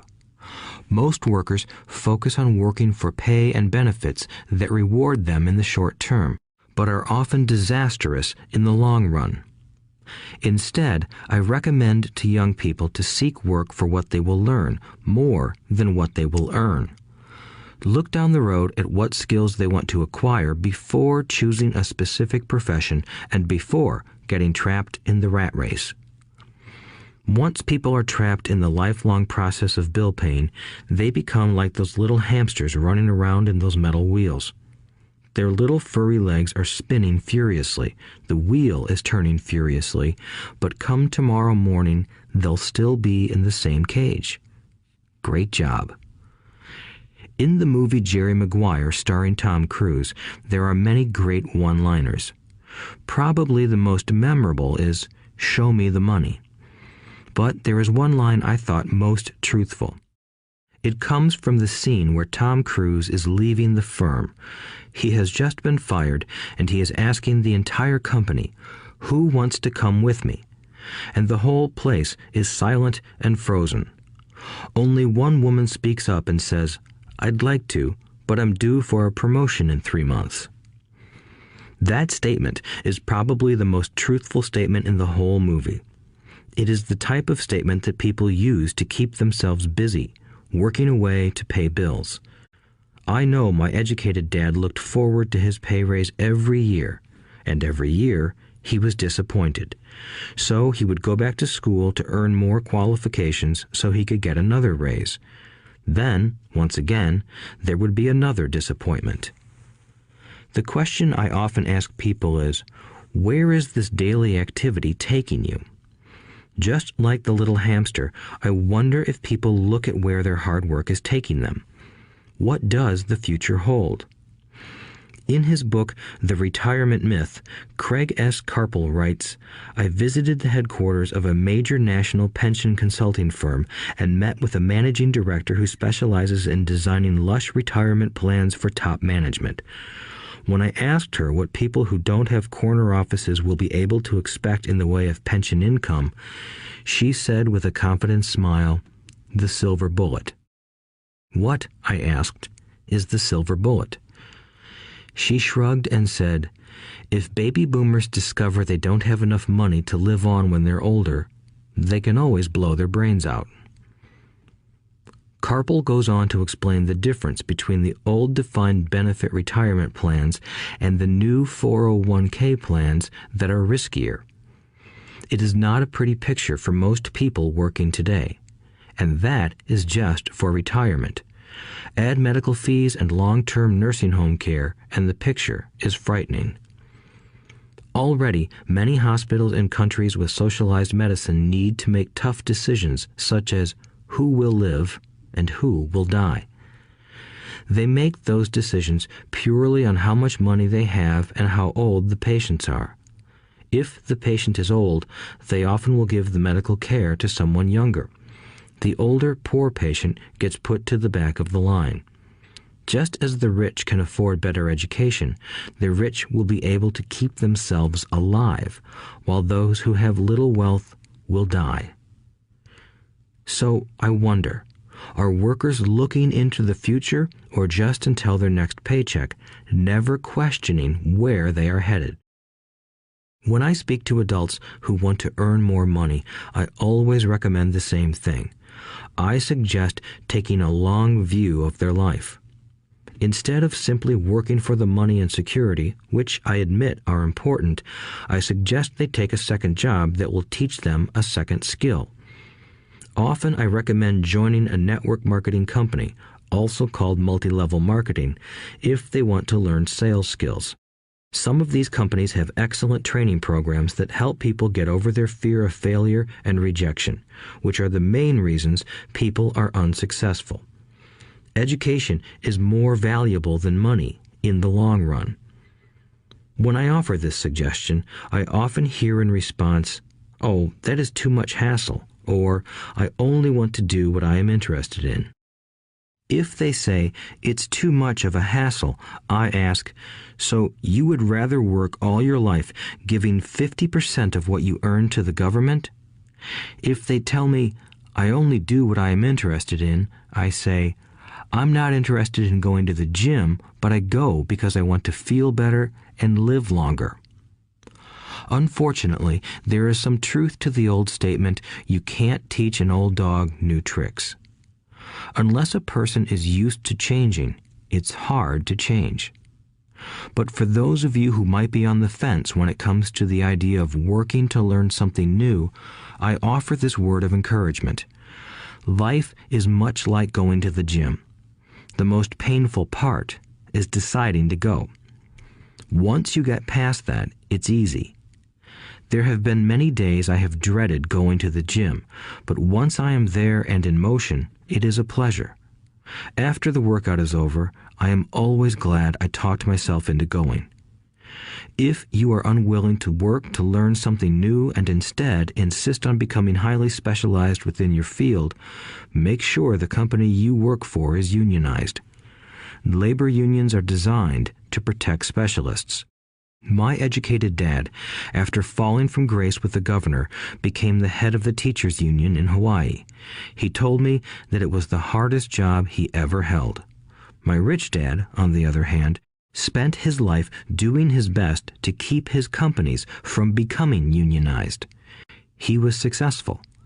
Although the unions came close, Rich Dad was always able to fight them off.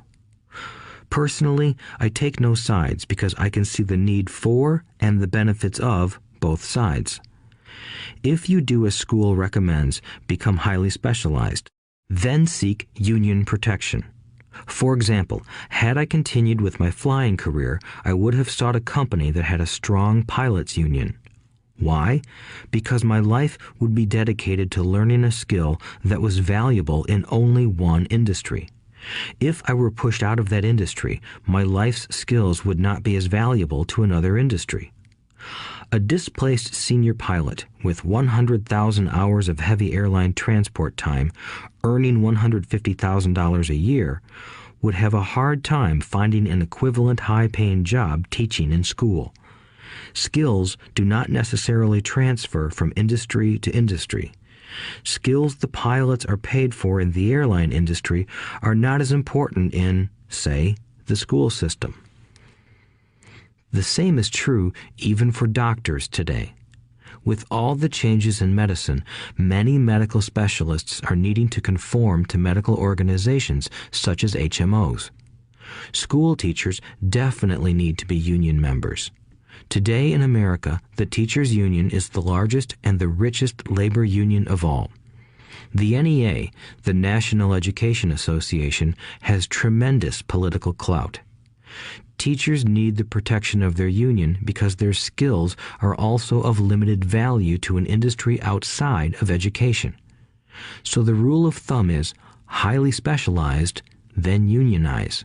It's the smart thing to do. When I ask the classes I teach, how many of you can cook a better hamburger than McDonald's, almost all the students raise their hands. I then ask, so if most of you can cook a better hamburger, how come McDonald's makes more money than you? The answer is obvious. McDonald's is excellent at business systems. The reason so many talented people are poor is because they focus on building a better hamburger and know little to nothing about business systems. A friend of mine in Hawaii is a great artist. He makes a sizable amount of money. One day, his mother's attorney called to tell him that she had left him $35,000. That is what was left of her estate after the attorney and the government took their shares. Immediately, he saw an opportunity to increase his business by using some of this money to advertise. 2 months later, his first 4-color full-page ad appeared in an expensive magazine that targeted the very rich. The ad ran for 3 months. He received no replies from the ad, and all of his inheritance is now gone. He now wants to sue the magazine for misrepresentation. This is a common case of someone who can build a beautiful hamburger but knows little about business. When I asked him what he learned, his only reply was, "Advertising salespeople are crooks." I then asked him if he would be willing to take a course in sales and a course in direct marketing. His reply, "I don't have the time, and I don't want to waste my money." The world is filled with talented poor people. All too often, they're poor or struggle financially or earn less than they are capable of, not because of what they know, but because of what they do not know. They focus on perfecting their skills at building a better hamburger rather than the skills of selling and delivering the hamburger. Maybe McDonald's does not make the best hamburger, but they are the best at selling and delivering a basic average burger. Poor Dad wanted me to specialize. That was his view on how to be paid more. Even after being told by the governor of Hawaii that he could no longer work in state government, my educated dad continued to encourage me to get specialized. Educated Dad then took up the cause of the teachers' union, campaigning for further protection and benefits for these highly skilled and educated professionals. We argued often, but I know he never agreed that over-specialization is what caused the need for union protection. He never understood that the more specialized you become, the more you are trapped and dependent on that specialty. Rich Dad advised that Mike and I groom ourselves. Many corporations do the same thing. They find a young, bright student just out of business school and begin grooming that person to someday take over the company. So these bright young employees do not specialize in one department. They are moved from department to department to learn all the aspects of business systems. The rich often groom their children or the children of others. By doing so, their children gain an overall knowledge of the operations of the business and how the various departments interrelate. For the World War II generation, it was considered bad to skip from company to company. Today, it is considered smart. Since people will skip from company to company rather than seek greater specialization in skills, why not seek to learn more than to earn? In the short term, it may earn you less, but it will pay dividends in the long term. The main management skills needed for success are 1. Management of cash flow, 2. Management of systems, 3. Management of people. The most important specialized skills are sales and marketing. The ability to sell, to communicate to another human being, be it a customer, employee, boss, spouse, or child, is the base skill of personal success. Communication skills such as writing, speaking, and negotiating are crucial to a life of success. These are skills I work on constantly, attending courses or buying educational resources to expand my knowledge. As I have mentioned, my educated dad worked harder and harder the more competent he became. He also became more trapped the more specialized he got. Although his salary went up, his choices diminished. Soon after he was locked out of government work, he found out how vulnerable he really was professionally. It is like professional athletes who suddenly are injured or are too old to play. Their once high-paying position is gone, and they have limited skills to fall back on.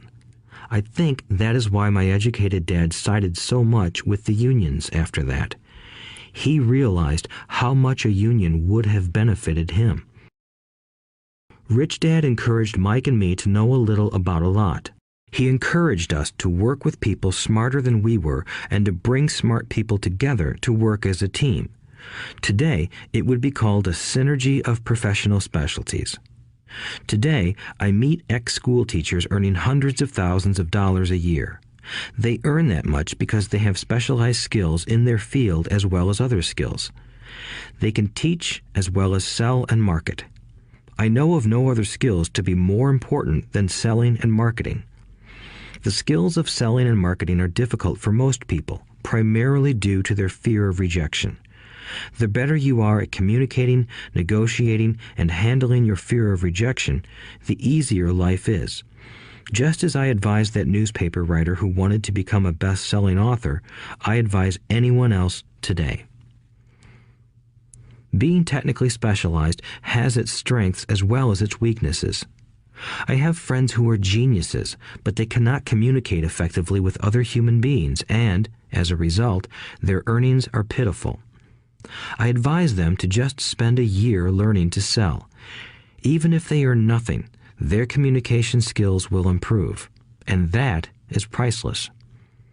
In addition to being good learners, sellers, and marketers, we need to be good teachers as well as good students. To be truly rich, we need to be able to give as well as to receive. In cases of financial or professional struggle, there is often a lack of giving and receiving. I know many people who are poor because they are neither good students nor good teachers. Both of my dads were generous men. Both made it a practice to give first. Teaching was one of their ways of giving. The more they gave, the more they received. One glaring difference was in the giving of money. My rich dad gave lots of money away. He gave to his church, to charities, and to his foundation. He knew that to receive money, you had to give money. Giving money is the secret to most great wealthy families. That is why there are organizations like the Rockefeller Foundation and the Ford Foundation. These are organizations designed to take their wealth and increase it, as well as give it away in perpetuity. My educated dad always said, "When I have some extra money, I'll give it." The problem was that there was never any extra. So he worked harder to draw more money in rather than focus on the most important law of money: give and you shall receive. Instead, he believed in receive and then you give. In conclusion, I became both dads. One part of me is a hardcore capitalist who loves the game of money making money. The other part is a socially responsible teacher who is deeply concerned with this ever-widening gap between the haves and have-nots. I personally hold the archaic educational system primarily responsible for this growing gap. Chapter 7. Overcoming Obstacles. The primary difference between a rich person and a poor person is how they manage fear. Once people have studied and become financially literate, they may still face roadblocks to becoming financially independent. There are 5 main reasons why financially literate people may still not develop abundant asset columns that could produce a large cash flow. The 5 reasons are: 1. Fear. 2. Cynicism. 3. Laziness. 4. Bad habits. 5. Arrogance. Overcoming fear. I have never met anyone who really likes losing money. And in all my years, I have never met a rich person who has never lost money. But I have met a lot of poor people who have never lost a dime. Investing, that is. The fear of losing money is real. Everyone has it, even the rich. But it's not having fear that is the problem. It's how you handle fear. It's how you handle losing. It's how you handle failure that makes the difference in one's life. The primary difference between a rich person and a poor person is how they manage that fear. It's okay to be fearful. It's okay to be a coward when it comes to money. You can still be rich. We're all heroes at something and cowards at something else. My friend's wife is an emergency room nurse. When she sees blood, she flies into action. When I mention investing, she runs away. When I see blood, I don't run. I pass out. My rich dad understood phobias about money. Some people are terrified of snakes. Some people are terrified about losing money. Both are phobias, he would say. So his solution to the phobia of losing money was this little rhyme. If you hate risk and worry, start early. If you start young, it's easier to be rich. I won't go into it here, but there is a staggering difference between a person who starts investing at age 20 versus age 30. The purchase of Manhattan Island is said to be one of the greatest bargains of all time. New York was purchased for $24 in trinkets and beads. Yet if that $24 had been invested at 8% annually, that $24 would have been worth more than $28 trillion by 1995. Manhattan could be repurchased with money left over to buy much of Los Angeles. But what if you don't have much time left or would like to retire early? How do you handle the fear of losing money? My poor dad did nothing. He simply avoided the issue, refusing to discuss the subject. My rich dad, on the other hand, recommended that I think like a Texan. I like Texas and Texans, he used to say. In Texas, everything is bigger. When Texans win, they win big. And when they lose, it's spectacular. They like losing? I asked. That's not what I'm saying. Nobody likes losing. Show me a happy loser, and I'll show you a loser, said Rich Dad. It's a Texan's attitude toward risk, reward, and failure I'm talking about. It's how they handle life. They live it big. Not like most of the people around here, living like roaches when it comes to money, terrified that someone will shine a light on them and whimpering when the grocery clerk shortchanges them a quarter. Rich Dad went on, "What I like best is the Texas attitude. They're proud when they win, and they brag when they lose. Texans have a saying, if you're going to go broke, go big. You don't want to admit you went broke over a duplex." He constantly told Mike and me that the greatest reason for lack of financial success was because most people played it too safe. People are so afraid of losing that they lose, were his words. Fran Tarkenton, a one-time great NFL quarterback, says it still another way. Winning means being unafraid to lose. In my own life, I've noticed that winning usually follows losing. Before I finally learned to ride a bike, I first fell down many times. I've never met a golfer who has never lost a golf ball. I've never met people who have fallen in love who have never had their heart broken. And I've never met someone rich who has never lost money. So for most people, the reason they don't win financially is because the pain of losing money is far greater than the joy of being rich.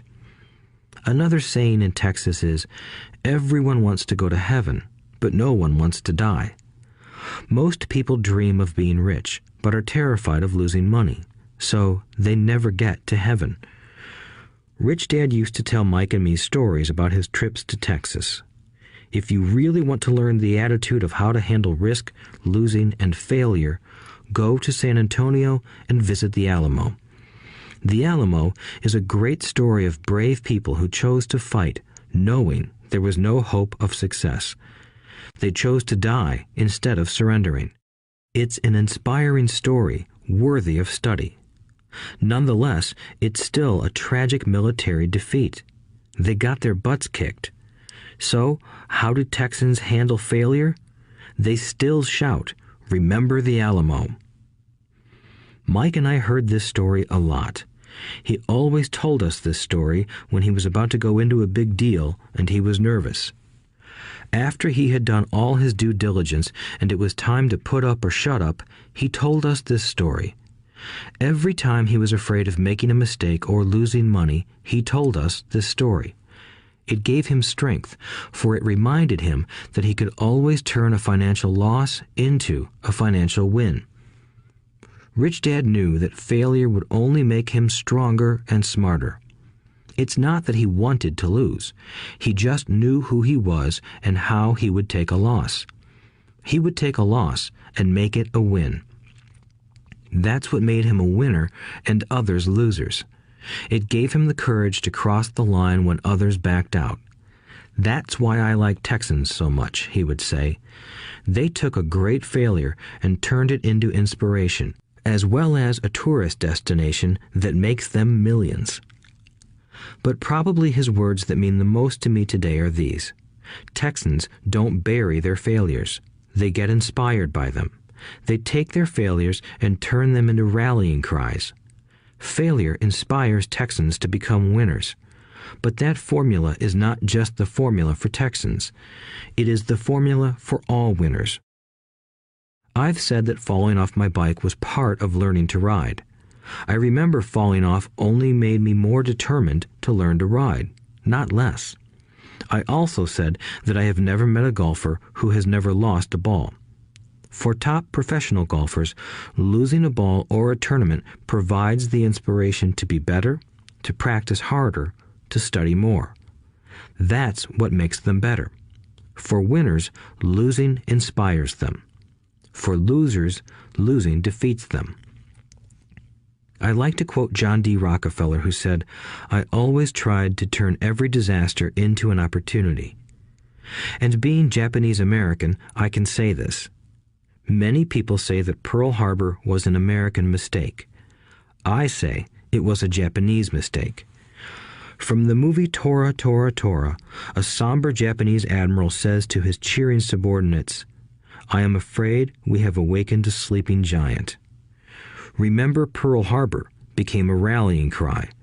It turned one of America's greatest losses into the reason to win.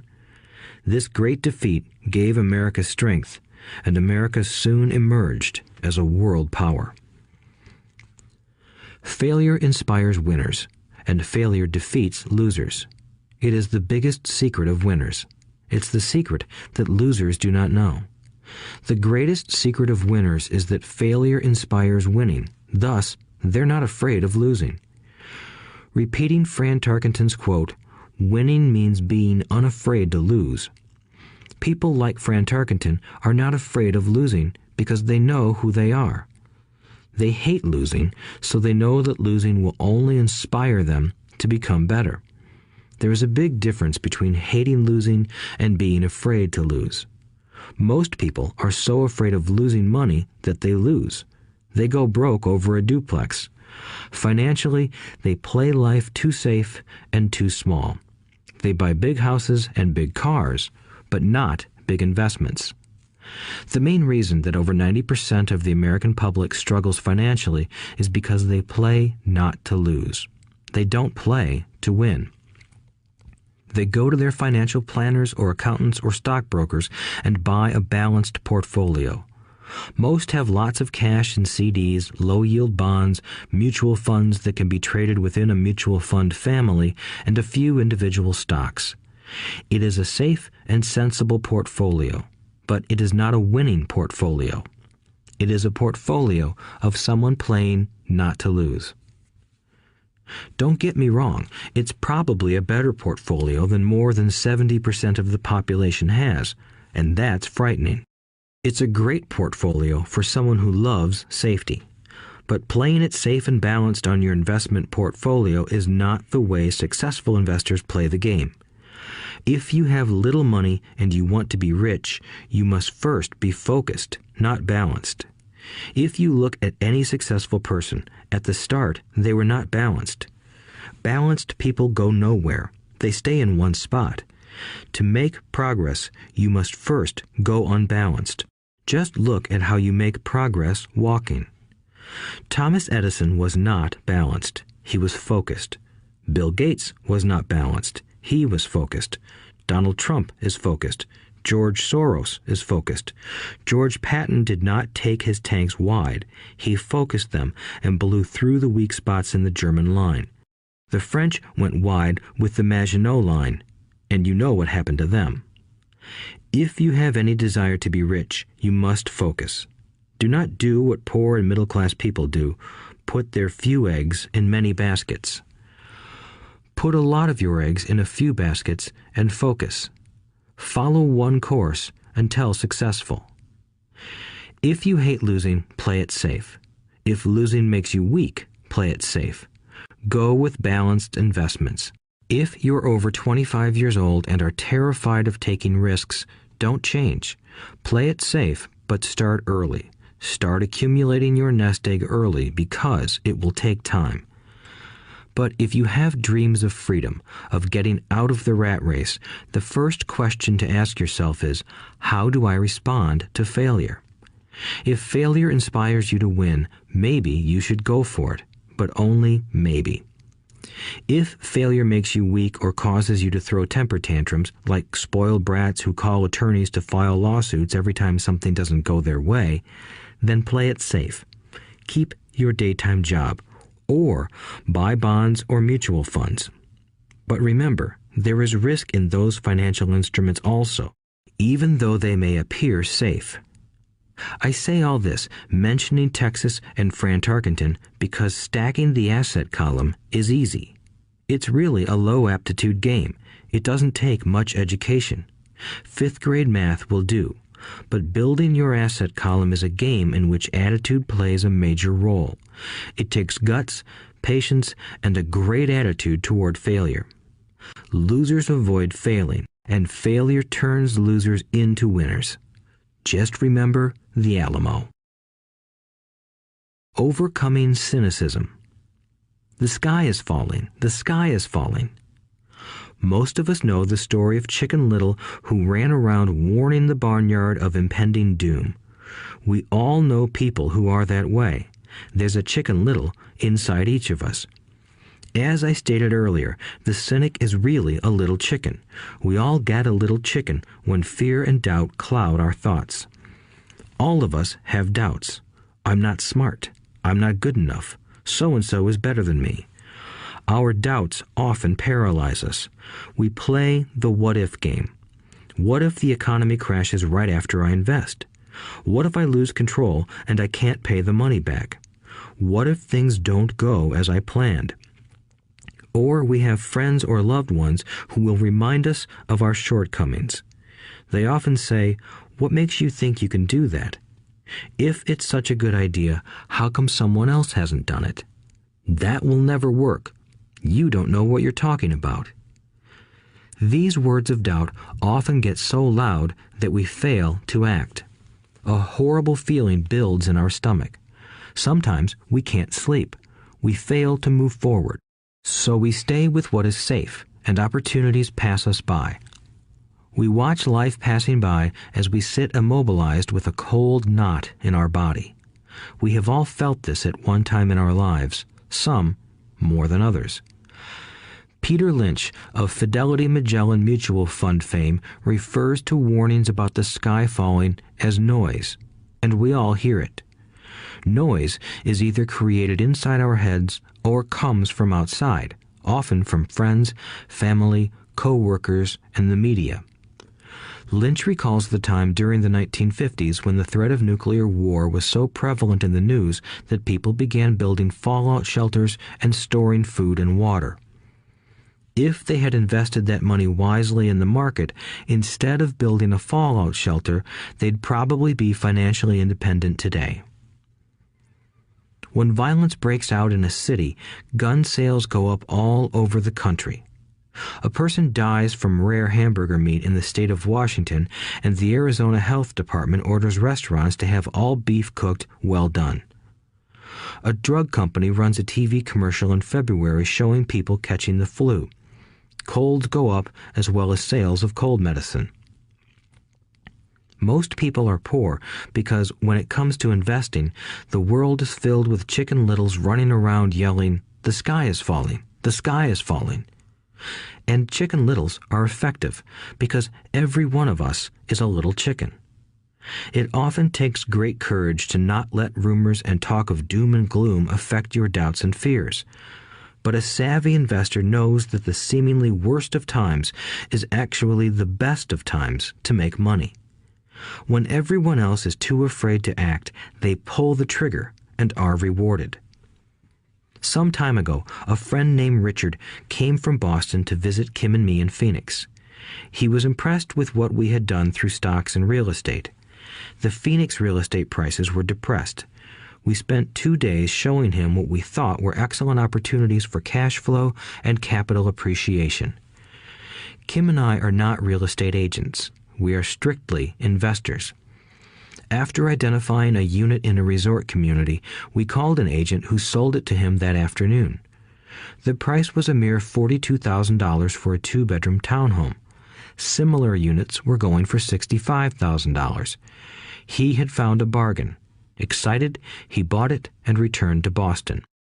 2 weeks later, the agent called to say that our friend had backed out.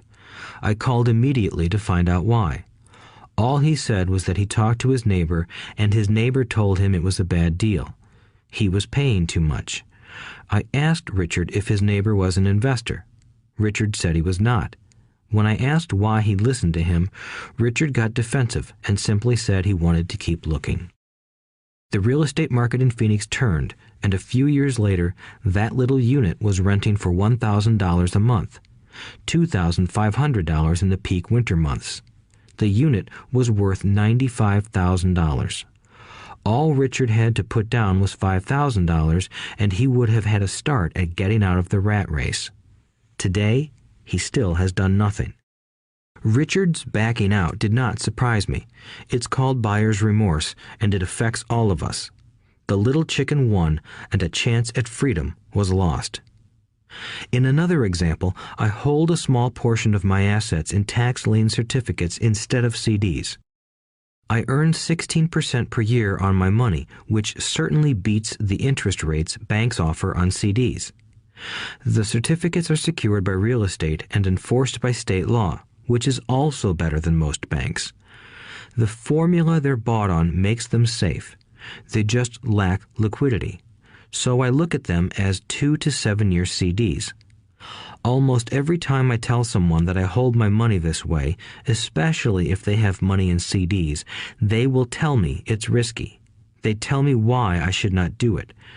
When I ask them where they get their information, they say from a friend or an investment magazine. They've never done it, and they're telling someone who's doing it why they shouldn't. The lowest yield I look for is 16%, but people who are filled with doubt are willing to accept a far lower return. Doubt is expensive. My point is that it's those doubts and cynicism that keep most people poor and playing it safe. The real world is simply waiting for you to get rich. Only a person's doubts keep them poor. As I said, getting out of the rat race is technically easy. It doesn't take much education, but those doubts are cripplers for most people. Cynics never win, said Rich Dad. Unchecked doubt and fear creates a cynic. Cynics criticize and winners analyze was another of his favorite sayings. Rich Dad explained that criticism blinded while analysis opened eyes. Analysis allowed winners to see that critics were blind and to see opportunities that everyone else missed. And finding what people miss is key to any success. Real estate is a powerful investment tool for anyone seeking financial independence or freedom. It is a unique investment tool. Yet every time I mention real estate as a vehicle, I often hear, "I don't want to fix toilets." That's what Peter Lynch calls noise. That's what my rich dad would say is the cynic talking, someone who criticizes and does not analyze, someone who lets their doubts and fears close their mind instead of open their eyes. So when someone says, "I don't want to fix toilets, I want to fire back," what makes you think I want to? They're saying a toilet is more important than what they want. I talk about freedom from the rat race, and they focus on toilets. That is the thought pattern that keeps most people poor. They criticize instead of analyze. I don't once hold the key to your success, Rich Dad would say, because I too do not want to fix toilets. I shop hard for a property manager who does fix toilets. And by finding a great property manager who runs houses or apartments, well, my cash flow goes up. But more importantly, a great property manager allows me to buy a lot more real estate since I don't have to fix toilets. A great property manager is key to success in real estate. Finding a good manager is more important to me than the real estate. A great property manager often hears of great deals before real estate agents do, which makes them even more valuable. That is what Rich Dad meant by, I don't once hold the key to your success. Because I do not want to fix toilets either, I figured out how to buy more real estate and expedite my getting out of the rat race. The people who continue to say, I don't want to fix toilets, often deny themselves the use of this powerful investment vehicle. Toilets are more important than their freedom. In the stock market, I often hear people say, I don't want to lose money. Well, what makes them think I or anyone else likes losing money? They don't make money because they choose to not lose money. Instead of analyzing, they close their minds to another powerful investment vehicle, the stock market. I was riding with a friend past our neighborhood gas station. He looked up and saw that the price of gas was going up and thus the price of oil. My friend is a worrywart, or a Chicken Little. To him, the sky is always going to fall, and it usually does, on him. When we got home, he showed me all the stats as to why the price of oil was going to go up over the next few years, statistics I had never seen before, even though I already owned substantial shares of an existing oil company. With that information, I immediately began looking for and found a new undervalued oil company that was about to find some oil deposits. My broker was excited about this new company, and I bought 15,000 shares for 65 cents per share. 3 months later, this same friend and I drove by the same gas station, and sure enough, the price per gallon had gone up nearly 15%. Again, the Chicken Little worried and complained. I smiled, because a month earlier, that little oil company hit oil, and those 15,000 shares went up to more than $3 per share since he had first given me the tip. And the price of gas will continue to go up if what my friend says is true. If most people understood how a stop worked in stock market investing, there would be more people investing to win instead of investing not to lose. A stop is simply a computer command that sells your stock automatically if the price begins to drop, helping to minimize your losses and maximize some gains. It's a great tool for those who are terrified of losing. So whenever I hear people focusing on their I don't wants rather than what they do want, I know the noise in their head must be loud. Chicken Little has taken over their brain and is yelling, the sky is falling and toilets are breaking. So they avoid their don't wants, but they pay a huge price. They may never get what they want in life. Instead of analyzing, their inner Chicken Little closes their mind. Rich Dad gave me a way of looking at Chicken Little. Just do what Colonel Sanders did. At the age of 66, he lost his business and began to live on his Social Security check. It wasn't enough. He went around the country selling his recipe for fried chicken. He was turned down 1,009 times before someone said yes, and he went on to become a multimillionaire at an age when most people are quitting. He was a brave and tenacious man, Rich Dad said of Harlan Sanders. So when you're in doubt and feeling a little afraid, just do what Colonel Sanders did to his little chicken. He fried it. Overcoming laziness. Busy people are often the most lazy. We have all heard stories of a businessman who works hard to earn money. He works hard to be a good provider for his wife and children. He spends long hours at the office and brings work home on weekends. One day he comes home to an empty house. His wife has left with the kids. He knew he and his wife had problems, but rather than work to make the relationship strong, he stayed busy at work. Dismayed, his performance at work slips and he loses his job.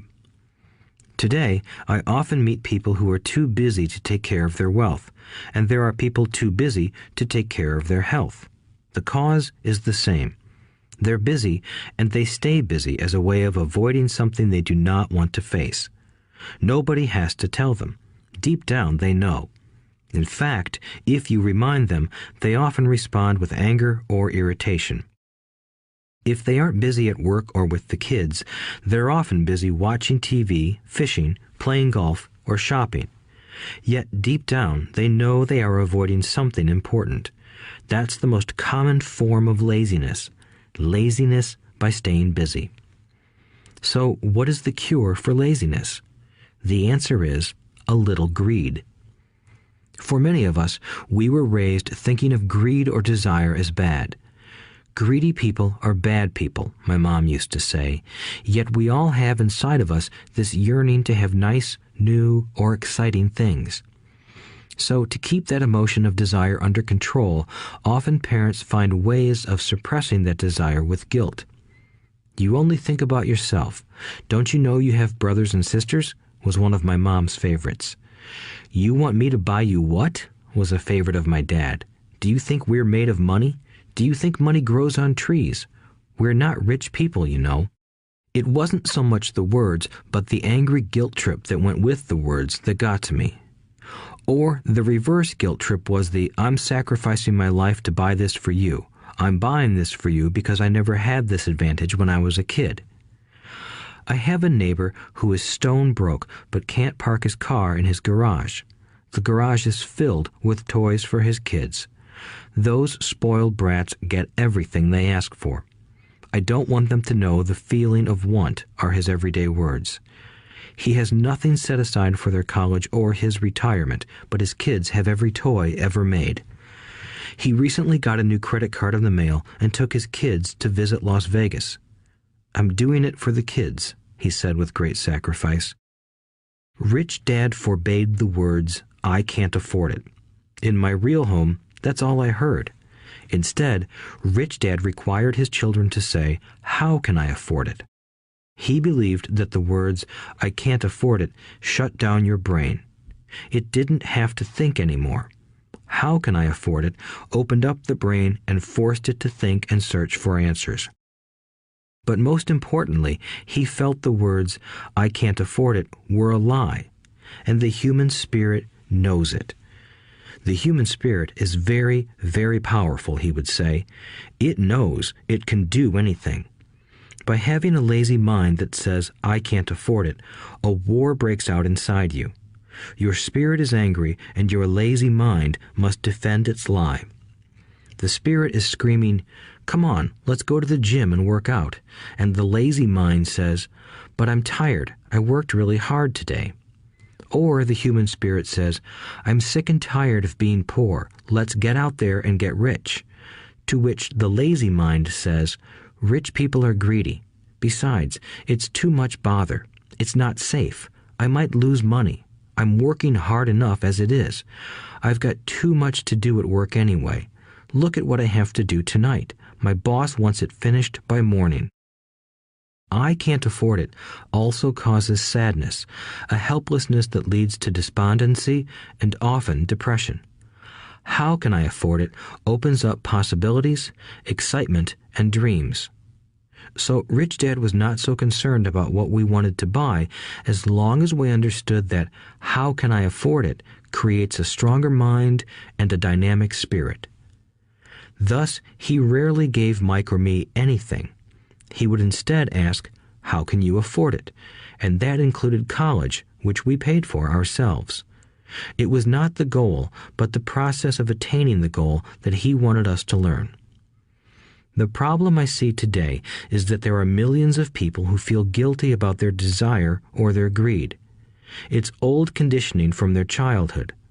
While they desire to have the finer things that life offers, most have been conditioned subconsciously to say, I can't have that, or I'll never be able to afford that.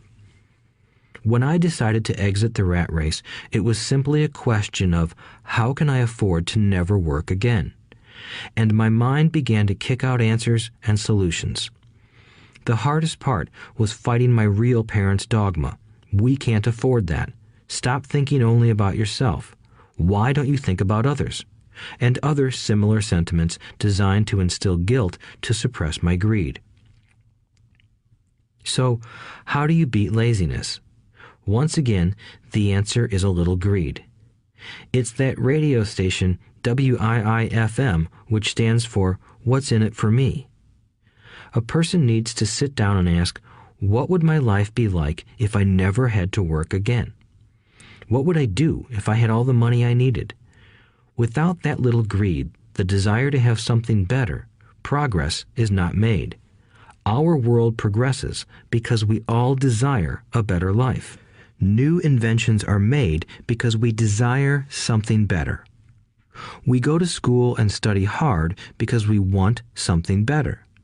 So whenever you find yourself avoiding something you know you should be doing, then the only thing to ask yourself is, what's in it for me?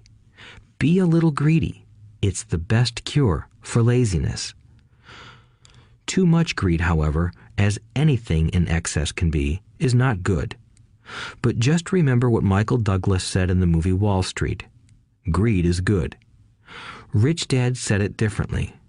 Guilt is worse than greed, for guilt robs the body of its soul. I think Eleanor Roosevelt said it best. Do what you feel in your heart to be right, for you'll be criticized anyway. You'll be damned if you do, and damned if you don't. Overcoming bad habits. Our lives are a reflection of our habits more than our education. After seeing the movie Conan the Barbarian, starring Arnold Schwarzenegger, a friend said, "I'd love to have a body like Schwarzenegger." Most of the guys nodded in agreement. "I even heard he was really puny and skinny at one time," another friend added. "Yeah, I heard that too," another one said. "I heard he has a habit of working out almost every day in the gym." "Yeah, I'll bet he has to." "Nah," said the group's cynic. "I'll bet he was born that way. Besides, let's stop talking about Arnold and get some beers." This is an example of habits controlling behavior. I remember asking my rich dad about the habits of the rich. Instead of answering me outright, he wanted me to learn through example, as usual. "When does your dad pay his bills?" Rich Dad asked. "The first of the month," I said. "Does he have anything left over?" he asked. "Very little," I said. "That's the main reason he struggles," said Rich Dad. "He has bad habits. Your dad pays everyone else first. He pays himself last, but only if he has anything left over." "Which he usually doesn't," I said. "But he has to pay his bills, doesn't he? You're saying he shouldn't pay his bills?" "Of course not," said Rich Dad. "I firmly believe in paying my bills on time. I just pay myself first, before I pay even the government." "But what happens if you don't have enough money?" I asked. "What do you do then?" "The same," said Rich Dad.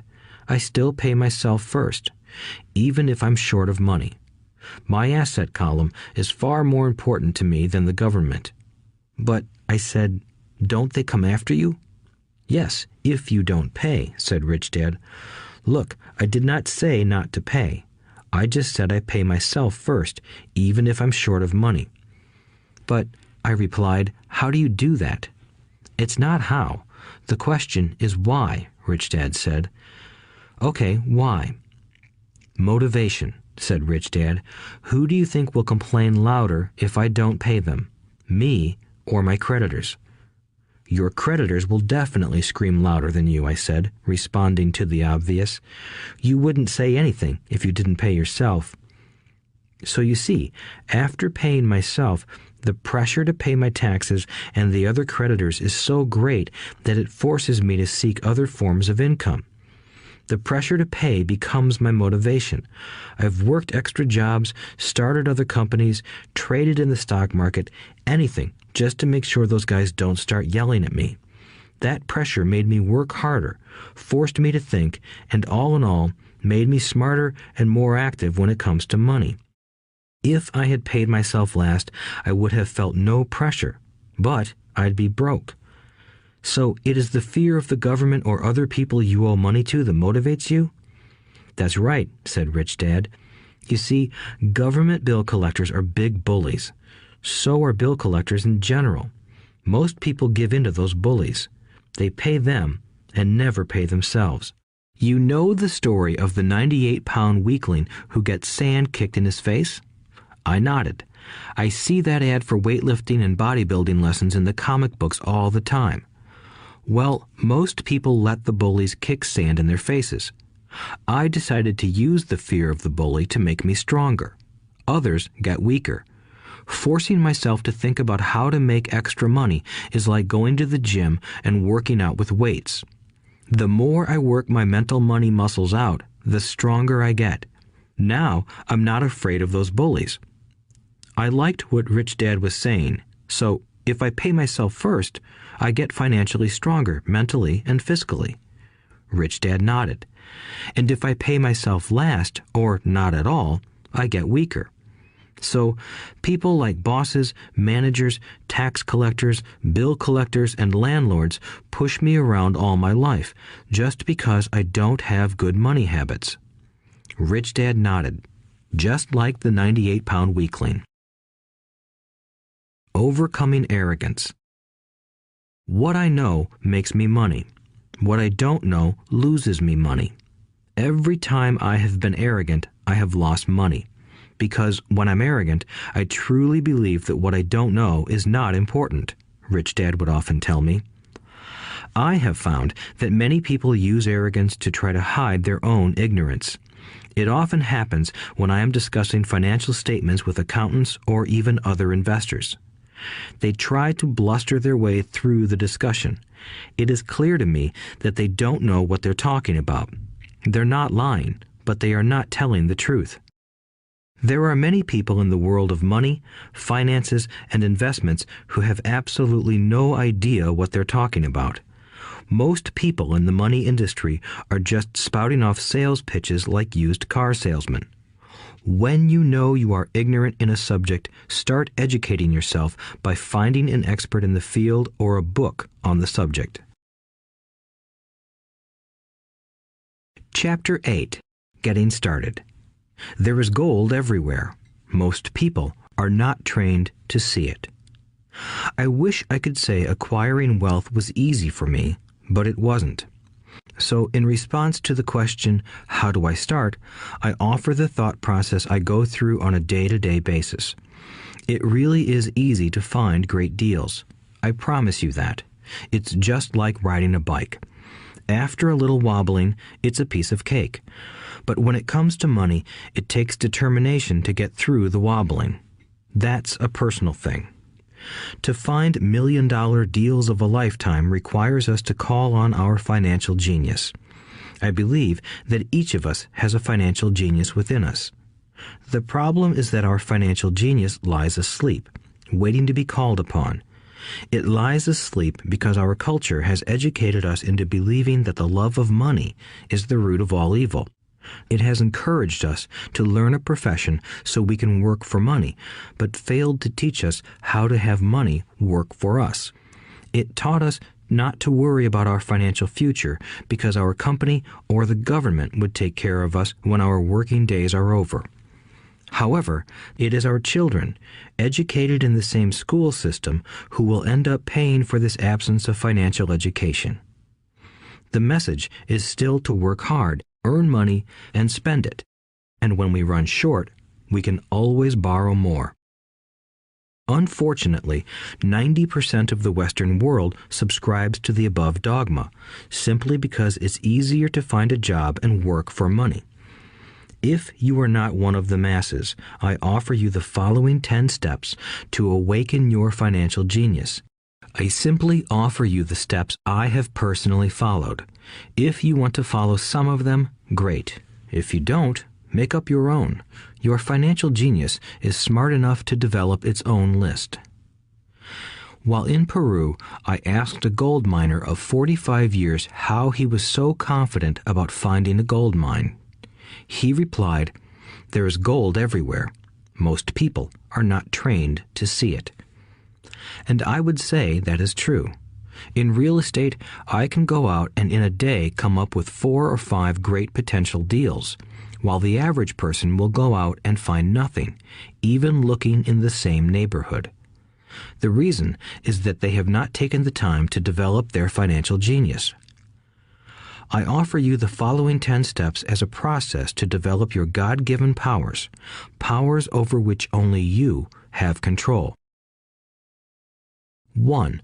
Find a reason greater than reality, the power of spirit.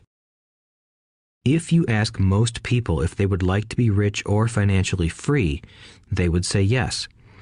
But then reality sets in. The road seems too long with too many hills to climb. It's easier to just work for money and hand the excess over to your broker. I once met a young woman who had dreams of swimming for the U.S. Olympic team. The reality was that she had to get up every morning at 4 o'clock to swim for 3 hours before going to school. She did not party with her friends on Saturday night. She had to study and keep her grades up, just like everyone else. When I asked her what fueled her superhuman ambition and sacrifice, she simply said, "I do it for myself and the people I love.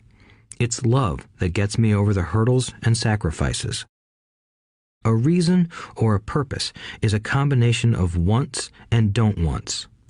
When people ask me what my reason for wanting to be rich is, I tell them that it is a combination of deep emotional wants and don't wants.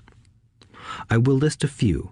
First, the don't wants, for they create the wants. I don't want to work all my life. I don't want what my parents aspired for, which was job security and a house in the suburbs. I don't like being an employee. I hated that my dad always missed my football games because he was so busy working on his career. I hated it when my dad worked hard all his life and the government took most of what he worked for at his death. He could not even pass on what he worked so hard for when he died. The rich don't do that. They work hard and pass it on to their children. Now, the wants. I want to be free to travel the world and live in the lifestyle I love. I want to be young when I do this. I want to simply be free. I want control over my time and my life. I want money to work for me. Those are my deep-seated emotional reasons.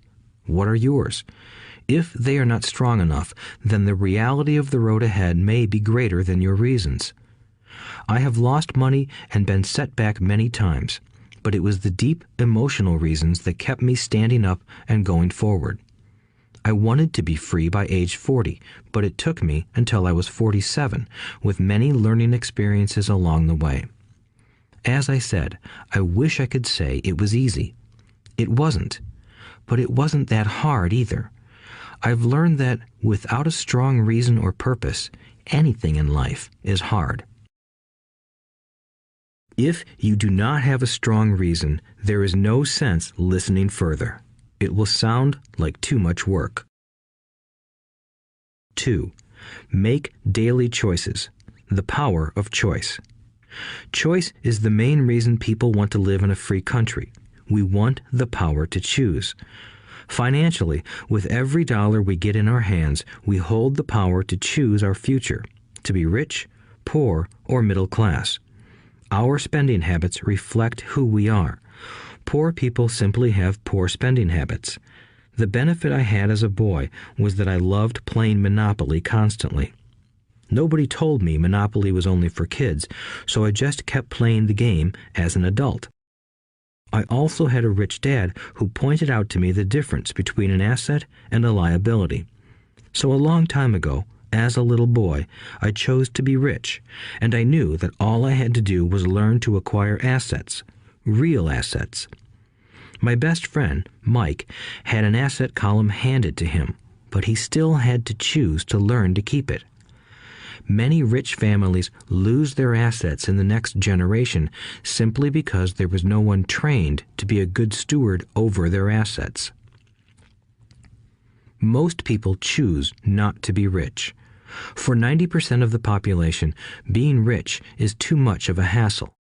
So they invent sayings that go, "I'm not interested in money. I'll never be rich. I don't have to worry. I'm still young. When I make some money, then I'll think about my future." My husband or wife handles the finances. The problem with those statements is that they rob the person who chooses to think such thoughts of two things. One is time, which is your most precious asset. The second is learning. Having no money should not be an excuse to not learn, but that is a choice we all make daily. The choice of what we do with our time, our money, and what we put in our heads. That is the power of choice. All of us have choice.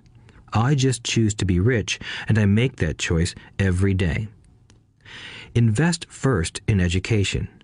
In reality, the only real asset you have is your mind, the most powerful tool we have dominion over. Each of us has the choice of what we put in our brain once we're old enough.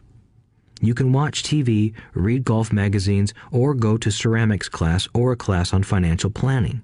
You choose. Most people simply buy investments rather than first investing in learning about investing. A friend of mine recently had her apartment burglarized. The thieves took her electronics and left all the books. And we all have that same choice. 90% of the population buys TV sets, and only about 10% buy business books. So what do? I go to seminars. I like it when they are at least 2 days long because I like to immerse myself in a subject. In 1973, I was watching this guy on TV who was advertising a 3-day seminar on how to buy real estate for nothing down. I spent $385, and that course has made me at least $2 million, if not more. But more importantly, it bought me life. I don't have to work for the rest of my life because of that one course. I go to at least 2 such courses every year. I love CDs and audiobooks. The reason? I can easily review what I just heard. I was listening to an investor say something I completely disagreed with. Instead of becoming arrogant and critical, I simply listened to that 5-minute stretch at least 20 times, maybe more. But suddenly, by keeping my mind open, I understood why he said what he said. It was like magic. I felt like I had a window into the mind of one of the greatest investors of our time. I gained tremendous insight into the vast resources of his education and experience. The net result? I still have the old way I used to think, and I now have a new way of looking at the same problem or situation. I have 2 ways to analyze a problem or trend, and that is priceless. Today, I often say, how would Donald Trump do this, or Warren Buffett, or George Soros? The only way I can access their vast mental power is to be humble enough to read or listen to what they have to say. Arrogant or critical people are often people with low self-esteem who are afraid of taking risks.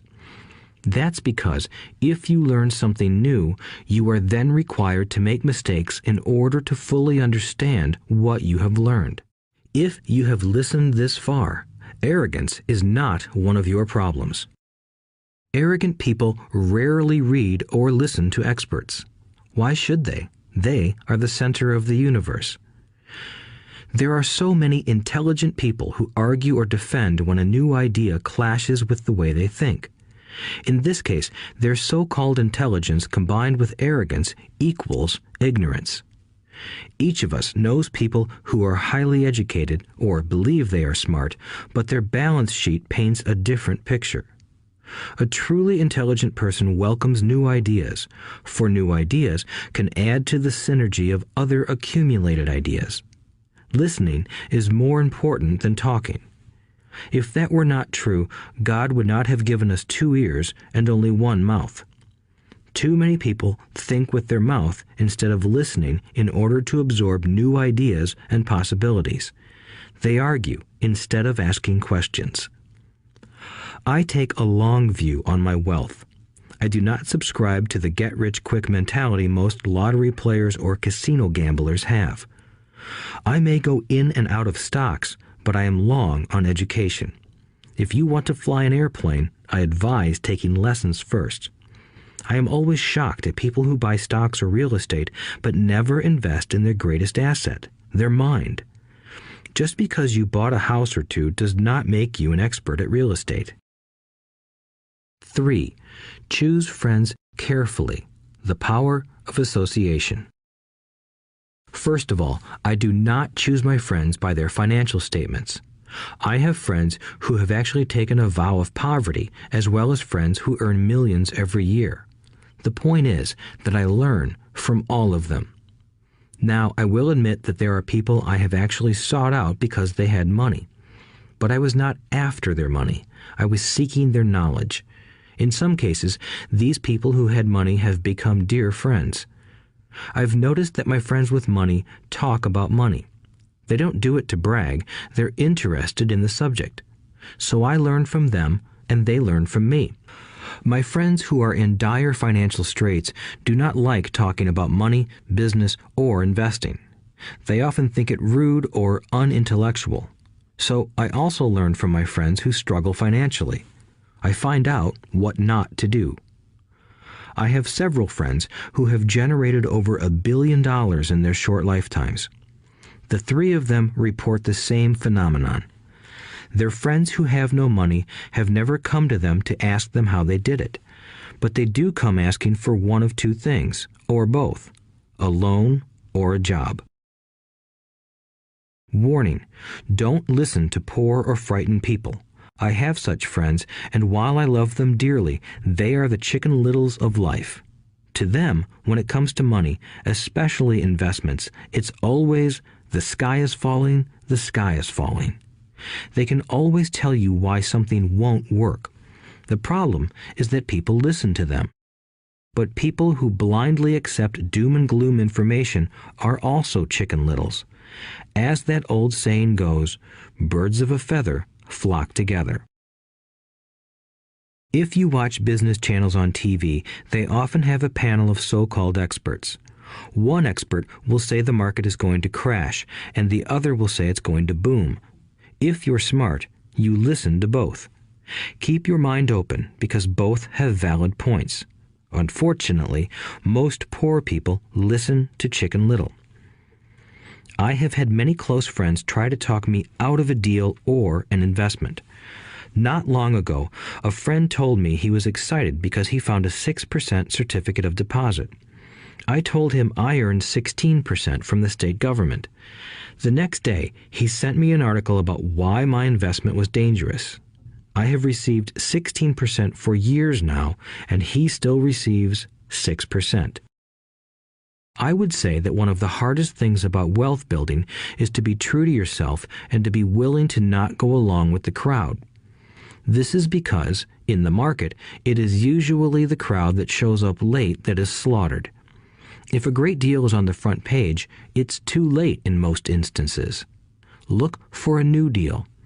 As we used to say as surfers, there is always another wave. People who hurry and catch a wave late usually are the ones who wipe out. Smart investors don't time the markets.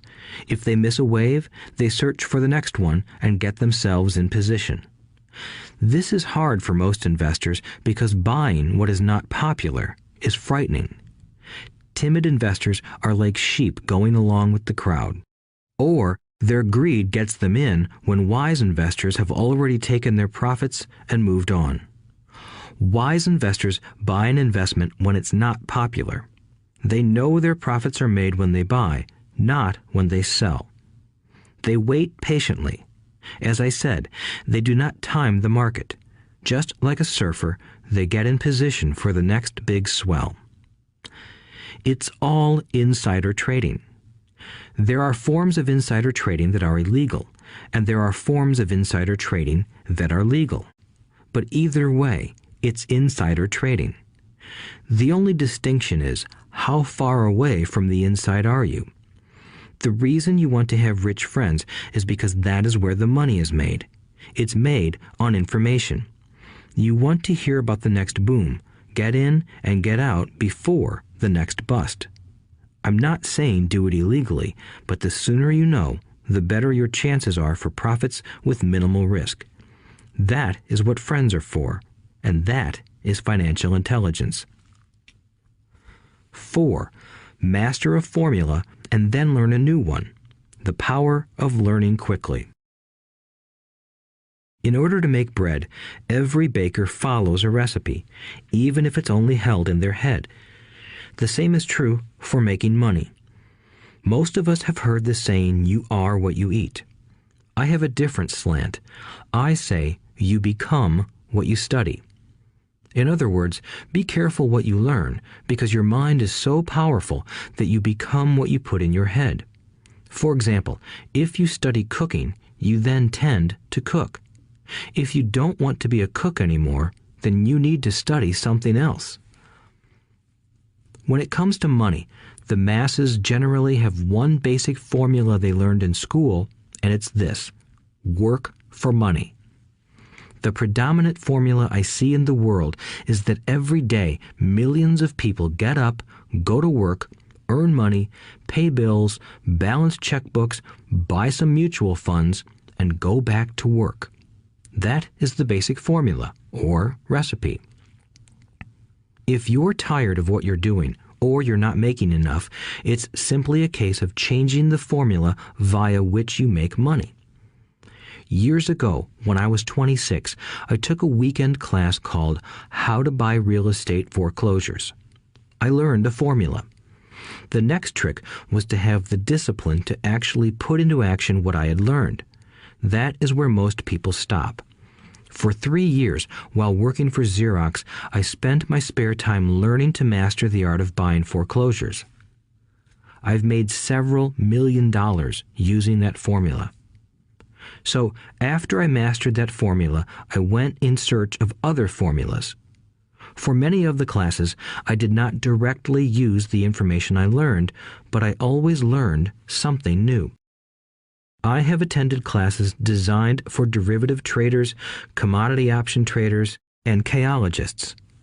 I was way out of my league, being in a room full of people with doctorates in nuclear physics and space science.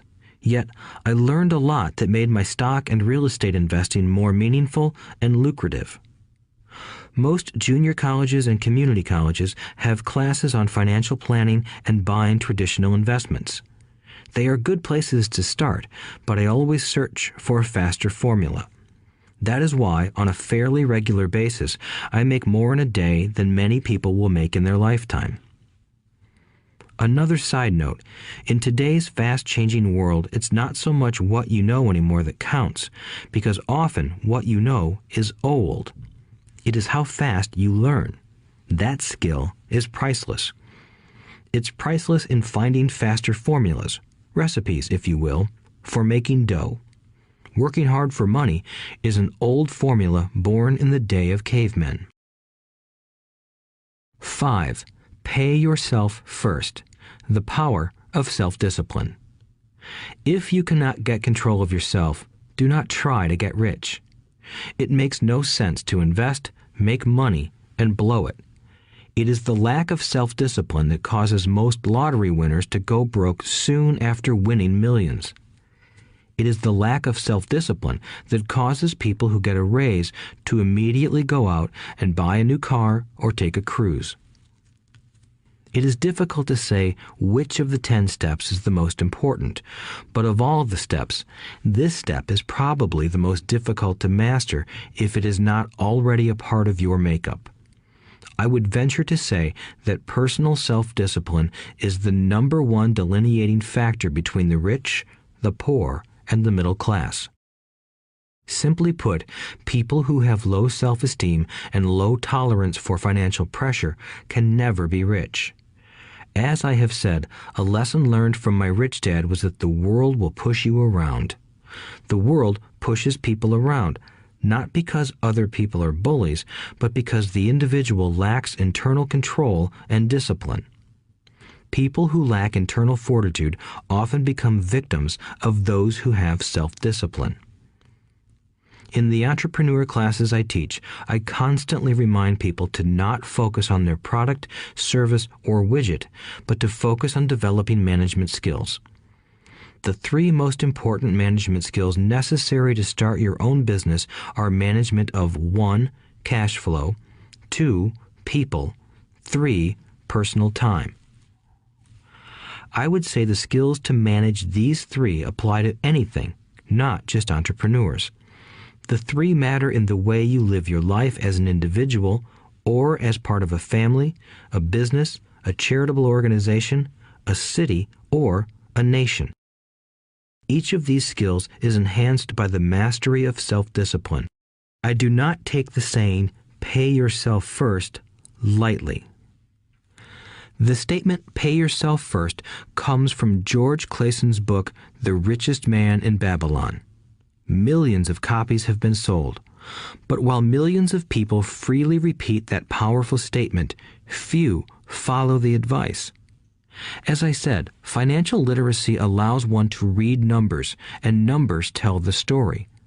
By looking at a person's income statement and balance sheet, I can readily see if people who spout the words, "pay yourself first," actually practice what they preach. In reality, each month, many allocate money to their asset column before they pay their monthly expenses. Although millions of people have read Clayson's book and understand the words, "pay yourself first," in reality, they pay themselves last. Now, I can hear the howls from those of you who sincerely believe in paying your bills first, and I can hear all the responsible people who pay their bills on time. I am not saying be irresponsible and not pay your bills. All I am saying is do what the book says, which is pay yourself first.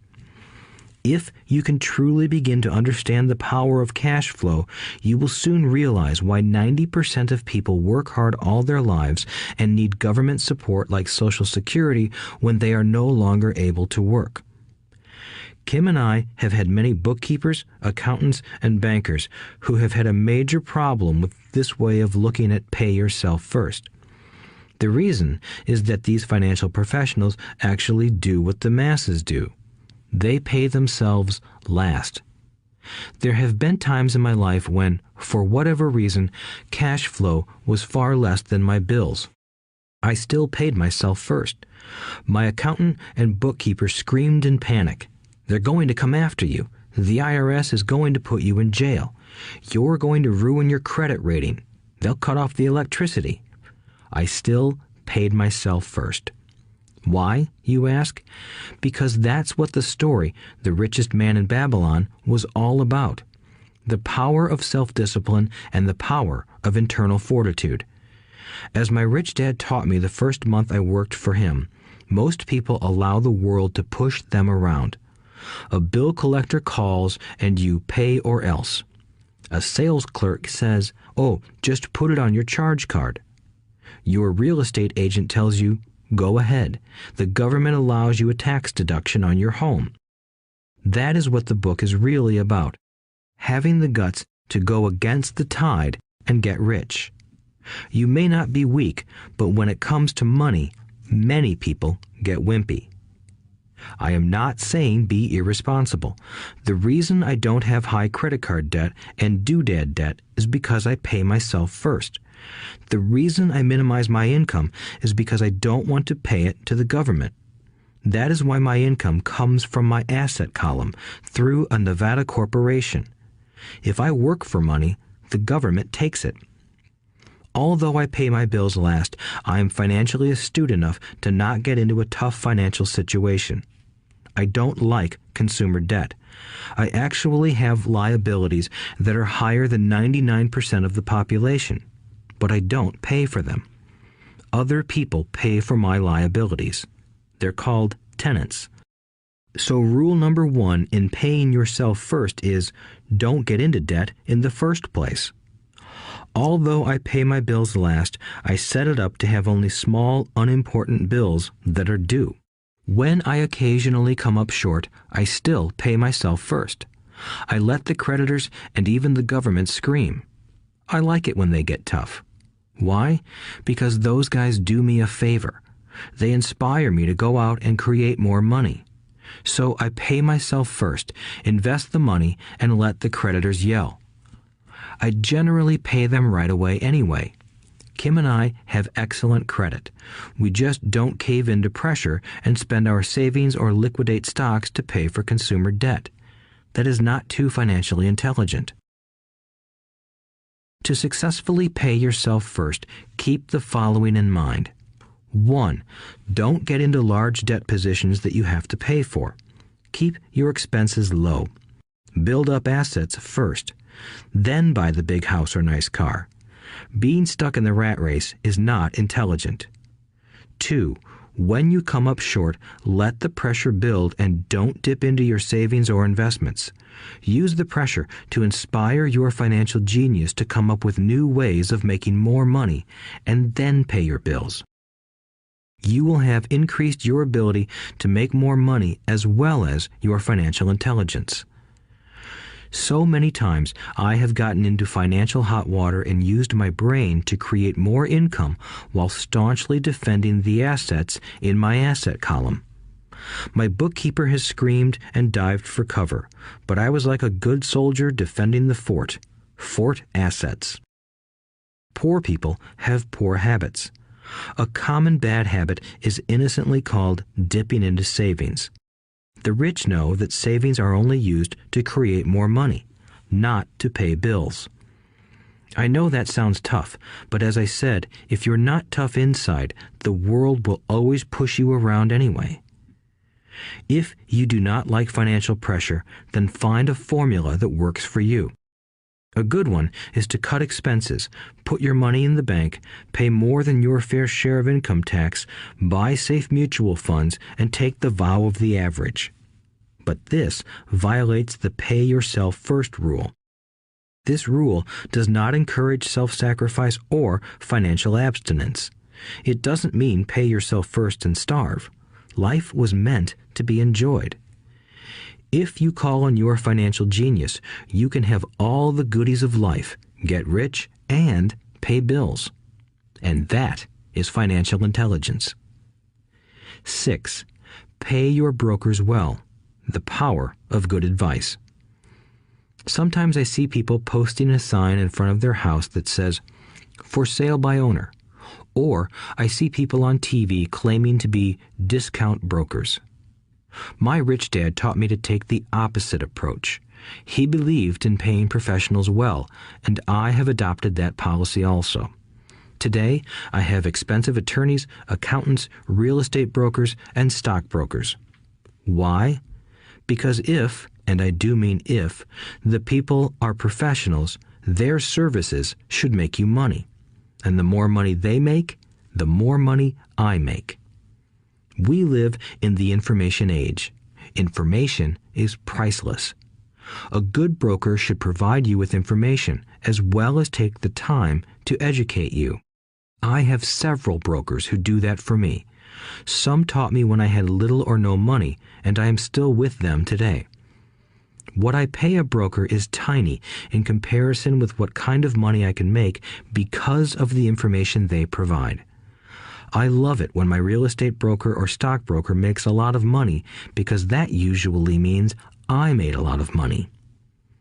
A good broker saves me time in addition to making me money. Like when I bought the vacant land for $9,000 and sold it immediately for over $25,000 so I could buy my Porsche quicker. A broker is my eyes and ears in the market. They're there every day, so I do not have to be. I'd rather play golf. People who sell their house on their own must not value their time much. Why would I want to save a few bucks when I could use that time to make more money or spend it with those I love? What I find funny is that so many poor and middle-class people insist on tipping restaurant help 15 to 20%, even for bad service, but complain about paying a broker 3 to 7%. They enjoy tipping people in the expense column and stiffing people in the asset column. That is not financially intelligent. Keep in mind that not all brokers are created equal. Unfortunately, most brokers are only salespeople. They sell, but they themselves own little or no real estate. There is a tremendous difference between a broker who sells houses and a broker who sells investments. The same is true for stock, bond, mutual fund, and insurance, brokers who call themselves financial planners. When I interview any paid professional, I first find out how much property or stocks they personally own and what percentage they pay in taxes. And that applies to my tax attorney as well as my accountant. I have an accountant who minds his own business. His profession is accounting, but his business is real estate. I used to have an accountant who was a small business accountant, but he had no real estate. I switched because we did not love the same business. Find a broker who has your best interests at heart. Many brokers will spend the time educating you, and they could be the best asset you find. Just be fair, and most of them will be fair to you. If all you can think about is cutting their commissions, then why should they want to help you? It's just simple logic. As I said earlier, one of the management skills is the management of people. Many people only manage people they feel smarter than and they have power over. Many middle managers remain middle managers, failing to get promoted because they know how to work with people below them, but not with people above them. The real skill is to manage and reward the people who are smarter than you in some technical area. That is why companies have a board of directors. You should have one too. That is financial intelligence. 7. Be an Indian giver. The power of getting something for nothing. When the first European settlers came to America, they were taken aback by a cultural practice some American Indians had. For example, if a settler was cold, the Indian would give the person a blanket. Mistaking it for a gift, the settler was often offended when the Indian asked for it back. The Indians also got upset when they realized that settlers did not want to give it back. That is where the term Indian giver came from, a simple cultural misunderstanding. In the world of the asset column, being an Indian giver is vital to wealth. The sophisticated investor's first question is, how fast do I get my money back? They also want to know what they get for free, also called a piece of the action. That is why the ROI, or return on investment, is so important. For example, I found a small condominium that was in foreclosure a few blocks from where I lived. The bank wanted $60,000 and I submitted a bid for $50,000, which they took simply because, along with my bid, was a cashier's check for $50,000. They realized I was serious. Most investors would say, "Aren't you tying up a lot of cash? Would it not be better to get a loan on it?" The answer is, not in this case. My investment company uses this condominium as a vacation rental in the winter months when the snowbirds come to Arizona.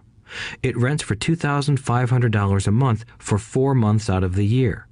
For rental during the off-season, it rents for only $1,000 a month.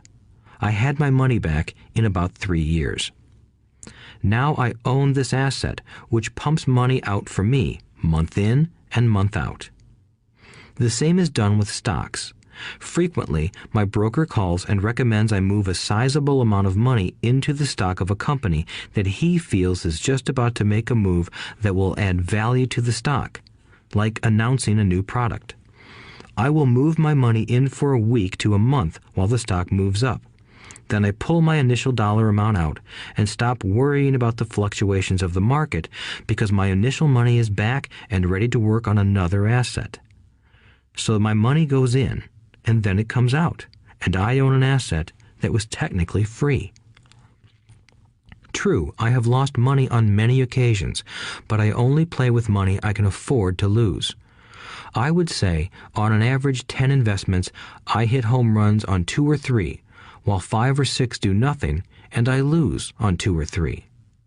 But I limit my losses to only the money I have in at that time. People who hate risk put their money in the bank. In the long run, safe savings are better than no savings. But it takes a long time to get your money back, and, in most instances, you don't get anything for free with it. On every one of my investments, there must be an upside, something for free, like a condominium, a mini storage, a piece of free land, a house, stock shares, or an office building. and there must be limited risk or a low-risk idea. There are books devoted entirely to this subject, so I will not talk about it here. Ray Kroc of McDonald's fame sold hamburger franchises, not because he loved hamburgers, but because he wanted the real estate under the franchise for free. So wise investors must look at more than ROI. They look at the assets they get for free once they get their money back. That is financial intelligence. 8. Use assets to buy luxuries. The power of focus. A friend's child has been developing a nasty habit of burning a hole in his pocket. Just 16, he wanted his own car. The excuse? All his friends' parents gave their kids cars. The child wanted to go into his savings and use it for a down payment. That was when his father called me and then came to see me. Do you think I should let him do it, or should I just buy him a car? I answered, it might relieve the pressure in the short term, but what have you taught him in the long term? Can you use this desire to own a car and inspire your son to learn something? Suddenly, the lights went on and he hurried home. 2 months later, I ran into my friend again. Does your son have his new car? I asked. No, he doesn't, but I gave him $3,000 for the car. I told him to use my money instead of his college money. Well, that's generous of you, I said. Not really. The money came with a hitch. So what was the hitch? I asked. Well, first we played your cash flow game. We then had a long discussion about the wise use of money. After that, I gave him a subscription to the Wall Street Journal and a few books on the stock market. Then what? I asked. What was the catch? I told him that $3,000 was his, but he could not directly buy a car with it. He could use it to find a stockbroker and buy and sell stocks. Once he had made $6,000 with the $3,000, the money would be his for the car, and the $3,000 would go into his college fund. And what are the results? I asked. Well, he got lucky early in his trading, but lost everything a few days later. Then he really got interested. Today, I would say he is down $2,000, but his interest is up. He has read all the books I bought him, and he's gone to the library to get more. He reads the Wall Street Journal voraciously, watching for indicators. He's only got $1,000 left, but his interest and learning are sky high. He knows that if he loses that money, he walks for 2 more years. But he does not seem to care. He even seems uninterested in getting a car because he's found a game that is more fun. What happens if he loses all the money? I asked. We'll cross that bridge when we get to it. I'd rather have him lose everything now than wait till he's our age to risk losing everything. And besides, that is the best $3,000 I've ever spent on his education. What he is learning will serve him for life, and he seems to have gained a new respect for the power of money. As I said earlier, if a person cannot master the power of self-discipline, it is best not to try to get rich. I say this because although the process of developing cash flow from an asset column is easy in theory, what's hard is the mental fortitude to direct money to the correct use. Due to external temptations, it is much easier in today's consumer world to simply blow money out the expense column. With weak mental fortitude, that money flows into the paths of least resistance. That is the cause of poverty and financial struggle. The following example illustrates the financial intelligence needed to direct money to make more money. If we give 100 people $10,000 at the start of the year, I believe that at the end of the year, 80 would have nothing left. In fact, many would have created greater debt by making a down payment on a new car, refrigerator, electronics, or a holiday. 16 would have increased that $10,000 by 5 to 10%. 4 would have increased it to $20,000 or into the millions. We go to school to learn a profession so we can work for money. It is my opinion that it's just as important to learn how to have money work for you. I love my luxuries as much as anyone else.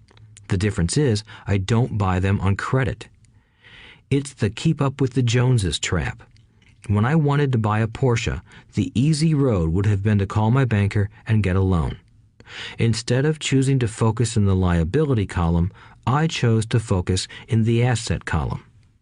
As a habit, I use my desire to consume to inspire and motivate my financial genius to invest. Too often today, we focus on borrowing money to get the things we want instead of focusing on creating money. One is easier in the short term, but harder in the long term. It's a bad habit that we as individuals and as a nation have gotten into. Remember, the easy road often becomes hard, and the hard road often becomes easy. The earlier you can train yourself and those you love to be masters of money, the better. Money is a powerful force. Unfortunately, people use the power of money against themselves. If your financial intelligence is low, money will run all over you. It will be smarter than you. If money is smarter than you, you will work for it all your life. To be the master of money, you need to be smarter than it. Then money will do as it is told. It will obey you. Instead of being a slave to it, you will be the master of it. That is financial intelligence. 9. Choose heroes. The power of myth. When I was a kid, I greatly admired Willie Mays, Hank Aaron, and Yogi Berra. They were my heroes, and I wanted to be just like them. I treasured their baseball cards. I knew their stats, the RBIs, the ERAs, their batting averages, how much they got paid, and how they came up from the minor leagues. As a 9-year-old kid, when I stepped up to bat or played first base or catcher, I wasn't me. I pretended I was a famous baseball player. It's one of the most powerful ways we learn, and we often lose that as adults. We lose our heroes. Today, I watch young kids playing basketball near my home. On the court, they're not little Johnny. They're pretending to be their favorite basketball hero. Copying or emulating heroes is true power learning. I have new heroes as I grow older. I have golf heroes, and I copy their swings and do my best to read everything I can about them. I also have heroes such as Donald Trump, Warren Buffett, Peter Lynch, George Soros, and Jim Rogers. I know their stats just like I knew the ERAs and RBIs of my childhood baseball heroes. I follow what Warren Buffett invests in, and I read anything I can about his point of view on the market and how he chooses stocks. And I read about Donald Trump, trying to find out how he negotiates and puts deals together. Just as I was not me when I was up to bat, when I'm in the market or I'm negotiating a deal, I am subconsciously acting with the bravado of Trump. Or, when analyzing a trend, I look at it as though Warren Buffett were doing it. By having heroes, we tap into a tremendous source of raw genius. But heroes do more than simply inspire us. Heroes make things look easy. Making it look easy convinces us to want to be just like them. If they can do it, so can I. When it comes to investing, too many people make it sound hard. Instead, find heroes who make it look easy. 10. Teach and you shall receive. The power of giving. Both of my dads were teachers. My rich dad taught me a lesson I have carried all my life, the necessity of being charitable or giving. My educated dad gave a lot of his time and knowledge, but almost never gave away money. He usually said that he would give when he had some extra money, but of course, there was rarely any extra. My rich dad gave money as well as education. He believed firmly in tithing. If you want something, you first need to give, he would always say. When he was short of money, he gave money to his church or to his favorite charity. If I could leave one single idea with you, it is that idea. Whenever you feel short or in need of something, give what you want first, and it will come back in buckets. That is true for money, a smile, love, or friendship. I know it is often the last thing a person may want to do, but it has always worked for me. I trust that the principle of reciprocity is true, and I give what I want. I want money, so I give money, and it comes back in multiples. I want sales, so I help someone else sell something, and sales come to me. I want contacts, and I help someone else get contacts. Like magic, contacts come to me. I heard a saying years ago that went, "God does not need to receive, but humans need to give." My rich dad would often say, poor people are more greedy than rich people. He would explain that if a person was rich, that person was providing something that other people wanted. In my life, whenever I have felt needy or short of money or short of help, I simply went out or found in my heart what I wanted and decided to give it first. And when I gave, it always came back. It reminds me of the story of the guy sitting with firewood in his arms on a cold, freezing night. He is yelling at the pot-bellied stove, "When you give me some heat, then I'll put some wood in you." And when it comes to money, love, happiness, sales, and contacts, all one needs to remember is to give first. Often, just the process of thinking of what I want and how I could give that to someone else breaks free a torrent of bounty. Whenever I feel that people aren't smiling at me, I simply begin smiling and saying hello. Like magic, the next thing I know, I'm surrounded by smiling people. It is true that your world is only a mirror of you. So that's why I say, teach and you shall receive. I have found that the more I teach those who want to learn, the more I learn. If you want to learn about money, teach it to someone else. A torrent of new ideas and finer distinctions will come in. There are times when I have given and nothing has come back, or what I have received is not what I wanted. But upon closer inspection and soul-searching, I was often giving to receive in those instances, instead of giving for the joy that giving itself brings. My dad taught teachers, and he became a master teacher. My rich dad always taught young people his way of doing business. In retrospect, it was their generosity with what they knew that made them smarter. There are powers in this world that are much smarter than we are. You can get there on your own, but it's easier with the help of the powers that be. You only need to be generous with what you have. Chapter 9. Still want more? Here are some to-dos. Many people may not be satisfied with my 10 steps. They see them more as philosophies than actions. I think understanding the philosophy is just as important as the action. There are many people who want to do instead of think, and then there are people who think but do not do. I would say that I am both. I love new ideas, and I love action. So for those who want a to-do list on how to get started, I will share with you some of the things I do in abbreviated form. Stop doing what you're doing.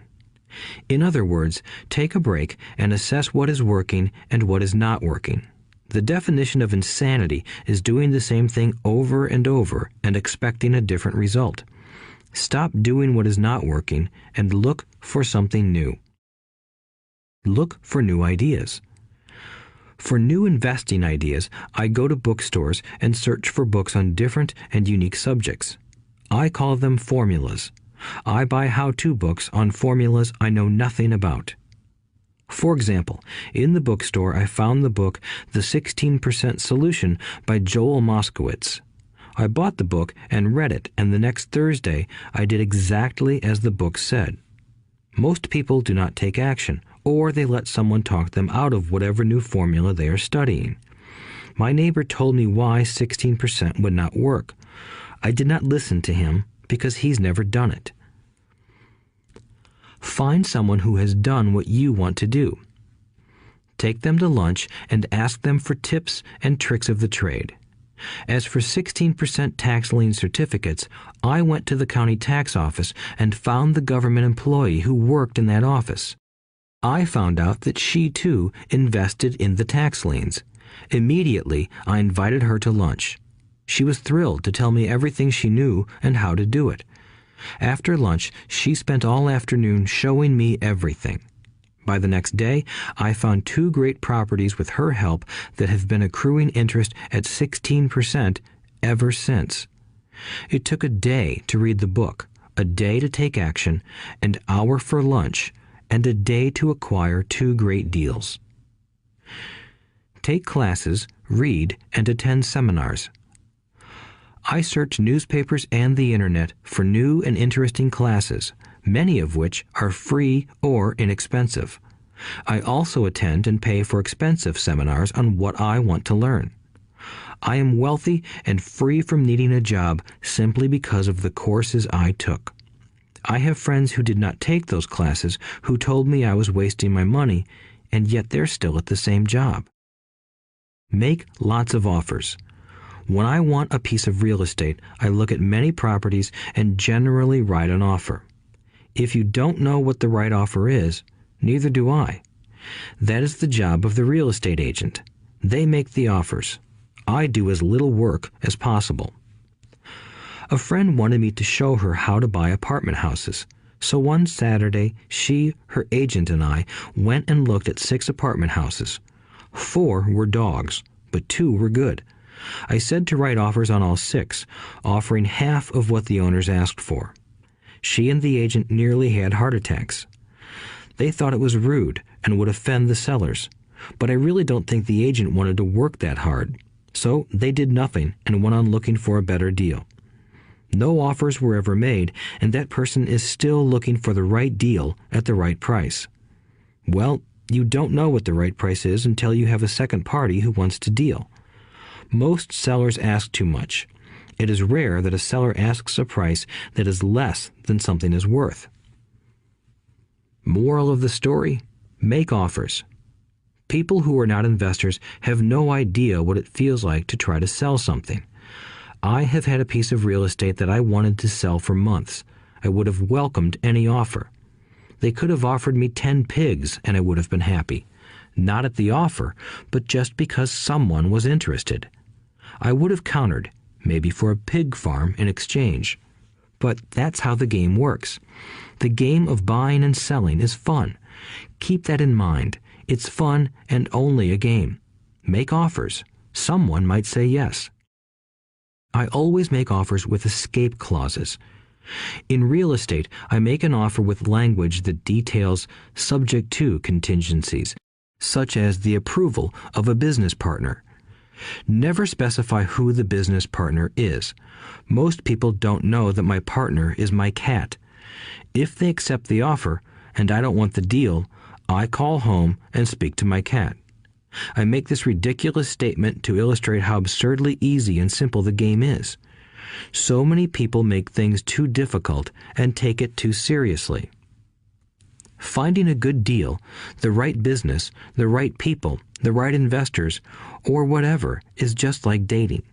You must go to the market and talk to a lot of people, make a lot of offers, counter-offers, negotiate, reject, and accept.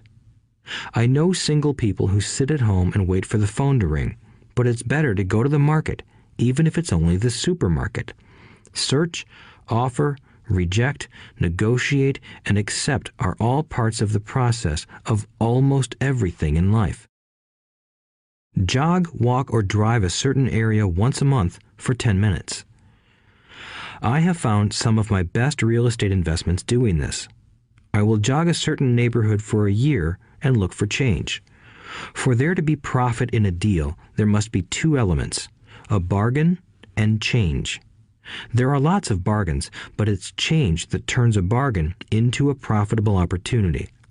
So when I jog a neighborhood I might like to invest in. It is the repetition that causes me to notice slight differences. I notice real estate signs that are up for a long time. That means the seller might be more agreeable to deal. I watch for moving trucks going in or out. I stop and talk to the drivers. I talked to the postal carriers. It's amazing how much information they acquire about an area. I find a bad area, especially an area that the news has scared everyone away from. I drive it for sometimes a year, waiting for signs of something changing for the better. I talk to retailers, especially new ones, and find out why they're moving in. It takes only a few minutes a month, and I do it while doing something else, like exercising or going to and from the store. Shop for bargains in all markets. Consumers will always be poor. When the supermarket has a sale, say on toilet paper, the consumer runs in and stocks up. But when the housing or stock market has a sale, most often called a crash or correction, the same consumer often runs away from it. When the supermarket raises its prices, the consumer shops somewhere else. But when housing or the stock market raises their prices, the same consumer often rushes in and starts buying. Always remember, profits are made in the buying, not in the selling. Look in the right places. A neighbor bought a condominium for $100,000. I bought the identical condo next door for $50,000. He told me he's waiting for the price to go up. I told him that profit is made when you buy, not when you sell. He shopped with a real estate broker who owns no property of her own. I shopped at the foreclosure auction. I paid $500 for a class on how to do this. My neighbor thought that the $500 for a real estate investment class was too expensive. He said he could not afford the money or the time. So he waits for the prices to go up. Look for people who want to buy first, then look for someone who wants to sell. A friend was looking for a certain piece of land. He had the money, but did not have the time. I found a large piece of land, larger than what my friend wanted to buy, tied it up with an option, called my friend, and he said he wanted a piece of it. So I sold the piece to him and then bought the land. I kept the remaining land as mine for free. Moral of the story: buy the pie and cut it in pieces. Most people look for what they can afford, so they look too small. They buy only a piece of the pie, so they end up paying more for less. Small thinkers don't get the big breaks. If you want to get richer, think big. Think big. Retailers love giving volume discounts simply because most business people love big spenders.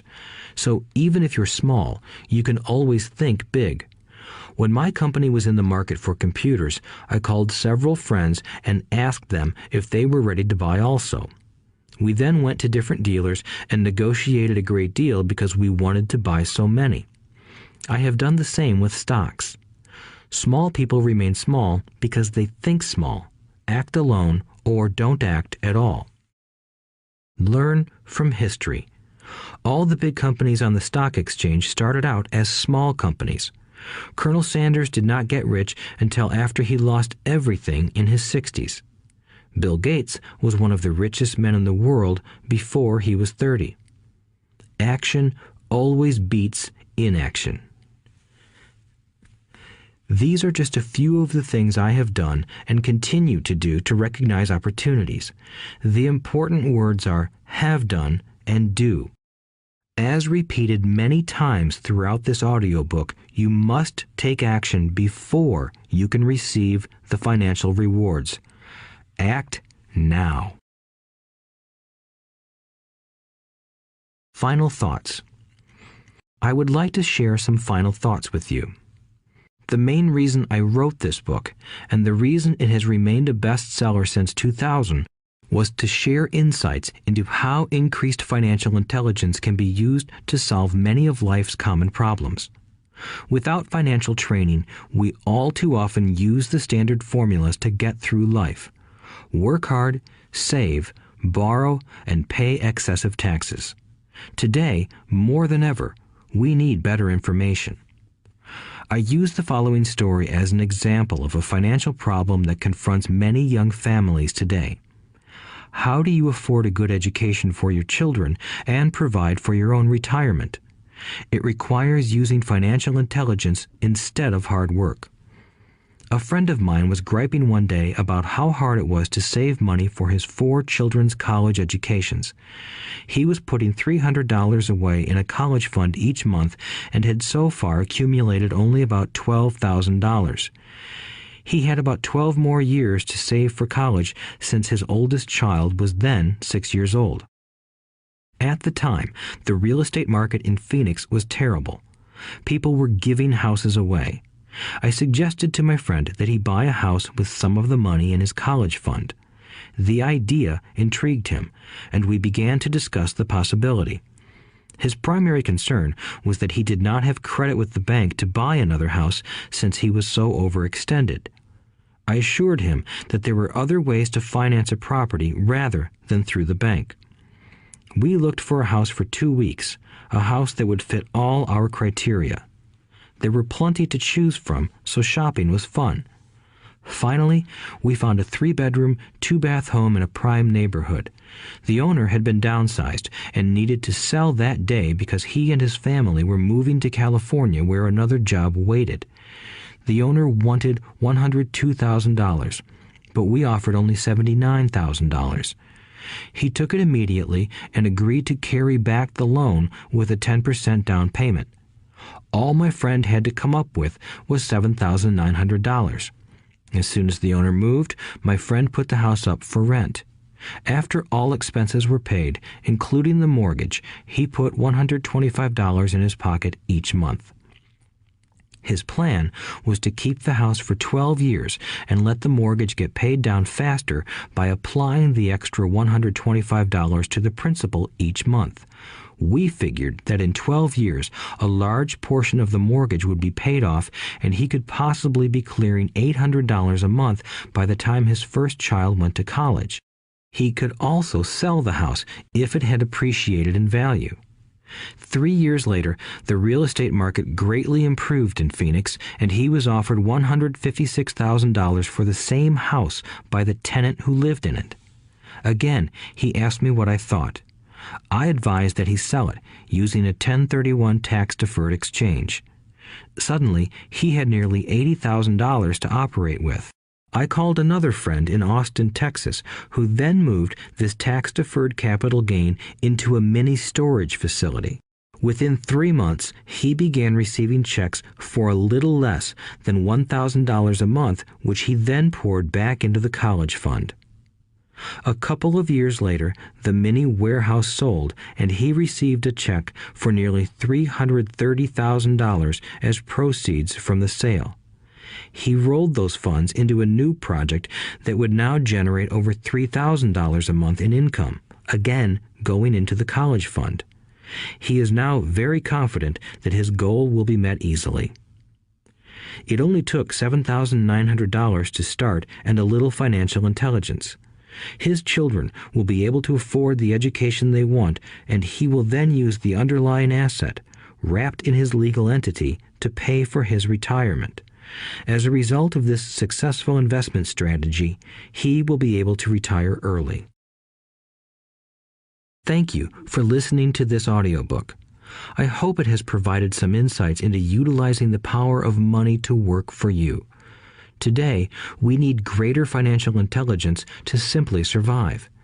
The idea that it takes money to make money is the thinking of financially unsophisticated people. It does not mean that they're not intelligent.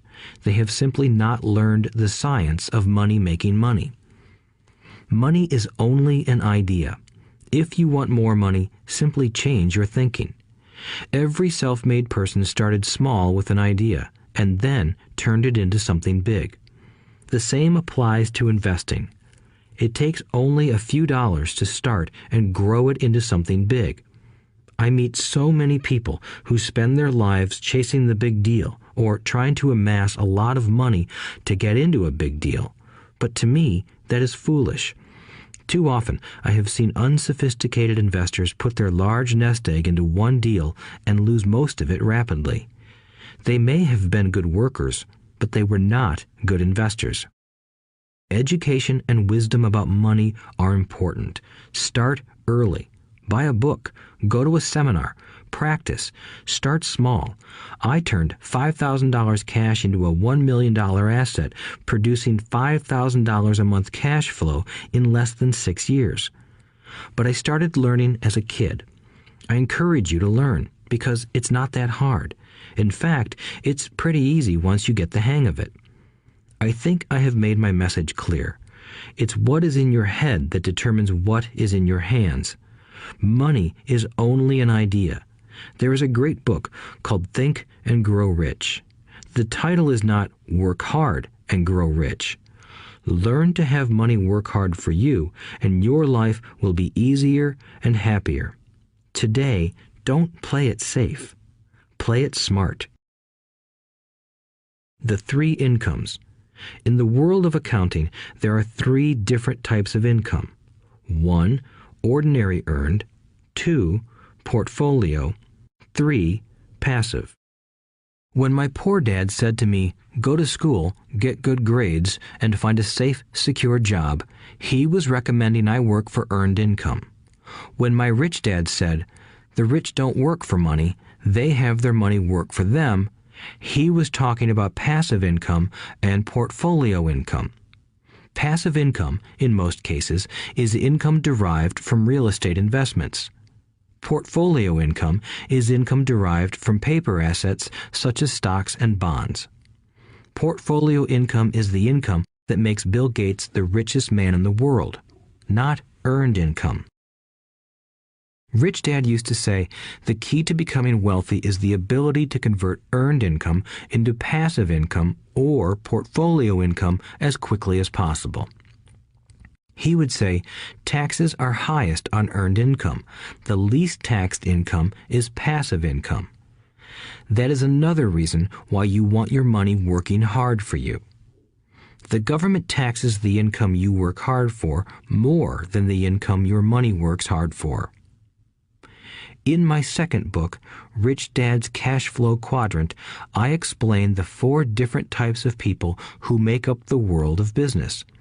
They are E, employee, S, self-employed, B, business owner, and I, investor. Most people go to school to learn to be an E or an S. The cash flow quadrant is written about the core differences of these 4 types and how people can change their quadrant. In fact, most of our products are created for people in the B and I quadrants. In Rich Dad's Guide to Investing, book number 3 in the Rich Dad series, I go into more detail on the importance of converting earned income into passive and portfolio income. Rich Dad used to say, all a real investor does is convert earned income into passive and portfolio income. If you know what you're doing, investing is not risky. It's just common sense. The key to financial freedom. The key to financial freedom and great wealth is a person's ability to convert earned income into passive and/or portfolio income. My rich dad spent a lot of time teaching Mike and me this skill. Having this ability is the reason my wife Kim and I are financially free, never needing to work again. We continue to work because we choose to. Today, we own a real estate investment company for passive income and participate in private placements and initial public offerings of stock for portfolio income. We also went back to work to build a financial education company so that we can continue to create and publish books and games. All of our educational products are created to teach the same skills my rich dad taught me, the skills of converting earned income into passive and portfolio income. The games we create are important because they teach what books cannot teach. For example, you would never learn to ride a bicycle by only reading a book. Our cash flow games for adults and cash flow for kids game are designed to teach players the basic investment skills of converting earned income into passive and portfolio income. They also teach the principles of accounting and financial literacy. These games are the only educational products in the world that teach people all of these skills simultaneously.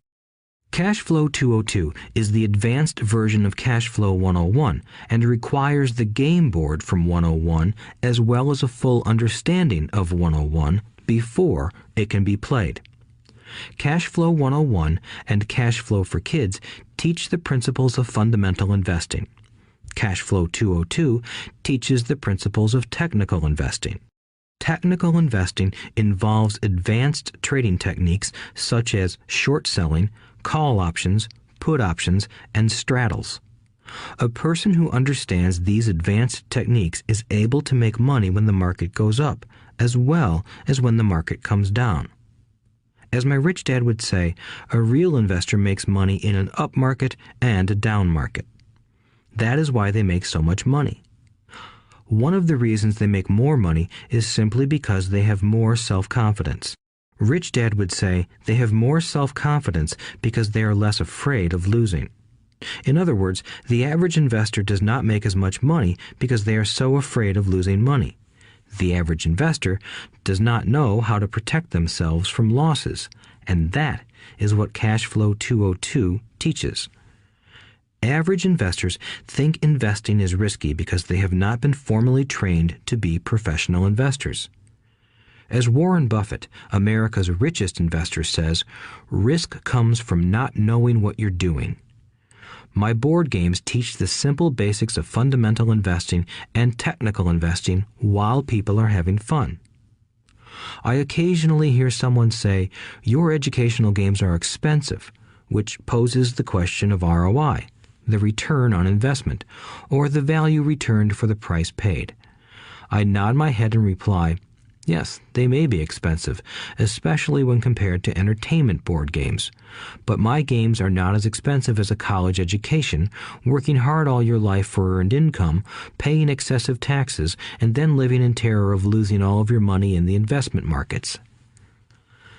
When someone walks away mumbling about the price, I can hear my rich dad saying, if you want to be rich, you must know what kind of income to work hard for, how to keep it, and how to protect it from loss.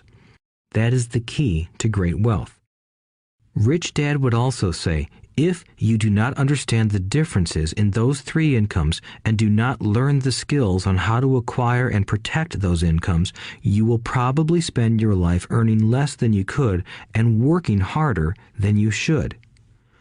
My poor dad thought a good education, a good job, and years of hard work were all you needed to be successful.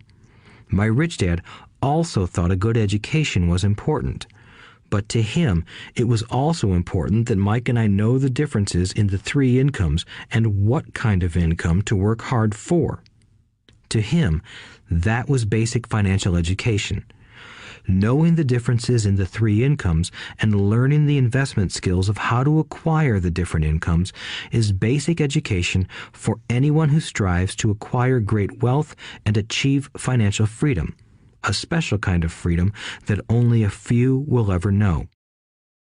As Rich Dad states in lesson number 1, the rich do not work for money. They know how to have money work hard for them. Rich Dad said, earned income is money you work for, and passive and portfolio income is money working for you. Knowing that little difference has been significant in my life. Or, as Robert Frost ends his poem, and that has made all the difference. Take action. All of you were given two great gifts, your mind and your time. It is up to you to do what you please with both. With each dollar bill that enters your hand, you and only you have the power to determine your destiny. Spend it foolishly, and you choose to be poor. Spend it on liabilities, and you join the middle class. Invest it in your mind and learn how to acquire assets, and you will be choosing wealth as your goal and your future. The choice is yours, and only yours. Every day, with every dollar, you decide to be rich, poor, or middle class. Choose to share this knowledge with your children, and you choose to prepare them for the world that awaits. No one else will.